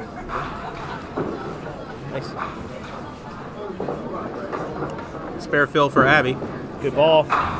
Off the side, 1-2. Oh, you got to play the house. That's smart bowling. 8. No problems there. Try to clean this up, put it between the 2. Call it a day.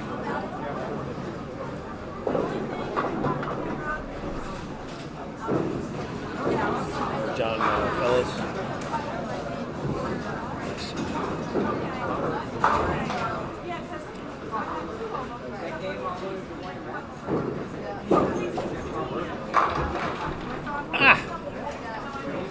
All right, here's Abby at the 2-pinner. No. Just a shade left. Get your wood. That's so important. Now, simultaneously stepping up on the right side of your screen, lane 20, is Matt Buckingham. Abby takes 10. There he goes. First frame for Matt Buckingham, Matt all with a over the hammer. pocket. He said, I don't need sideboards this go round. I'm sure he'll use them at some point in the match. Here's a spare fill for John Green. So. Coming at you from Suitland. I love the look of this camera. Crystal clear HD. Makes this place look fantastic. Oh. John gets a nice little mix there. He's got a baby split. 3-10 here. See if he can put the ball between there and scoop it up. That's a tie game after one. 18-18. This one's going to be a good one. There's no doubt. Yeah, it's all youth. All bowlers in their 20s. Yeah, fantastic. I need to go back 20 years. John Heavy.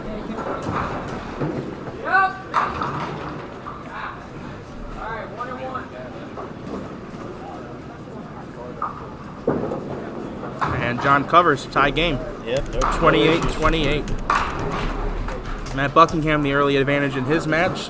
Strike up on Gabby's 10 box. See if he can catch the coveted opening double on 19. 5-pin. Oh, wow. It'll stand. Nice pitch. He looks like he's locked in right now. Oof.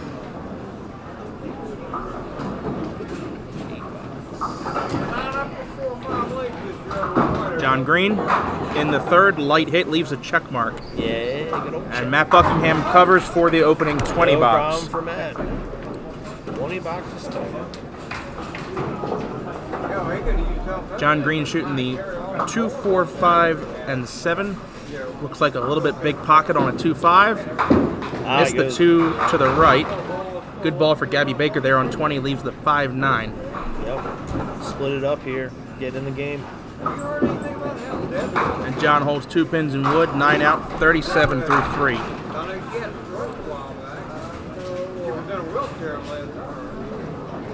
There's Gabby on her shot. 5-9. Oh, Yes. she's good. Spare for Gabby. Matches the spare of Matt.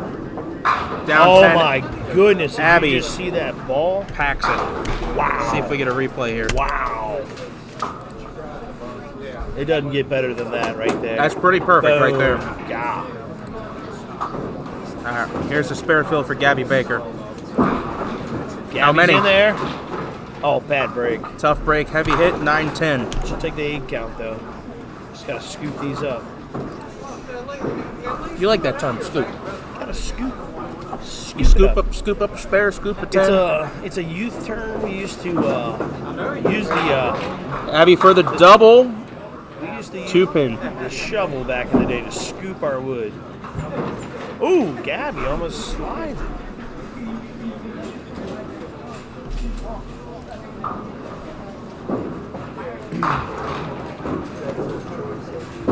Wood ball for Gabby looks good. She's got there 10. You go. Way to get your wood up there. Good tenor. It all adds up by the end of the match. Gabby 38 through 3. Abby for the 20 box. Yes. No problem for Abby. Looking good. Baby. Early Looking pressure good. on John Green. She's up 11. Got a spare in the 4th. Matt Buckingham on 20 on a spare. Goes. Rock solid 4 pin. Beautiful 9.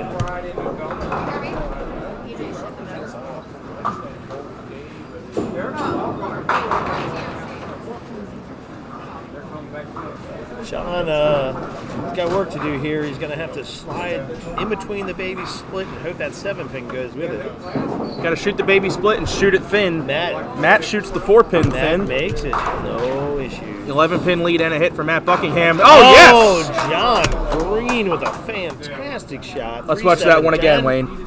That was beautiful. Illustrate it for me. That's the only way you can shoot it. Baby split thin. No problems. Baby split thin. Great shot.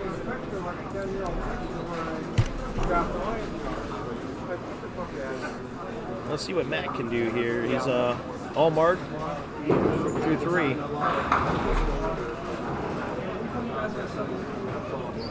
Matt Buckingham on the spare.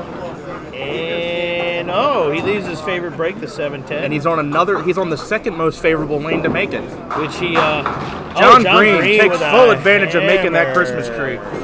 That is called the Christmas tree. The 3-7-10 takes full advantage of making the Christmas tree. Well, he did it, and he put a 20 box up, and he's in the game. And Matt does not make it again. That would have been something else. Wood ball. Takes a 10.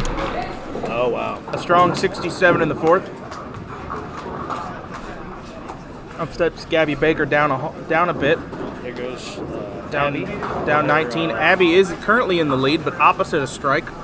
She's on the count. Abby gets in there. Oh, 5-pin only. Nice 9 fill. Gabby in her 4th frame. A good ball for a strike. Oh my. Abby with a beautiful ball strike.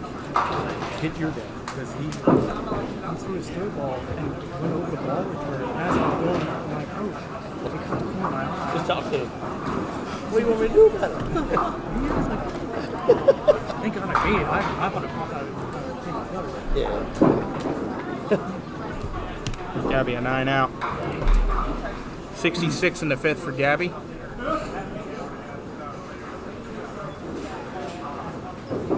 hold on. I'm not right. All right. Abby. Oh, 9. Okay. Leaves it 2. Thanks, man. I appreciate it. Gabby Baker in the 5th. Off the corner. Unfortunate there to take out the head pin. Leaves the 2-3-5-10. Abby Schlein on a strike in the 5th. There up, he is, the seagull. Up 11. Makes her single. Another 20 box for Abby Schlein. That's 3 in a row. 98 plus through 6.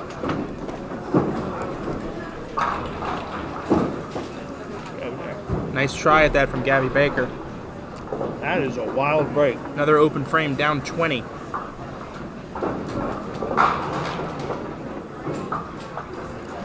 That is a 2-5-3-10. Yep. Oh my! And she makes 3 out of 4. Takes the 2-3-5 out, which is an impressive shot on its own, but the 10 still stands. John Green, this is a big shot here in the 6th frame, going for a double. Huge shot. Light. Steals And it. he gets it. He gets the trip. Big break there. Double strike John Green. He can get himself right back in the match now. Matt Buckingham in the 5th. Light. Doesn't kick the corner. 2-4-10.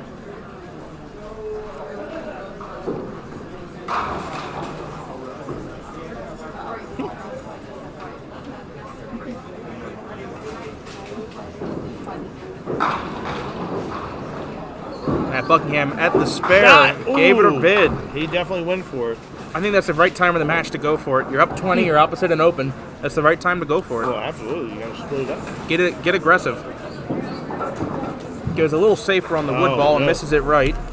Does drop a pin there. Now he's up 19, 75 to 56 at the half. Gabby's got half a game. That's plenty of time to get in the game.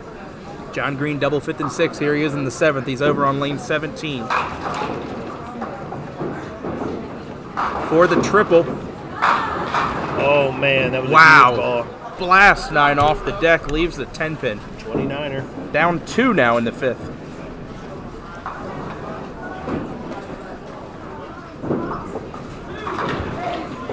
This is now for a 20 box.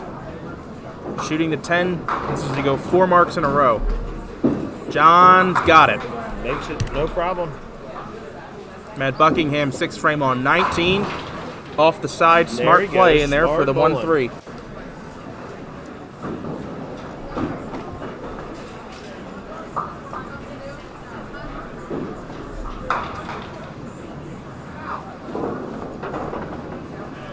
Matt to get back on the board. Yes. No problem for Matt. Right between them. 19 pin lead at the half and just put up a mark to start the second half. That's a good spot to be in. All the pressure in that match is on Gabby right now. Yeah, let's see if this she can other match answer on here. 17-18 is a slugfest at the moment. It is. 8 spare from Abby here would be an there she even goes. game. Gabby leaves 8 it. Right in there and a strike. Beautiful ball. They are just firing them in there now on 17-18. That is 4 consecutive 20 boxes for Abby Schlein. She's 118 plus through the 7th, up 2.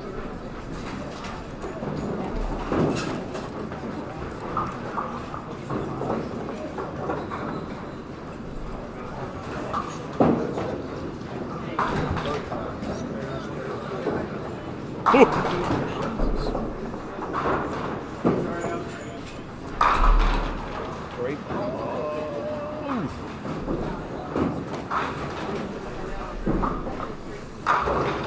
All right, here's Abby Schlein on Lane 17, this is her 8th frame. On a strike, going for the double. Look at that.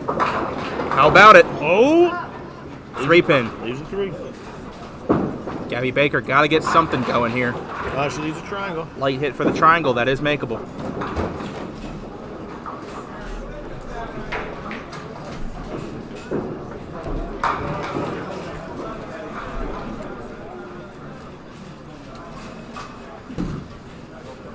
Gabby Baker going to shoot first at her triangle. She's got to get a mark on the board. Leaks it left, open frame. Abby for another 20 box. No. Just barely misses. One of her first mistakes. Misses left. Gabby comes back for the 10. Scoops 10. And Abby just takes it. 10 out, a very strong 137 in the 8th, and she might be trailing. Might be. See what happens here. Great ball, Matt Buckingham pouring it on now. 20 box. Up 29 and the hit. And John drops 9 on his spare. Nice ball. 125 through the 7th. A spare here would give John Green the lead. Would be down 2 up a hit.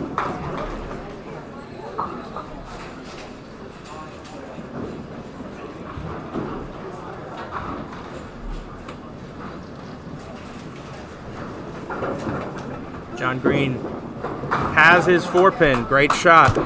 All over it. And we've got a 2-pin game and a hit for John Green. This is his chance to take the lead. It was 4 consecutive 20 boxes for Abby Schlein, then a 19 box and 10 out. Very strong score, but hasn't caught the double. John has caught the double, and now he's got the opportunity to take the lead. It's an exciting match. Matt Buckingham for the double leaves a 4-7. Here's John Green on 17. There he goes. Right in there. 7-pin. And he's going to leave that. It's going to stand. I don't think the belt's going to help him here. He drops 9. He does take the lead in the match by the 7. By 7. John Green's up 144, 137.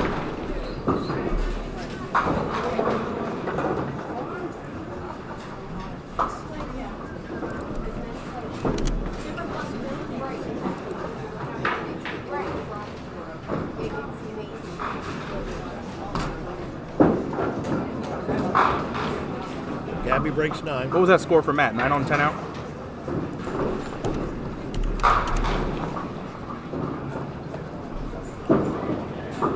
John, no. Whiffs.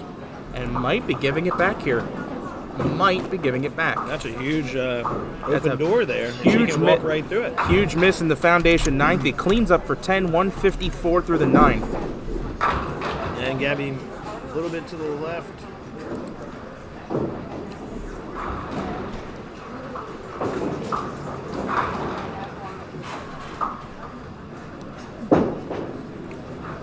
She's on it for 10. Makes it for 10, but she is very quickly now running out of frames.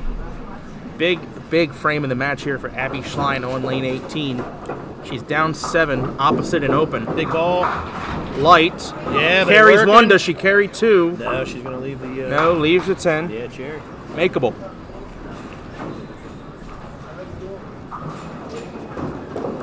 Big ball here.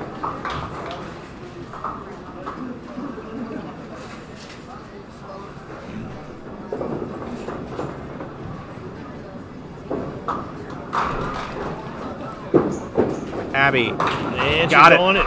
Big mark there in the 9th frame. Right We're going to have a fun finish here. Abby down 7, up a hit. It's high scoring and razor thin margins. Huge score. Good ball from Gabby, 5-pin. Nice ball again. Kind of had to have a strike there to have any chance. It's going to be Matt Buckingham over Gabby Baker in that match. The question is just what the final score will end up being. But the one to pay attention to here is on 17-18. Abby Schlein down 7, up a hit.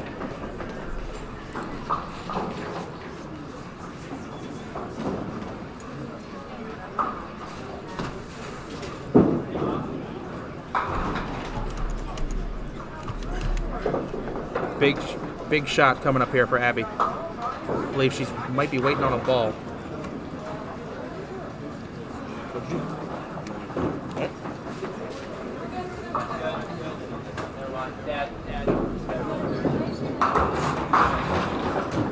Buckingham with a 10-pin lead.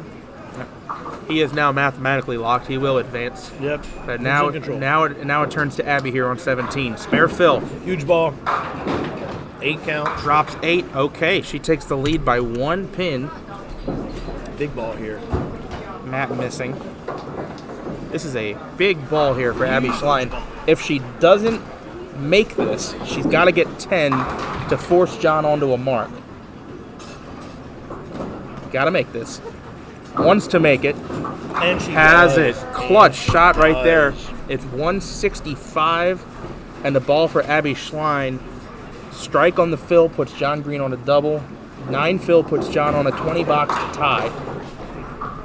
This fill's huge. This is a very Puts all the important fill pressure shot. on, John to do his job. A rulebook shot there for Matt Buckingham.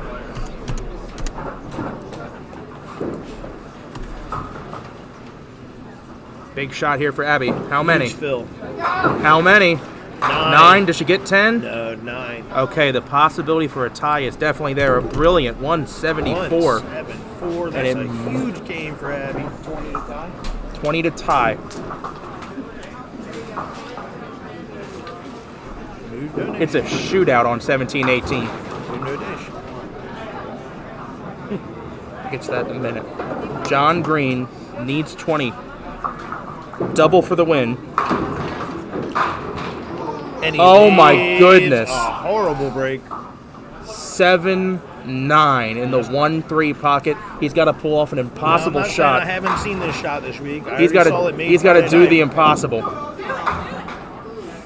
That's an incredibly bad break at the worst possible time. And that's going to do it, folks. 164 is just 174, 164. Abby Schlein Great bowling by both over bowlers there. John Green. Wow. Great bowling. That was phenomenal. Actually phenomenal. By both of them. John put it there. It's just a bad break Nothing at to the be bad ashamed time. of there. I mean, Abby just had it, caught the extra mark, and that was the end of that. Abby rock solid on the 4-7 though when she needed to be. Oh yeah, no nerves. Put it where she needed it. Every 9 ball. more. I might be a pin or 2 off, but I believe I have calculated 153 for Matt Buckingham. The point remains that he's going to move on. I might have made a scoring error somewhere. Sorry about that. Be careful about going over the ball rag when you're going across. Like walk behind. Okay. Because I've already heard the complaint. What's the problem? I don't know. You might have thrown some people off to your left. They were like, "Oh, why is he doing that?" I'm just giving you a heads up. No big deals. Good win though. Let's go. Keep it up. Final I don't know score who you there, know. It's gonna, I guess you're 153 to 106. Matt Buckingham over Gabby Baker. Give us a few minutes here, and we will be coming back at you with coverage of the quarterfinal round on that Southern Duckpin Bowling Channel, Duckpins Forever. We'll see you in a minute.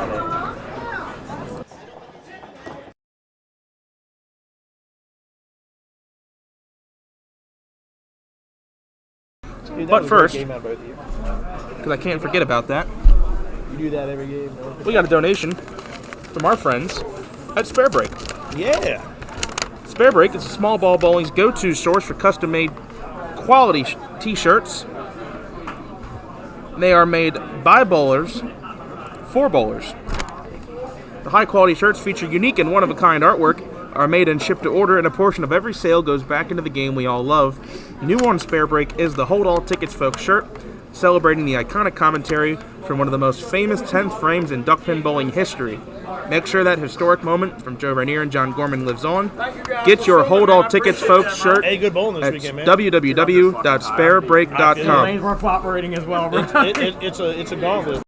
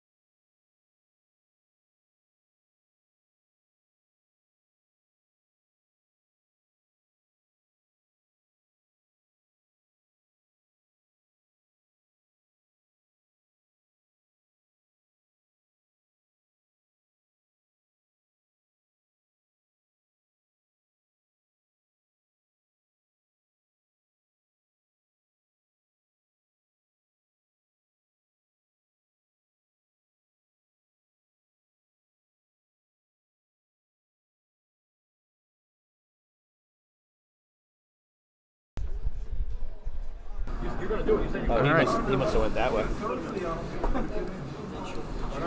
Whoever's in the PO, I guess POA. Quarters, baby.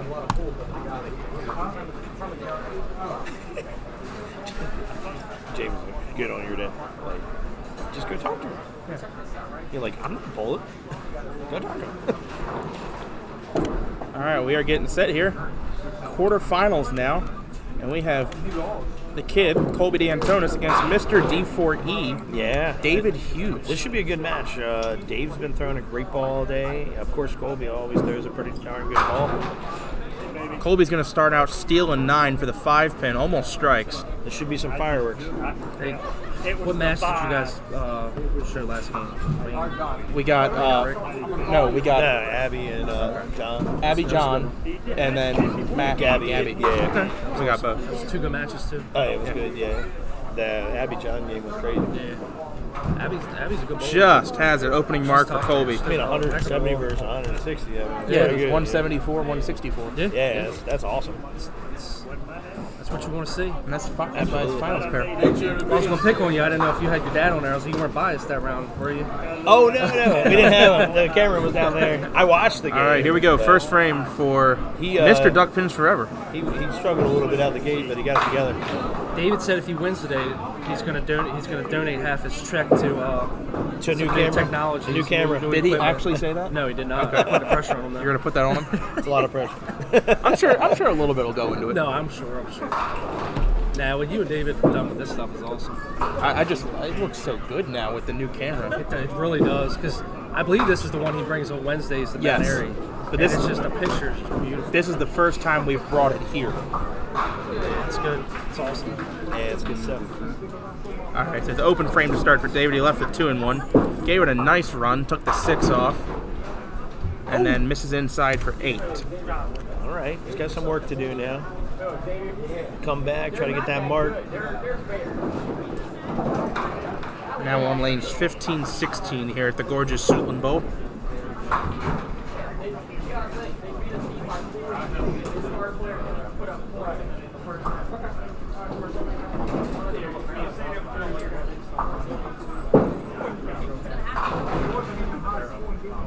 Here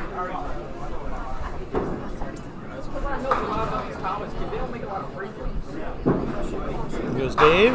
Oh, he's in Brilliant there. ball. We'll give him a replay on that one.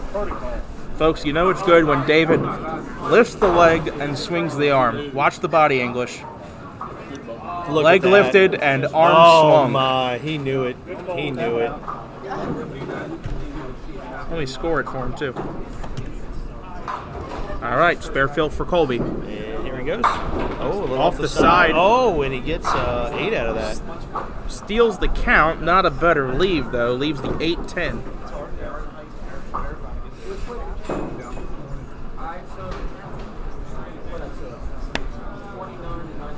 See what he can do with this mess.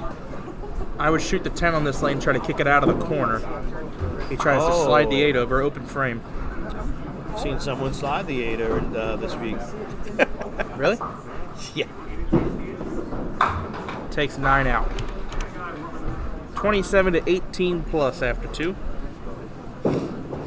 Call it a tie game.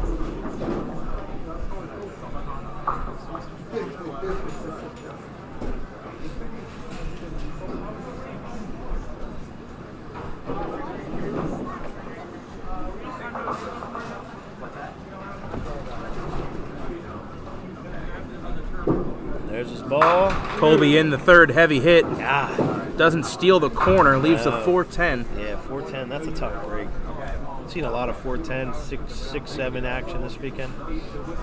They're just tough breaks. He's going to try to kick this off the cushion, perhaps. He's on the right lane for it. Yeah. Catches it too full into the corner. Open frame again. And breathe a sigh of relief there if you're David Hughes. You don't see... Now David can lick his chops and maybe come with a huge double here. Anytime you're bowling Colby heads up and he takes a trip up to the lanes and goes open, that's absolutely that's a win. That's a chance for you.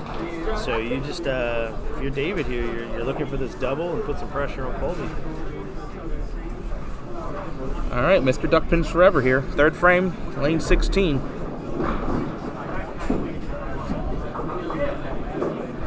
for the double. Loved it and got it. Go God. David Hughes. It's David a carbon Did copy. you see the fist pump? Watch the leg. Lift the Look leg. at the fist Swing pump. the arm. Oh my God. Double strike David Hughes. That's big. That is huge. I Double told you. early Take in the match, advantage, and he's take going to pull advantage. ahead. Let's see if he can do the unthinkable here and drop the trip. And I promise, if he puts this one in the hole, you're going to see some emotion out of him. Yeah. Not that you didn't on that one, but I saw some emotion. The fist pump was glorious. guy loves these opportunities. We love having him on camera, too. Love having him on the other side of it. Oh, Connor Wiener's in there, baby. All right, for the triple. He's got a chance. Oh, that's in there. Oh, no. God. Taylor Swifts it out of the middle. Taylor 2 count. Swift. 22, baby. Still has the lead. Only by 3 in the second frame. This is the difficult ball, though. You got to get the wood here. That was the worst sound in duck pin 1-5. It is the worst sound in duck pin bowling. Yeah, that was hard. All right, let's see what he does. Gives it a bid. All right. Yeah, it's a huge All right. 7. Huge It's a 7. 7 count there. Thank you. All right, well, hopefully you can clean 2 of these up.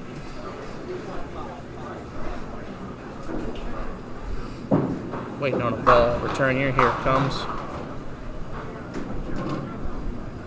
David, a 10-pin lead. Not the worst thing that could have happened there. No. I mean, you'd love to. You'd want more. You'd love to get, leave that split that he's got up there right now after the first ball. That way you get 7 on the double, but.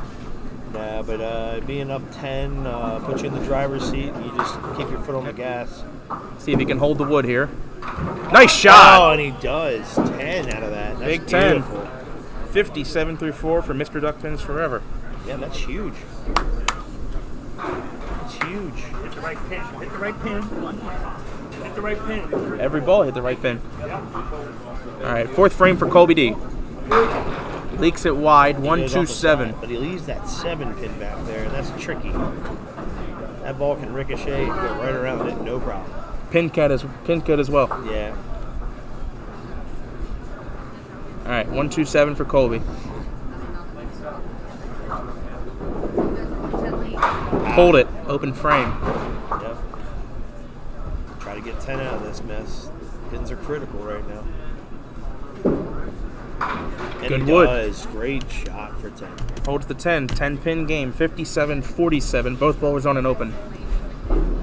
4 down, 6 to go. And 2 matches after this one to determine a winner. This is the quarterfinal round. We're down to 8 bowlers. Started with around 170.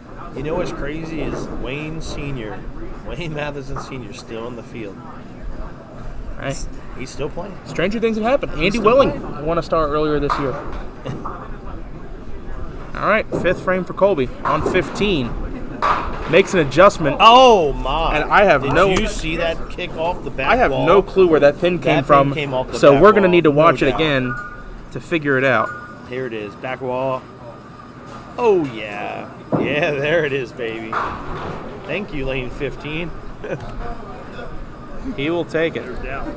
And good time to get one. Yeah. See if David can answer. Yeah. Try to put a little pressure on David. He's been throwing a good ball all day. I wouldn't be surprised Dave answers.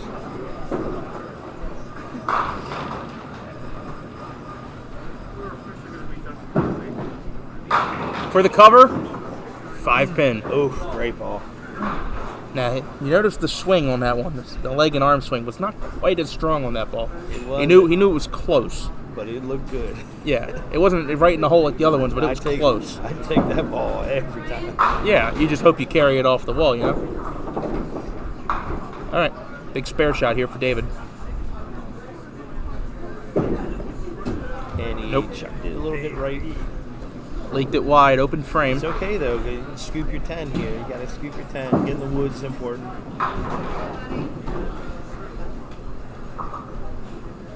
There's the wood ball. Left. Sherman He will said he take didn't care of want it. that one. 66 half for David Hughes. All right. Yeah. Oh, but you still got, that's a great. Got out of the division. Never had it before.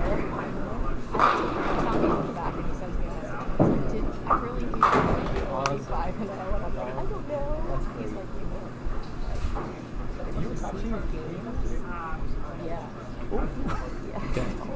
Getting started the second half here. David Hughes on 15. Left. No. I will. Chops 4. Okay. Takes out the 2, 4, 7, 8. I'll see you. Take a little time here, collect himself before the second shot. I got you. Try to throw the comebacker here.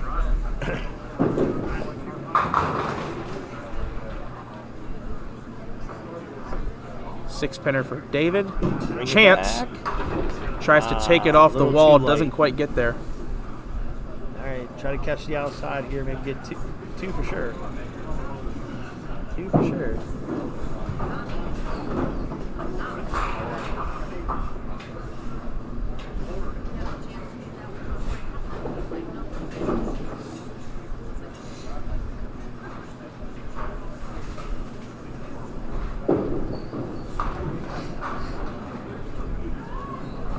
Now Colby's licking his chops, trying to take advantage of Dave. Let's see what happens. Wood ball. Get 2 more for a 9 box. Get to 9. So 9-9 on this trip to the lanes for David Hughes. I think you're going to see Colby try to pump this one in there and make it a match right here.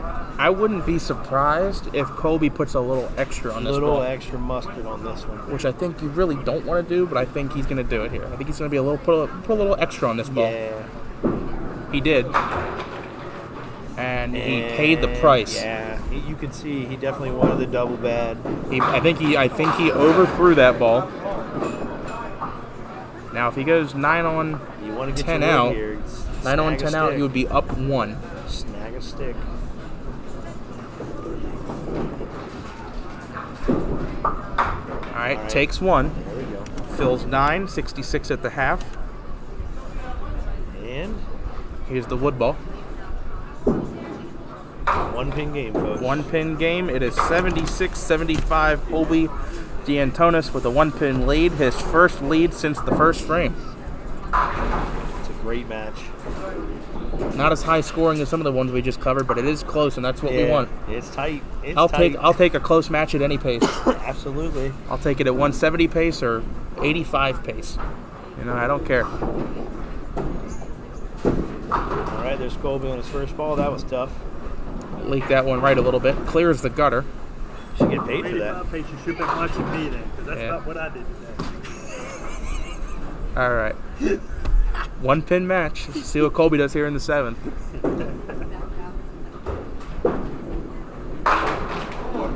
goes to the middle.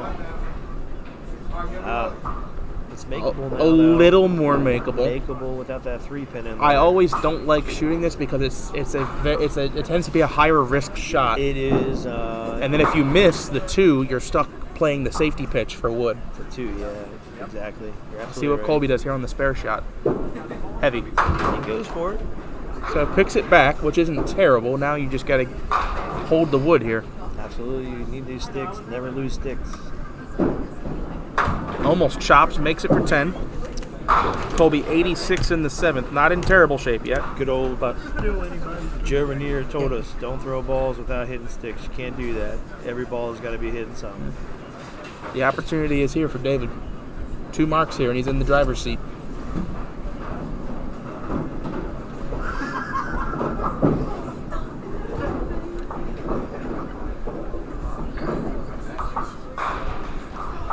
There you go. Heavy, And breaks it he up, gets the and mix. gets the strike. And Fist he gets pump. the huge fist pump at it. We're going to watch that mix again. He got the mixer. Watch it heavy. Starts out 2-4-6. There goes the 6, the 2, and the 4. Wow. Big strike in the 7th frame for David. Has yet to spare in the game. Caught a double second, third, and then has just put a strike up in the 7th. And you know with what's on his only mind. and And with you only know that, what's on his mind right and now. with only that, he is in the lead. He is thinking double here. He's thinking foot on the accelerator. But I have to keep my foot on there because Colby can do anything at any time. Still got to make a good shot, though. Can't overthrow it. Looks good. Oh, and there's that sound again. We all 1-5 again.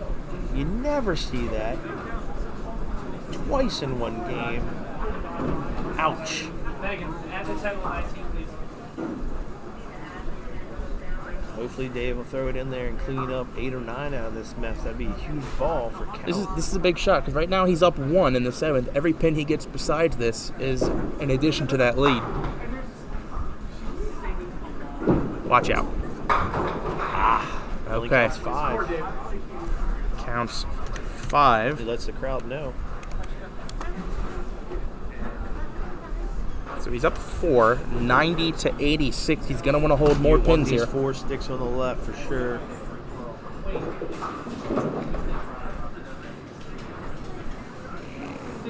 Yeah, at least. Easy, yeah.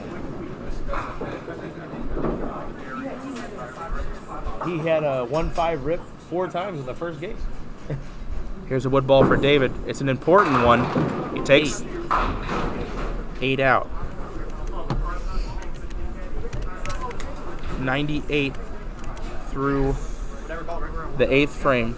Keep chucking, Hoss. Keep chucking. All right, here goes Colby. Huge frame here for Colby. Got to get a break or throw a strike. And he rips through the middle. He looks distraught a little bit.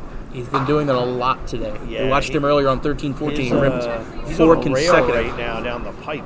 He's got to get the pins, though. Got to get the pins. And that's what you don't want. You don't want one. That's a horrible break, I'll be honest with you. It is. Tries to play it off the wall and ends up going 2 pins in between the 4-7. Now I got to make a tough shot for the wood ball here. Yeah, this house almost plays true. Oh my goodness. God, it goes 7 box. That's 3 object pins for a 7 box. It's 98-93. This house plays true to, you got to put it between them. You can't go You gotta off crotch- the walls like we normally like to do. You got to crotch the pins. It is a 5-pin game. The lead is David Hughes. This is huge. This box right here sets the tone. Yep, absolutely. And Colby's going to want some kind of paint on the board here. That means a strike or a spare. Absolutely. I totally agree with you. Some kind of paint. Here we go, 9th frame. Heavy again. Breaks up the 2-1. Ends up with just a single.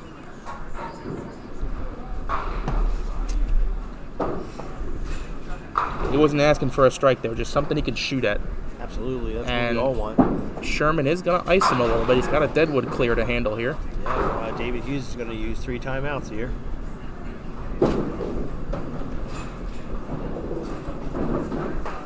Not that I'd expect Colby to miss this. This is No, but sometimes it does affect you, man, when the gutter belt doesn't take it. We'll see what happens. And like And I he said, missed. sometimes it affects you. And I think he's surprised that ball dove so hard to the left. There it is. There's what happens. And David So Dave's in quickly the driver's seat. David quickly out of his seat. He's seeing red now. He's thinking Mark here. He's thinking Mark. Puts the big pressure on Colby with a strike spare here. I think to say the least, even though David is technically the higher seed, this is an upset if he pulls it off. Yeah. All right, this is a big frame. This is even bigger than the 10th possibly. Foundation 9th for David Hughes on 16. Wide. Light hit. And there goes the 2. Oh, man. 5, 7, 10. As want 'em all. As it stands, he's at 105. He needs them all. This is not what you want to be looking at right now. Try to snag 2 out of this first shot. Maybe it goes, but 10 for sure is I what feel like you're I looking would. for. I feel like I would just play the safe 1-1. Yeah. I don't know in this situation that I'm going to go for this. Dave goes for. And Dave He's, goes 1. he's going safe 1. Now he's going to go. thinking mathematics here. He is a smart cookie, this guy. He is a smart cookie.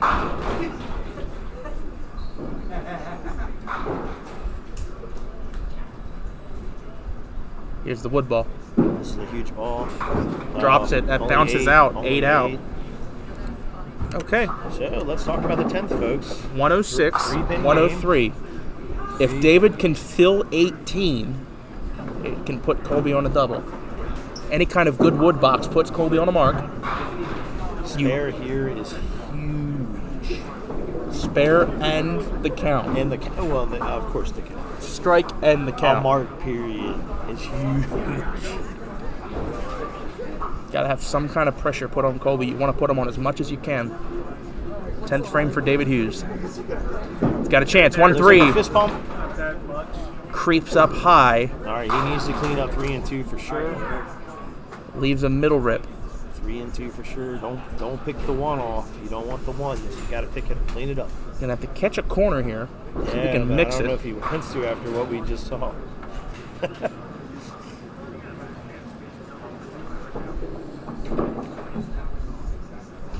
3 and 2 for David Hughes. 2-4-7 on the left, 3-6 on the right.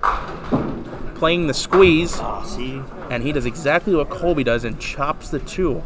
He needs Colby's to, eyes just got very wide. He has to slide this. Back here. He needs a pin now. Yeah, he needs a pin, but he wants the slide for sure. He needs 2 pins. He needs 2. Yeah, exactly. Hit 2, you put Colby on a mark. Here's the wood ball. And he gets 2. He gets his 2. Okay. So Colby's got a mark. He did the minimum that he needs to do. Colby needing 12 in the 10th to win. Yep. Marking 114. 2. He put it there. Ends up going through the middle. Through the middle at least 3 times, if not 4 times this game. Here's Colby. He laid it on the ground. 5-10. You saw it. Colby is gonna have to slide the 5-10 to win the match. This would be huge. There's no other option. He's gotta slide. This is what his weekend comes down to, folks. A slide. This is the shot that determines the winner or the loser. Colby has to slide it for the win. And that's it. All over the 5, and David gonna Hughes has walk pulled away on off winning. the upset. He's going to walk away with 9 out. And your final score, Colby D'Antonis 112, David Hughes 114. That's the least fun I've ever had. Oh, yeah? Mr. Duckpins Forever with the early double, even with bad count, was the difference maker in the match. Low scoring, but it was back and forth seesaw the entire way. It was. How's your heart rate, Wayne? I'll tell you what, man. Even How about the gallery behind me? How we doing? Oh my goodness. It's up there, huh? Even the scores was low. It was a barn burner. By the way, Matt Buckingham and James Simon, pretty much your winner. I didn't catch you between Chad and Ryan. Ryan, I think Ryan used one. Ryan won. Really? Because Chad was throwing a freaking lights out ball. Yeah, but last that's 3 games. It's 157 to 160, 153. 153. 157, 153? You know Yeah, what? I'm gonna go 57. down there. I think it's 57, 53. How can you see that? I can't see that at all. Ryan won. Bucky, that's I can't. Ryan. You couldn't see the pin. So you're gonna. You're right. You're right. You're gonna bowl Ryan. You're right. I couldn't see nothing today. Bobby, I can't see anything. That's incredible. 57. 57. Wow. I thought Chad was the best bowler out. Man, he's got good eyes. Yeah, 57. All right, folks. Let me know in the comments. What did you think of that match? I thought that one was pretty this- fantastic. That Is does that what help. it is? Yeah, absolutely. I believe that's the That's first 0-0 bracket right win in. for David Hughes on camera. Hey, if that helps that much, maybe I'll just go have one. If that helps your eyes, I need to do it. Mine are in bad shape, man. All right, what are we looking like? I think you are. Let's go, Hoss. Let's go. Represent Let's go. Yeah, wherever you feel like you're bowling from. Walkersville, Mount Airy, Duckins, whatever. Somewhere Western Maryland. Yeah. We're down to what our last. Down to 4. Who did? Your next Who did Wayne Madison bowl? matchups, final 4 will be Ryan Muse, David Hughes on 7 and 8. David, you're the higher seed, and then on lanes 15 and 16 be James Simon, Matt Buckingham, and Matt, you're the higher I think. seed. I think. Who do we want? James wants to bowl my dad. Just Want reset James whenever Matt? You were both ready. Yeah. Yeah, let's do Do James Matt? Yeah. Well, it's right here. So, look out. Look out for these fireworks. This should be good. James, are you higher seed? Matt is. Oh, okay. You want to go watch David? You want to go sit in the corner? Did you bowl my dad? No? You said, "Hey, let me tell you something." I tried not to let it bother me, but it did catch me. Yeah, I told him. Hold I up told him. on 7 and 8 real fast. I said, "Man, you're messing up James." All right. Yeah, me and both of them. Because he did twice. Yeah, he was just like, "I gotta bowl there." I think because the guy. Matt, had his you wanna go foot- first or second? Foot up on the chair. He had you're a on the tough right? time coming around. So he was like, it's just easier for me to go across. It would have been fine. It was just bad timing. Yeah. What was the score of your guys' game? I couldn't see I it. had 55 and 25. Oh wow, 55. That's a good game, man. All right. Man, he made the final. The old bull final 8. I think this is gonna be a good final, no matter who we end up with. So Oh yeah, absolutely. That other match is either gonna be David Hughes or Ryan Muse in the finals. I'm telling you, Ryan Muse this weekend has thrown the heck out of the ball. And I can tell you, as someone who's works where he bowls, he's been coming in on the weekdays a lot, putting in the work. Put it in the work. And A we lot. talked about this weekend. You know, some people just you're not born with that talent. You got to put in the work. And yeah, that's awesome. It's paying off. Final 4, great weekend.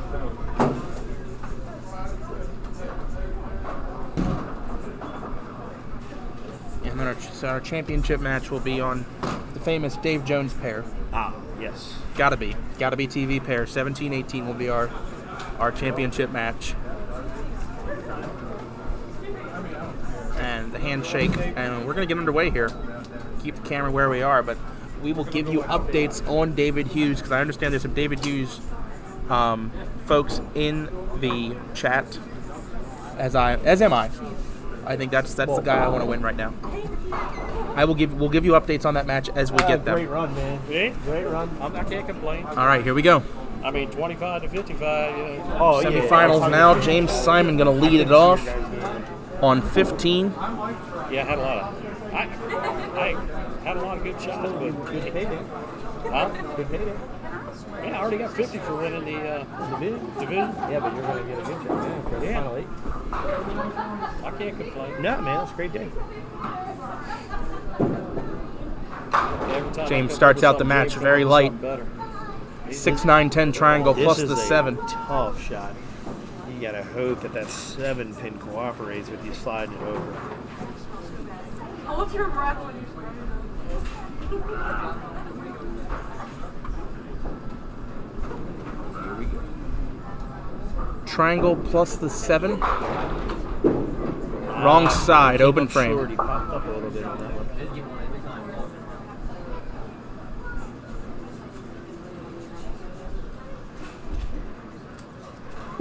Wood ball is wide right of the object, 8 out.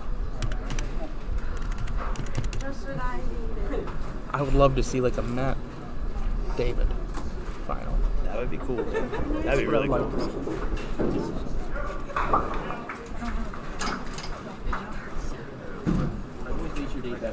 Look, but John just made my day.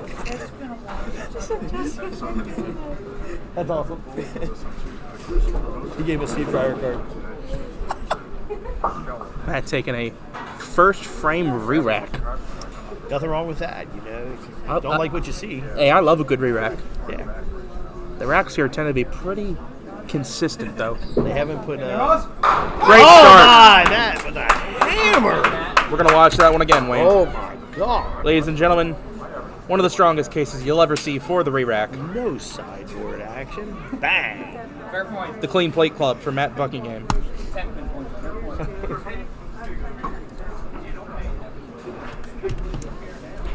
You're right. He's going to have to re-rack 16 again. A little gamesmanship. He might leave that for his down, so. little gamesmanship. He might leave that for his opponent. Maybe so. Maybe No, he's a nice guy. Nah, he's going to do a little housekeeping. No re-rack on 15. He's going to shoot him as is. On national TV, you do get two. You get 2 a game on national there's TV. no shot clock on duck pinners yet. This ain't the MLB. We ain't that fancy. We'll be here all day if we need to. All right. Through the middle. 2-4-7 on the left, 3-6 on the right. We've just seen this a couple times in the last match.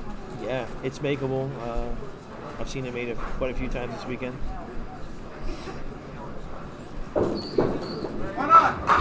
Nice try. Bounce Oh, out. wow. And he- Doesn't and he get there. gets 9 count on the strike. Nice 11-pin lead out the shoot. 19-8.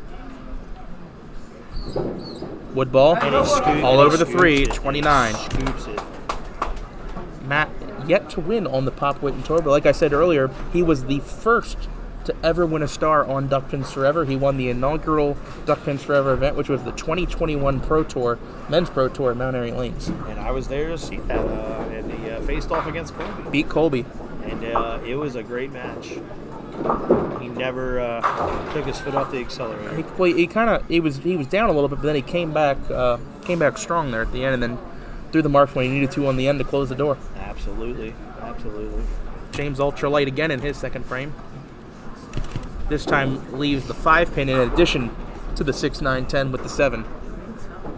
I believe David Hughes nicknamed this the Walkersville Special, but I feel like that's kind of not nice to Walkersville. Nice try at that, James. Never left that at Walkersville. Maybe I don't bowl there enough to know. Lanes 9 and 10, maybe they're tough, but so people the rest of the house is great. You know, people complain about 9 and 10. My all-time high game is on 9 and 10, 238. Jeezy peasy. And it's I don't know how you did that. It's the last game I ever bowled on 9 and 10. I probably should never bowl there again. Yeah.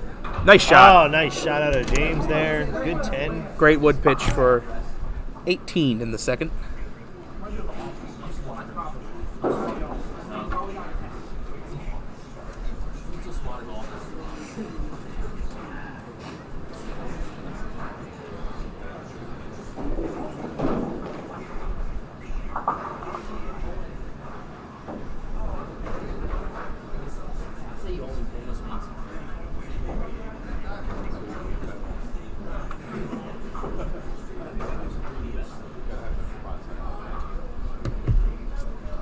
All right, third frame for James Simon, lane 15. Left out of his hand. Oh, that's smart bowling there. Blessing in disguise, though. He leaves the 1-3-6. Yeah, nothing wrong with that. Just scoop that up and move on. Some nice viewership. 160 viewers for a semifinal. Love it. Nothing wrong with that.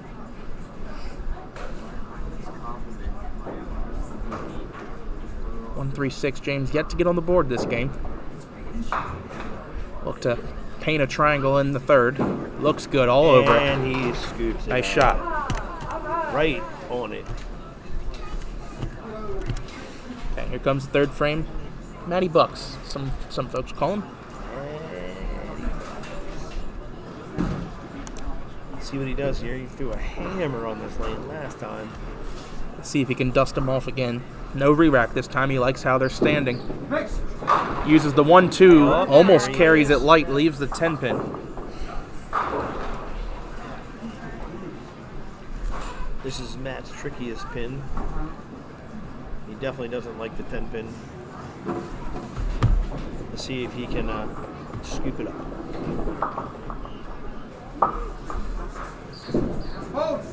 And it does just hold on.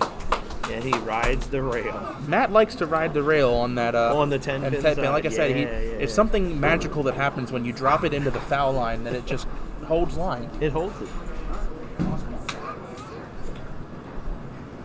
Yeah, no shot clock, so he's coming back here to get a sip of water to fill it out his score sheet. Fill out your score sheet. It's like he's using his summer pass at Dundalk or something. Can you say calm and collected? I think he is. He's in his zone. He's in his own element. He's got his process. Yeah. Sip of water. I do what I had to do if that's what helped me win. Chicken tenders. He's a simple man. Simple strategies, but they work. There he goes on his count ball. Looks left. Pacific Ocean's that ball for 6. There's definitely a dent in my car. 45 through the third, but a makeable shot. A little more difficult than the typical 7 off the side. Got to carry that back pin. Chance. Heavy and got it. But like they say, leave what you can make, and he scoops it up. No issue. And he sure did. 55 plus in the fourth for Matt Buckingham. He's just putting the pressure on James here.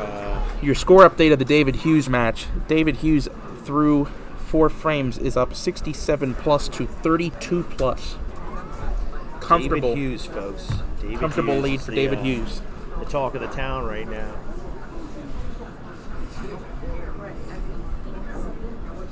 James Simon on the spare. Rock solid, leaves the 10. Wow, ringing 10. That was a great ball. To cover up the spare here, would be trailing by 8.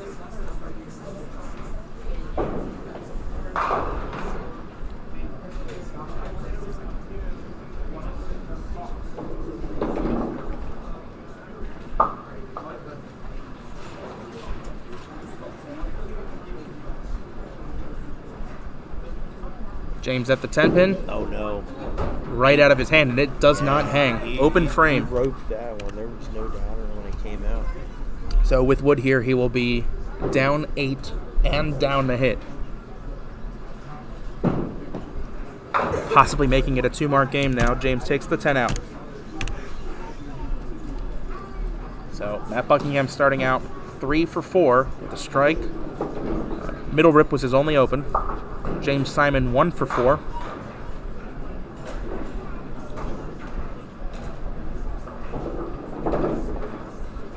Two ultralight hits to start the match, both splits.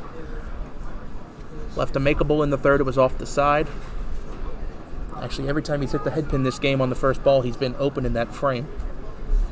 He has to rebound from last frame, no doubt. Yep. I want to put something up on the board here. Heavy hit through the middle, 3 and 1. He has to collect himself here. Matt's licking his chops, though.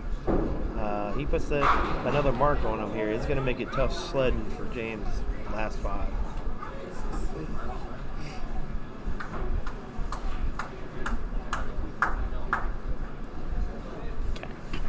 2-4-7 on the left for James Simon. Got to send it over into the 3. He gave it a ride. Doesn't quite get there. Open frame. Got to scoop that wood here and finish this game up.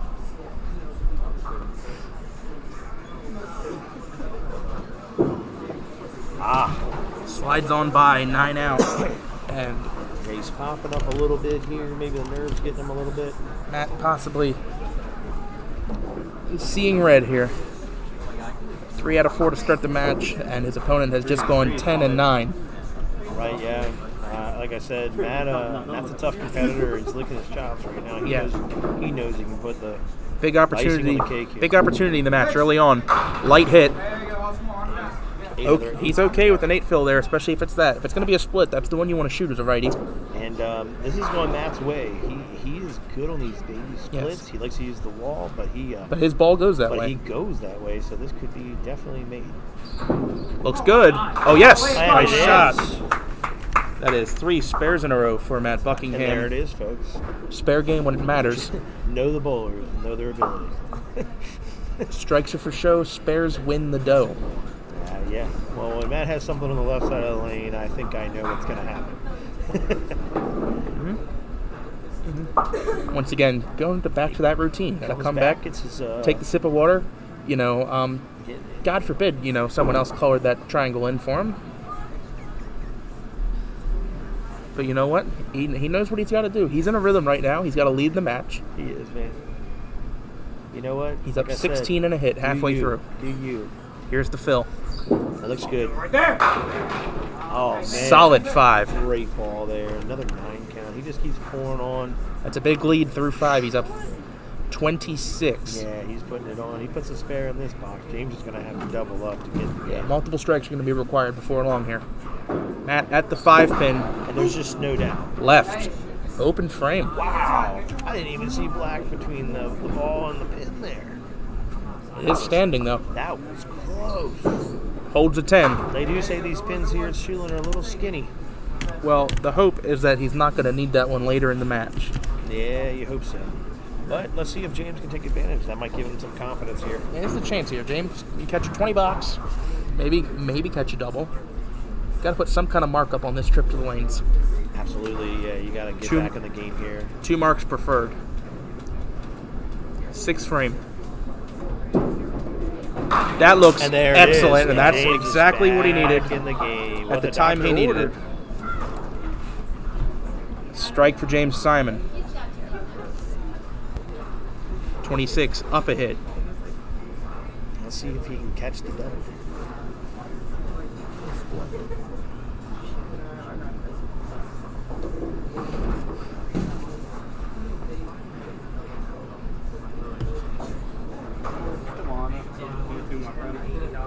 The 3 and 3 to get 330. Even hits. Okay. Oh, no, I remember That other match, David Hughes with 3 frames to go, up 21. Neither bowler on a hit. This is James Simon out in the 7th frame. Really needs another one. He needs it. Got a cross. It doesn't cross. Checks up high. Leaves a 2 and 1.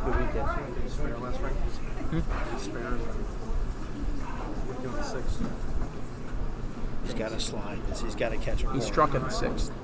They haven't filled it in.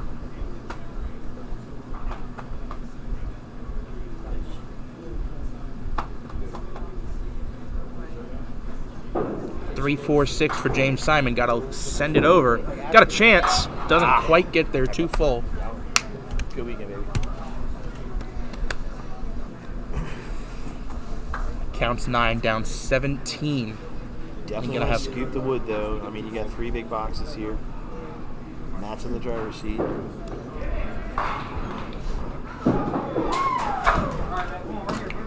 Covers up for 10.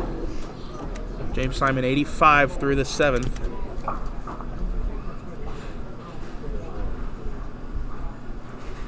And James is waiting on the ball here. Ball rolled back down the gutter.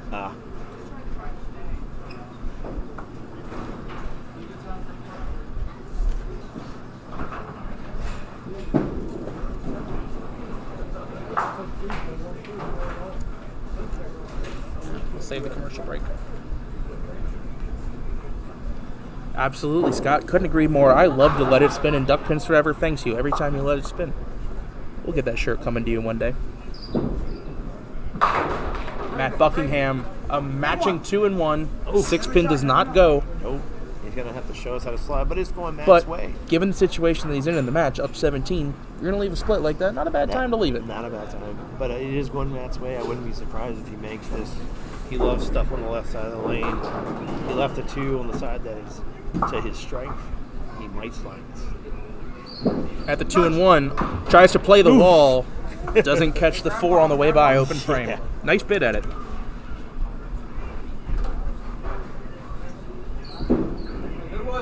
Nine out. Scoops 9. Only drops 1 pin there. He's now up 16 with 3 frames to go. It's a 2-mark game. Matt ahead 101 to 85. Comes gets his ceremonial water.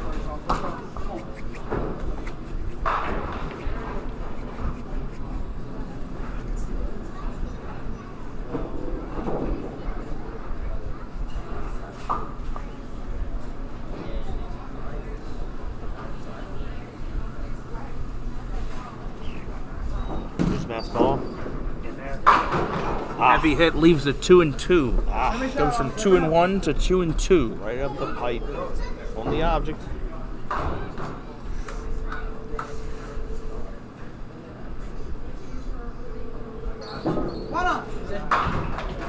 Oh, he tries to use the good old back mat there on 15.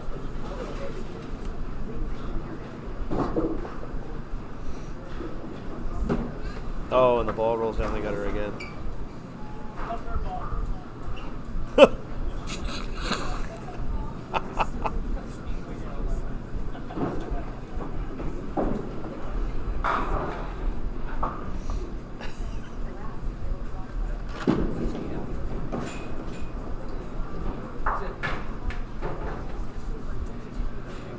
All right, let's see if you can scoop his 10.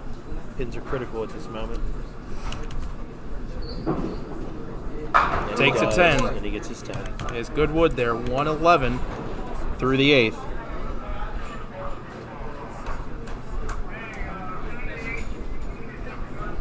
All right, let's see what James can do here.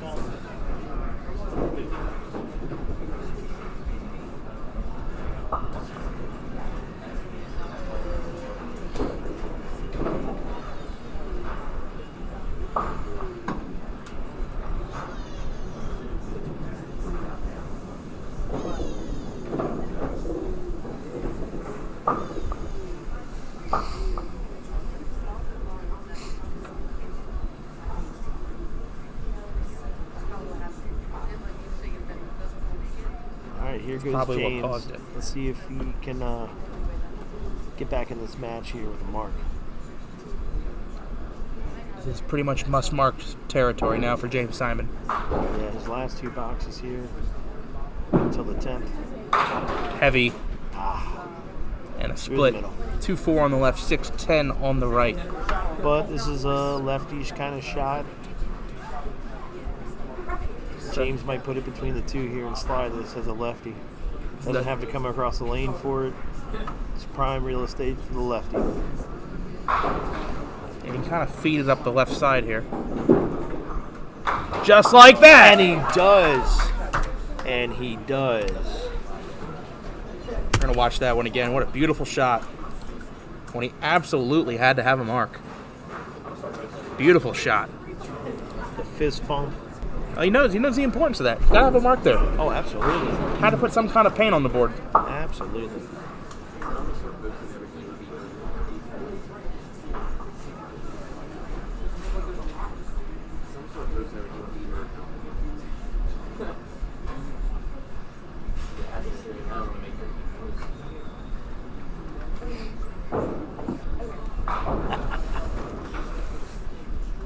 All right.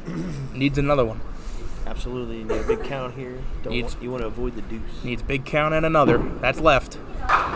Beats the side. How many? Oh, and he gets 9. Leaves the mixed league single. Hold on a minute. Could even go off the lip. Oh, man. It almost Does it roll around? No, it's going to stand. Yeah. Okay, but that's the count he needed. Davidson. It's down to 7 pins.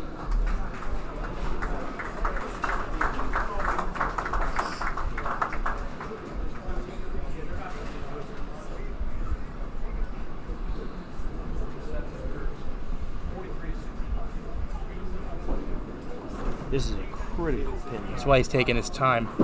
He's got it. And he's got it, folks. Big spare in the foundation there for Jim Simon. The game's tightened up at 7 pins. Now Buckingham has got a little pressure in his corner. You better root that boy on. Let's see what he can do here. There goes Matt. Better make some noise for him in the final match. Oh, and he goes through the middle. This game might turn around right now. Yeah, this is that's 2-2 again for Matt. Exciting 9th and 10th. James Simon with that big hit in the 9th. That was a huge hit. Matt picks the one. 3. Gotta hold the wood now. Gotta scoop the 2. Gotta scoop the 2. This game's just flipped on its head. Only 8. 8 bucks. Okay. It is 119, 114 plus. Matt Buckingham only up 5. He is down a hit, and that hit is looming very large right now. You know what, though? He's been here before. He's put a star on his back. I expect him to do what Matt does in the 10th. Give you a 20 bucks and put the pressure on James.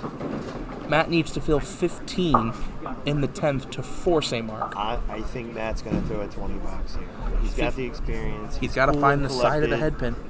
I think he's going to do just fine. Got to find the side of it. Here we go, 10th frame. Oh, wow, and that was a great the ball. 9-10. That was a great ball. Horrible break. Man. If he gets wood here, it's 129.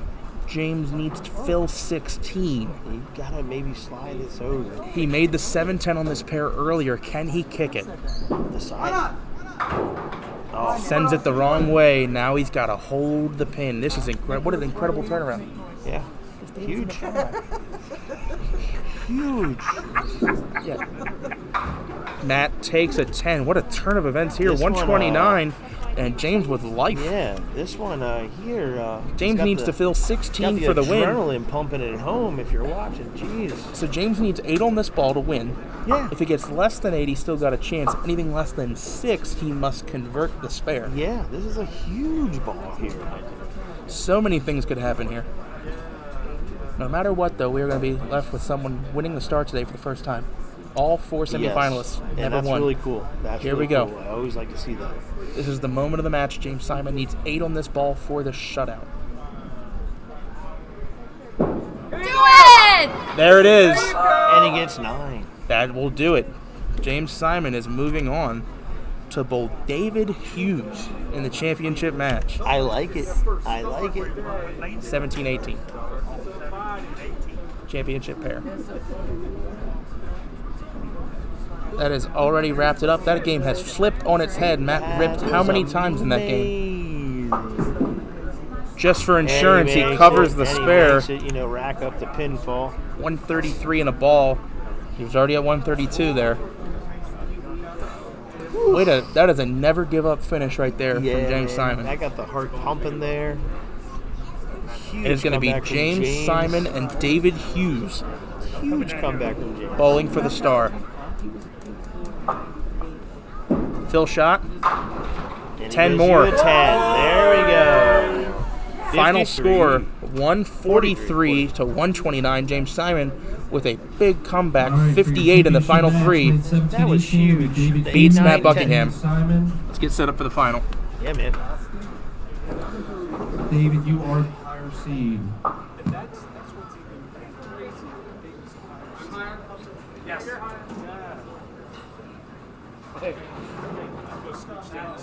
All-Mannery final. Yeah, final. Yeah, all-Mannery final. He's in my bed. Sure, yeah, probably not. Probably not.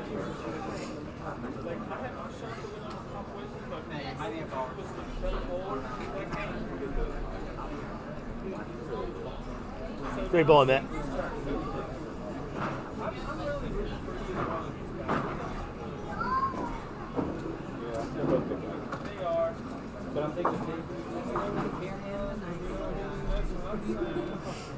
I'll see you Friday. Yeah, man. Great bowling this weekend. Thanks. It was awesome to watch. Yeah. I wish I was in there with you. That would have been. But yeah, it was fun to watch, man. That match with you and I was a great match. You can't complain about that. That was Look okay? sweet. I guess we don't know. Yeah, I'll see you. Great ball, John. Good ball, John.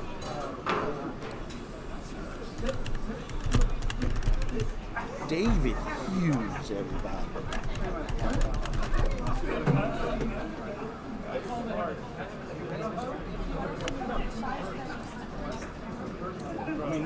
Told you he was trying to get a ball all weekend.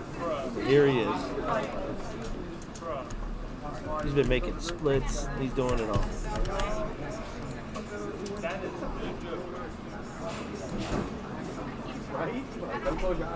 All right. This is it. Would you have ever imagined these two were going to be in the final? James Simon, David Hughes. A battle of Western Maryland. It is, yeah. Yeah. Lefty versus righty. A Western Maryland battle for the DC Star. Yeah, I like it though. Here we go. James Simon to start the match on the famous Dave Jones Championship pair 17 and 18.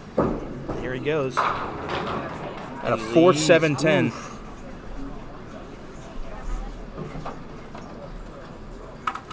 I can tell you, I promise you, there is a strong supporting group back here for David Hughes, and when he gets his first mark, you're going to hear him. Yeah, I can imagine that. Like when the ball's hitting the pins, you're going to hear him screaming them down. I can imagine that. Should make for a good atmosphere here. James Simon at the 4-7-10. Heavy on the 4. Yeah, that, like I said, those two pinners on the outside have been tough. David, the higher seed, choosing to start second, finish first. Everybody has their own technique in the that they like. Some people like to go first. Some like to finish first.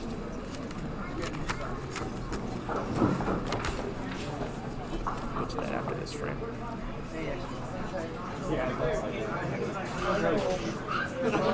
There goes David Hughes on his first frame here. First frame for David Hughes on lane 18 in the championship match. David Hughes, Mr. Duckpins Forever, in the championship match. 8 for James. And he gets a carry. He's a 2-pinner. David starting out, good ball for the 6-10. Mixes it up, catches a break. I believe he was left with the 2-2 there. Yeah. Trips out the 2-4. It was nice. 6-10 for Mr. Duckpins Forever. That is the David Hughes. No, open frame. Just barely. All right, we'll scoop your 10 here. You pick up 2 sticks without a mark. There's nothing wrong with that. This is a guaranteed first star for whoever wins the match. David Hughes starting out with a 2-pin lead. Up two. 10 in the first. All right, let's see if he can come back. We just received a donation from our friends over at Spare Break, Small Ball Bowling's go-to source for custom-made t-shirts and merchandise made by bowlers for bowlers. The high-quality shirts feature unique and one-of-a-kind artwork, are made and shipped to order, and a portion of every sale goes back into the game we all love. New on Spare Break is the Hold All Tickets Folks shirt, celebrating the iconic commentary from one of the most famous 10th frames in duckpin bowling history. Make sure that historic moment from Joe Rainier and John Gorman lives on. Get your Hold All Tickets Folks shirt at www.sparebreak.com.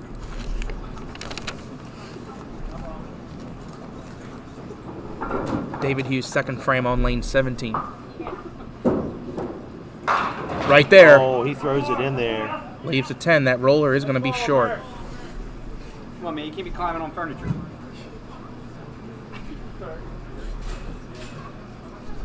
David hasn't liked the corners today.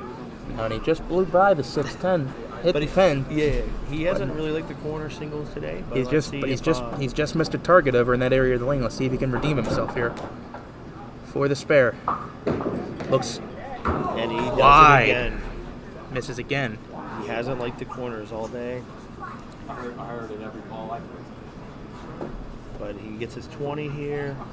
No harm, no foul. It's a 9. There he goes, 9. Thank you, LA Arch. Scott, I agree. It's a legendary slogan. It's on a nice shirt, multiple colors. It's a very high quality product. I promise you that. Sparebreak.com. Okay. As James Simon respond here in the second and third.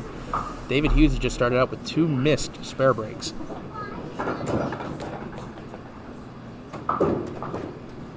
James cuts a duck.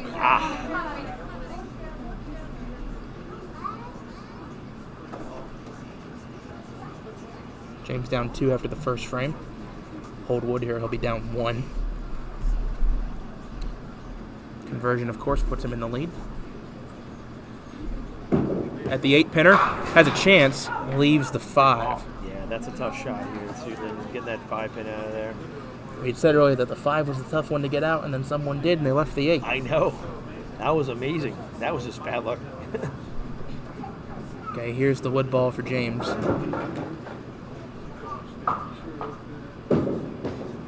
And holds a 10. We are 19-18. After 2, the lead, David Hughes by 1.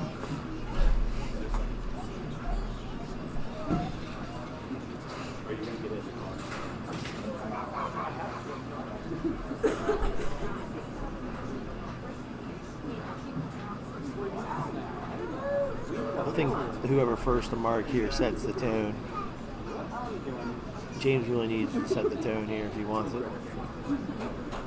James, I believe, waiting on a ball to come back. Yep.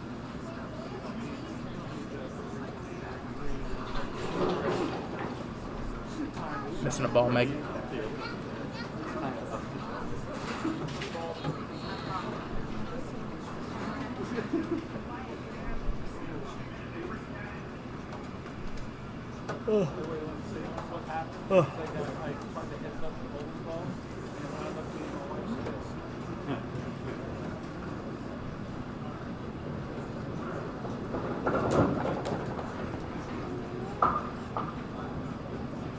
Balls are returned. Here we So go. we are 4 boxes in. 2 for each bowler. No marks. Yeah, like I said, whoever starts to mark here is going to set the tone.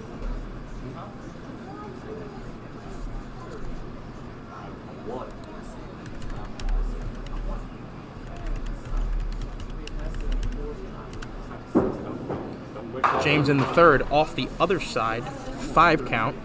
1, 2, 4, 8 in the center. 10 pin on its own. This is a tough shot. On the right. This is a tough shot. Because you can pick the head pin off the way he comes in. He comes in left to right. You don't want to creep up high on the head pin.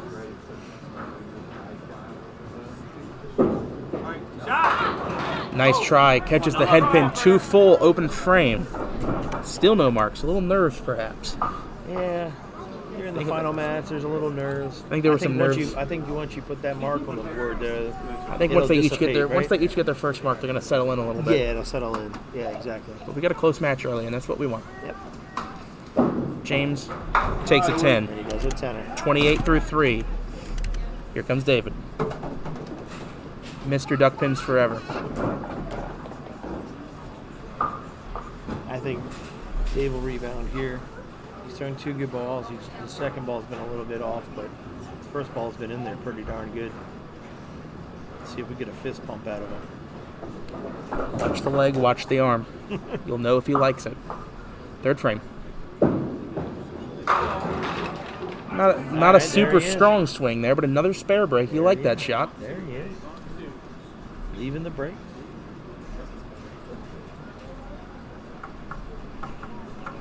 .47 for David Hughes. Something on the other side of the lane. He shot. I think he likes this side. I think this is the side he prefers. 4-7. Come on. Yes. There he is, folks. There he is. Now he sets the tone from here on out. David with the lead by 1 pin, 29-28, and that all-important spare fill coming up here on lane 17. Yeah, that was important to get that ice broke. Yeah, they have broken the ice now. He throws a strike here. That'd be huge.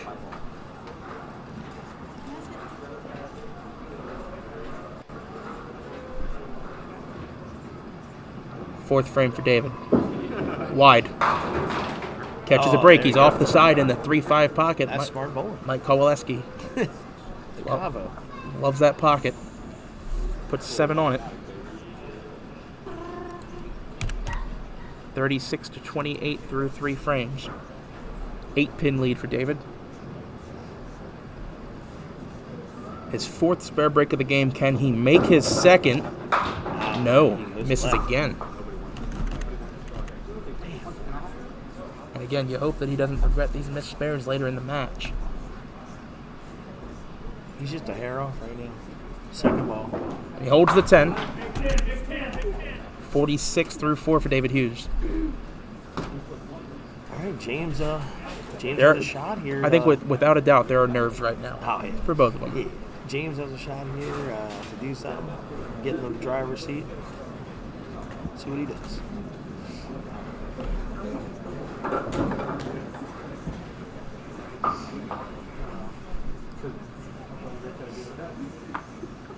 Fourth frame for James Simon.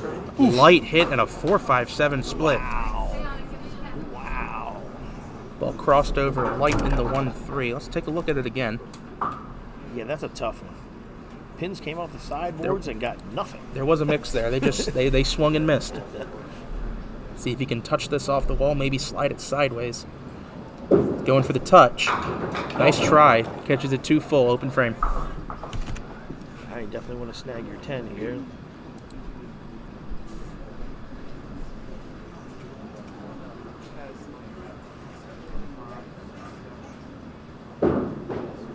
And drops a pin.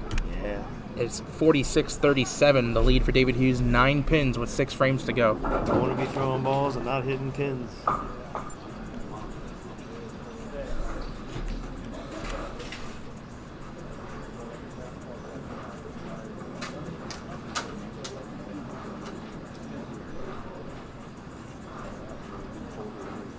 See if he can rebound here.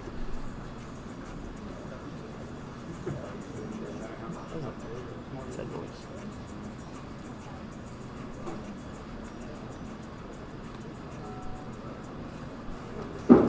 Fifth frame, leaks it left, 1-3-5. Makeable though. Got to catch that head pin up high. Wouldn't trust a wall banger shot here. This is a tough shot. You've got to come in heavy, or that 5 pin's just going to be looking at you in the face.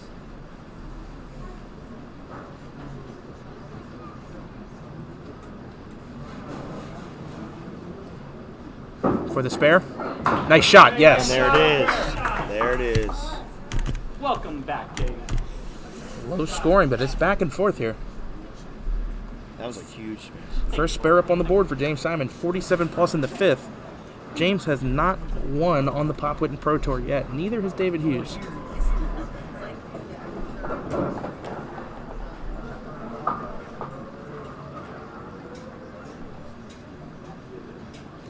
All right, see if David can answer here. 5th frame on lane 18. Wide. It worked. Needed that one to stand, and it doesn't. 8-9. Well, we've seen this made on camera before. Let's see if he can pull a mat out of his pocket and slide one of these over and make this.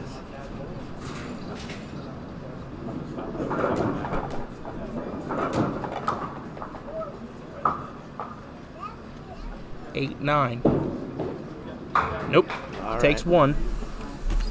Game is going to tighten up after 5.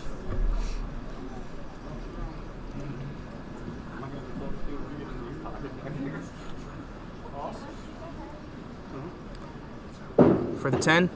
Yes. He scoops. So your score halfway through the championship match, David Hughes 56, James Simon 47 plus, 9 pins in it. Hit for James Simon. Wayne called an even game. It's an even game. Half a game for the championship. If nothing else, it's fascinating, amazing, and I think very cool for him and even me too to see Mr. Duckpins Forever on the other side of the camera. Yeah, I think it's bowling it's for awesome. the star. Not even just bowling period, but bowling for the star. That's awesome. Now you can afford that third camera with that paycheck. You know what? I think it's high time that David could pocket some money from this endeavor. Never mind the hours spent researching equipment. No. The hours I love giving him a hard time. Oh yeah, the hours in travel, gas costs. This is a labor of love, without a doubt. But we are halfway through, and not much separates them. No one is. We're one spare apiece. Again, I'll take a low scoring. I'll take a close game, no matter what the pace is. Oh, absolutely. That game. And we've had that Colby game where first David Hughes. And on this pair today, we had was a barn burner, and it wasn't the highest, but it was fun to watch. This pair today, we had a 174, 164. That's very true. Last year in the men's pro tour, Matt and Stacy won on this pair with 181. Yeah.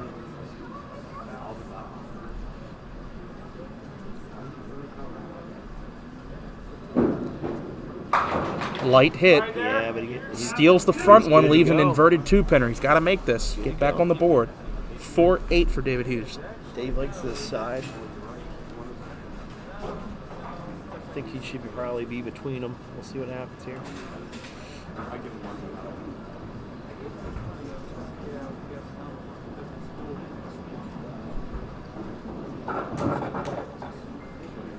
I think David's going to want to have this, given that James is up on a spare. Looks good. No, too thin. Goes light on it. Ball ran away from him in the last 10 feet. Slices the 4 in front of the 8. Got to hold every pin. The wood ball is determining the game right now. Yeah, he sticks. And he holds 10. Okay. 2 10s in a row there for David Hughes. Mr. Duckpins Forever with 66 in the 6th frame and is competitive in this game. Absolutely. He's got 4 big boxes left. You never know what he's going to do. Who is going to break out of their shell first? See what James can do on this count ball. You want to avoid the 2, of course. Give yourself a good first ball here. David has missed 4 breaks in this game. This is a big ball. Spare fill for James Simon. Light. He leaves a zigzag. Oh, it gets. Oh, no. Oh, and then it goes. So he counts 8 to get closer in the match, but he would have much rather had a 7, I promise you. He leaves the 9-10, down 56-55 at the half. That's a tough one.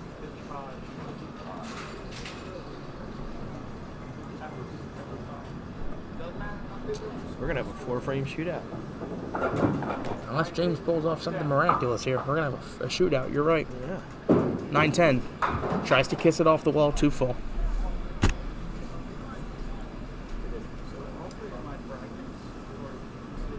All we ask is that the matches are close. They don't specify how high or low. And that's what we're getting.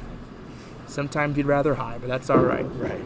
It is exciting nonetheless. It is 66-65, 1 pin in it after 6 frames. Wow. Almost a complete waste of time. Wow. 4-frame shootout here, folks. It's a 4-frame match. Who can break out? Who can run the marks together? Who can get the strike? Absolutely. Yeah. Anybody that puts multiple marks together here is in the driver's seat. A lot of pressure we put on.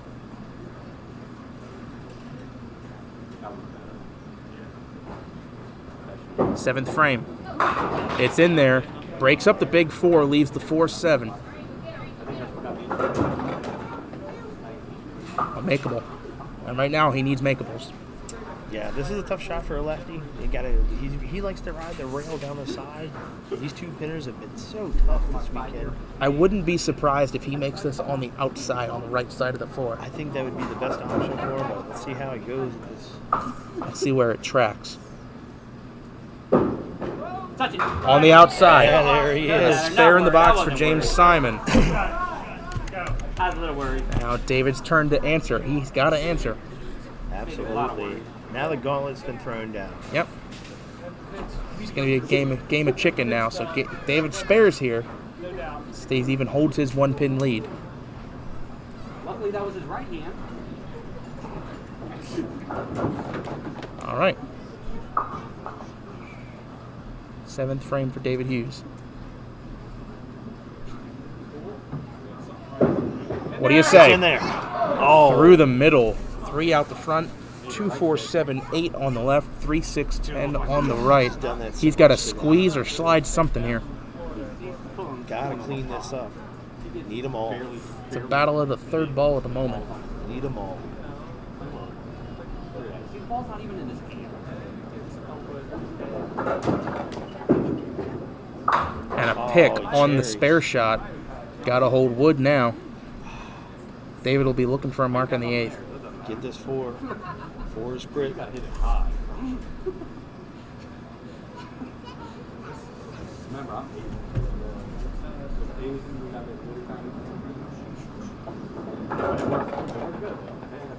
Wood ball. Get in there. Slides it. Oh, he gets 8. Ends up with 8. 74 through 7 for David Hughes. Dave needs to throw the mark here to put some pressure on James's count ball. You want to your close game here. You want to throw a mark in your second frame. You want to strike here and put the pressure on that count ball and have James push. But throw a mark on your second frame. You take a seat, and that gives your opponent something to think about. Absolutely, that's what Dave needs to give James something to think about here, or if not, James is going to be licking his chops. Yeah, you hate having to sit down after an open. I'm going to make this trip up to the left lane a mark. See if he swings the leg and swings the arm. 8th frame. It's in there. He likes it. Fall. Oh, wow, that hit hard. Stays in place, 5-8. All right, Dave likes this shot. He likes anything up the middle. Yep. I think that's what he needs right now. Something middle of the lane. Yeah. He wants to have this one. 5-8. He's down 1 and down a hit. Looks perfect. And he gets it. And he gets Spare David Hughes, his second of the game, and that gives James Simon something to think about. That's what he needed. You want to be dancing on the brain just a little bit. This ball is critical.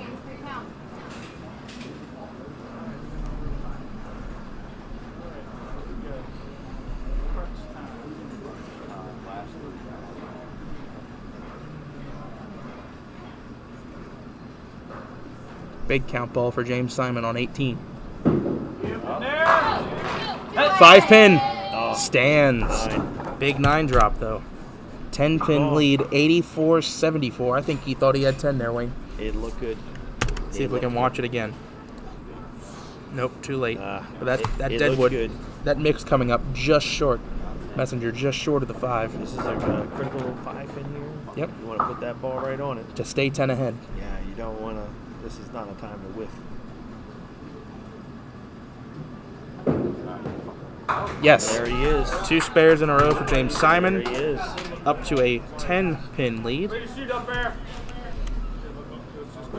Now headed to the foundation 9th. Neither bowler out of this yet. David is not out of this. Oh, absolutely not. David could drop a strike in a heartbeat. Be right there. 20 boxes would be big right now. Oh, yeah. And David will finish first. David will, yeah. David is going to put up the number. Yeah, he's going to put the pressure on. But let's see what James does here on his count ball. He's throwing a good ball right this second. All All right, here we go. 9th frame. James Simon on the left lane. Up 10. Right in there. It's a strike. 20 bucks in the 9. Hit replay. We need a replay. I'm getting there. There I'm it is. getting there. Here he Let's is. get to it. That's clutch right there in the 1-2. Oh my, lefty's paradise. Buries it. You get the golf clap.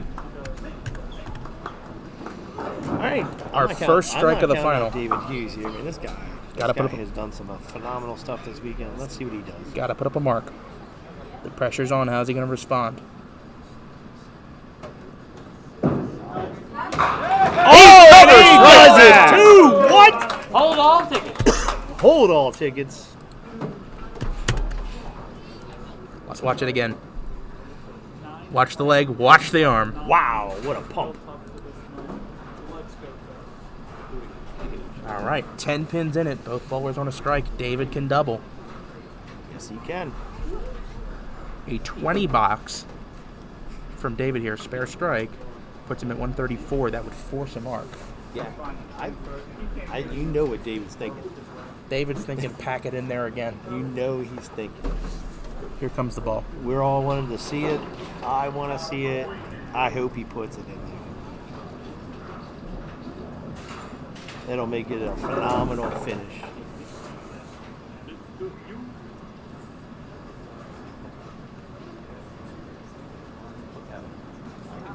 Okay. 10th frame. This is it. This is what you live for. Here we go. 1 foot in the pressure cooker. The Odor Eaters Championship. David Hughes on a strike. Could double. 10th frame of the championship match. Here we go. Oh, he likes it. Oh my! Look at the fist pump! Wow! Sometimes you'd rather be lucky than good. Fist pump. Wow. Yeah, folks. he knows how big that is. Wow. He knows how big that is. That's a double strike. Just give him that double. Huge. Massive. Let's do it one more time. The number David needs to get to is 134. 134 forces a mark on James Simon. I think we're going to see another one right here. If he throws he throws another one, hang on to the roof. Oof.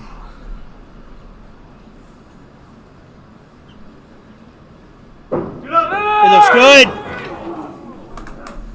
4 leaves the Dave Jones. But he needs to get 3 of these.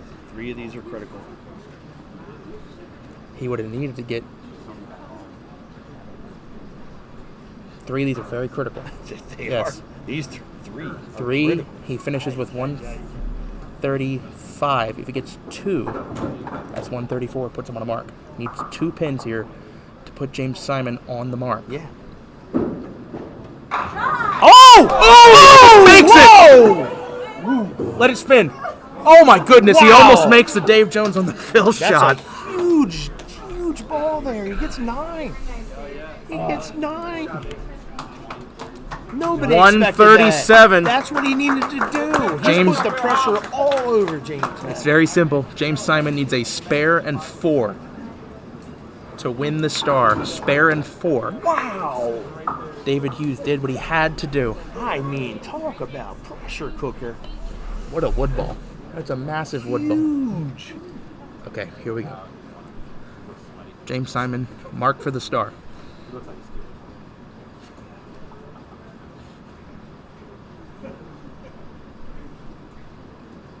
It doesn't look good. That's no. Oh my god. He goes off the side for 4, but then kicks out the 1-3. Oh my god. He's gonna need to pull off a miracle. A Dave Jones-esque shot. Holy cow. We might be looking at David Hughes putting a star on his back. It's the And 4-7. every bit of it. It's the 4-7 on the left and the 6-9 on the right. An amazing finish by David Hughes. And I'm in shock that, I mean, off the side, not a good ball, but just the worst 2 pins that could have been kicked out there. Even if just the 3 pin gets kicked, that's still a terrible pin to be kicked. Let's see if James can slide. This is a tough shot.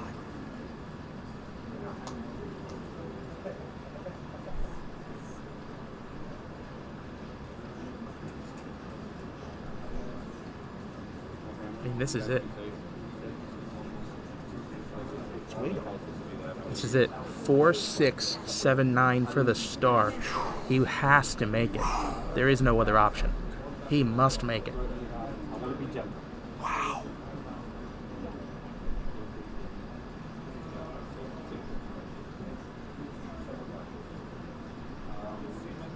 Here we go.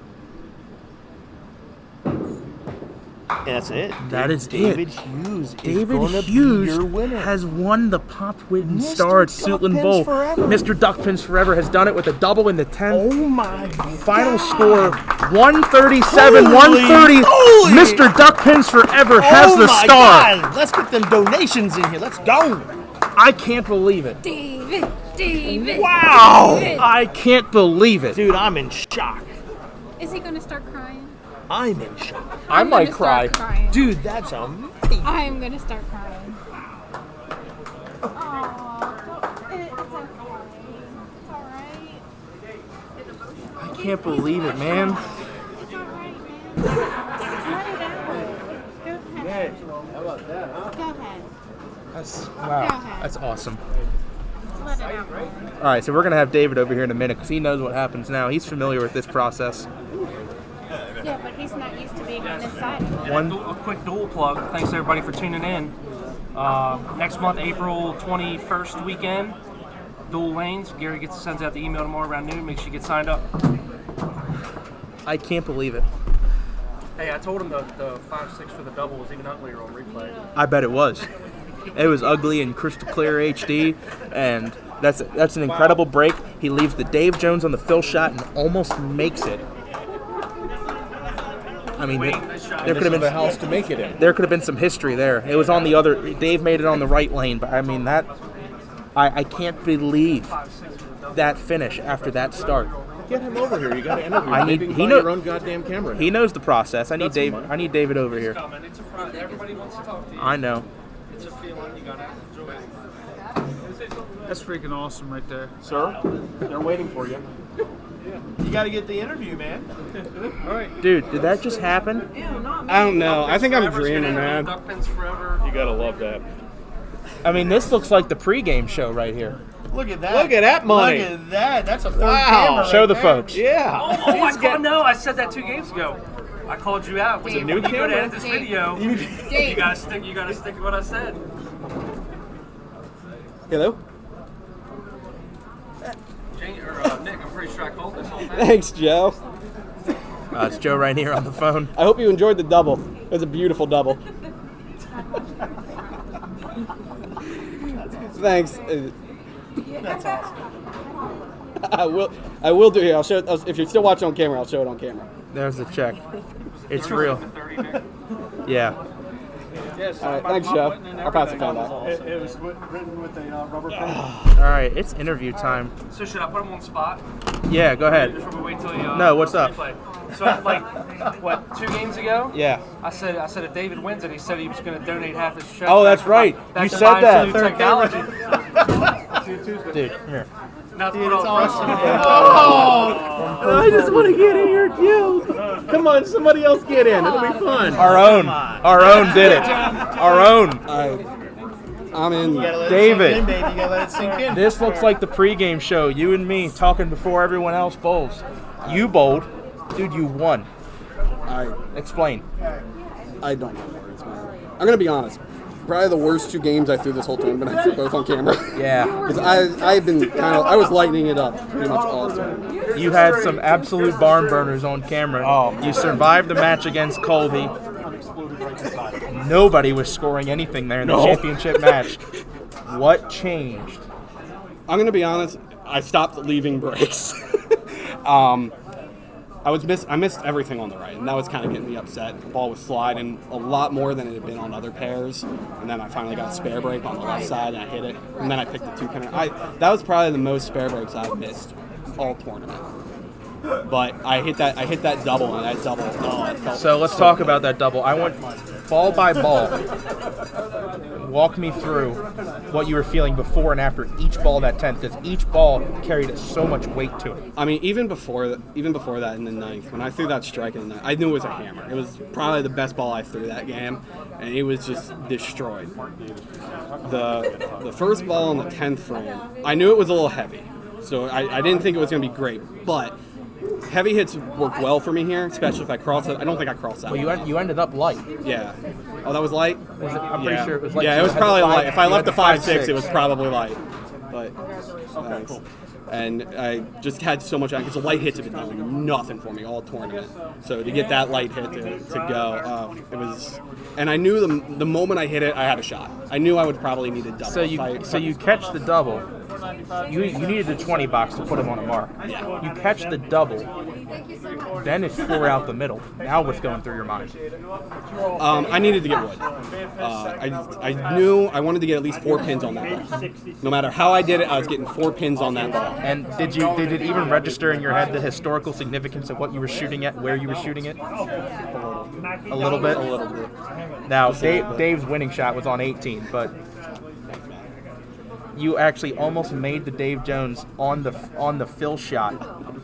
You almost made the Dave Jones shot on the fill, which put him on mark and count. I mean, a tough break for him there in the 10th. He had some tough breaks that game. Yeah, both of you did. I mean, off the side, 8-9s, middle rips. I strike middle rip. I did that on camera too. I had the double on it. But I think right through the 1-5. I think the staff, if you will, at Duck Pins Forever, and all the loyal fans of Duck Pins Forever who remember more about certain tournaments than even we do. I don't think they're going to forget this one ever, at least not for a very, very long time. Yeah, and when this man comes back next month for the Pop Whitten duel, there's going to be a star on that back. It's going to be an awful score, but there'll be a star on that, and he might that's shoot enough for me. 740 next month, but he don't care because he's got that winning check. David, I'll let you, I mean, congratulations. Hey, David, you want to come close the show out? Hey, David, get over here. David, come here. David's back. Interview's over. All right, David, close the show out. All right, guys. Wow, need a minute to compose myself here. Thanks everyone for showing up. Thanks everyone for watching. Had some really good games bowled here. It's actually a very well scoring tournament. Ryan Hughes bowled his ass off. Yes, he did. He was bowling great. He even put a good game on me, but that was I bowled probably my best game of the tournament against 160 him. couple, right? I shot nothing but single pins. I felt like Scott Wilgemuth. It was the best feeling in the world. Meow. Meow. So our next tournament will be next weekend at Pinland for the Men's Pro Tour, our first Men's Pro Tour of the season. Yeah. I won't be running the stream because I have a flight to catch at 8 a.m. tomorrow, and I won't be back till Thursday, and I don't want to be driven ragged. So I'll tell you what, that 8 a.m. might feel a little easier tomorrow. Oh, it will. Actually, you know what? I didn't sleep at all last night. You might not sleep tonight. I am going on 0 hours of sleep. You might not sleep tonight. Just run on fumes. Sleep on the plane. I can't do that. But yeah, we'll be back next weekend for the Men's Pro Tour. Seth will be covering that one. You'll be there. Hopefully, Seth. I'll be there. I ain't making the cut. Come on. All right. So, Mr. Duck Pins Forever wins on Duck Pins Forever. There's nothing else to say than that. Thanks for watching. Thanks for letting it spin. Check out Spare Break, the new shirt, and we will see you next weekend at Pinland. Goodbye.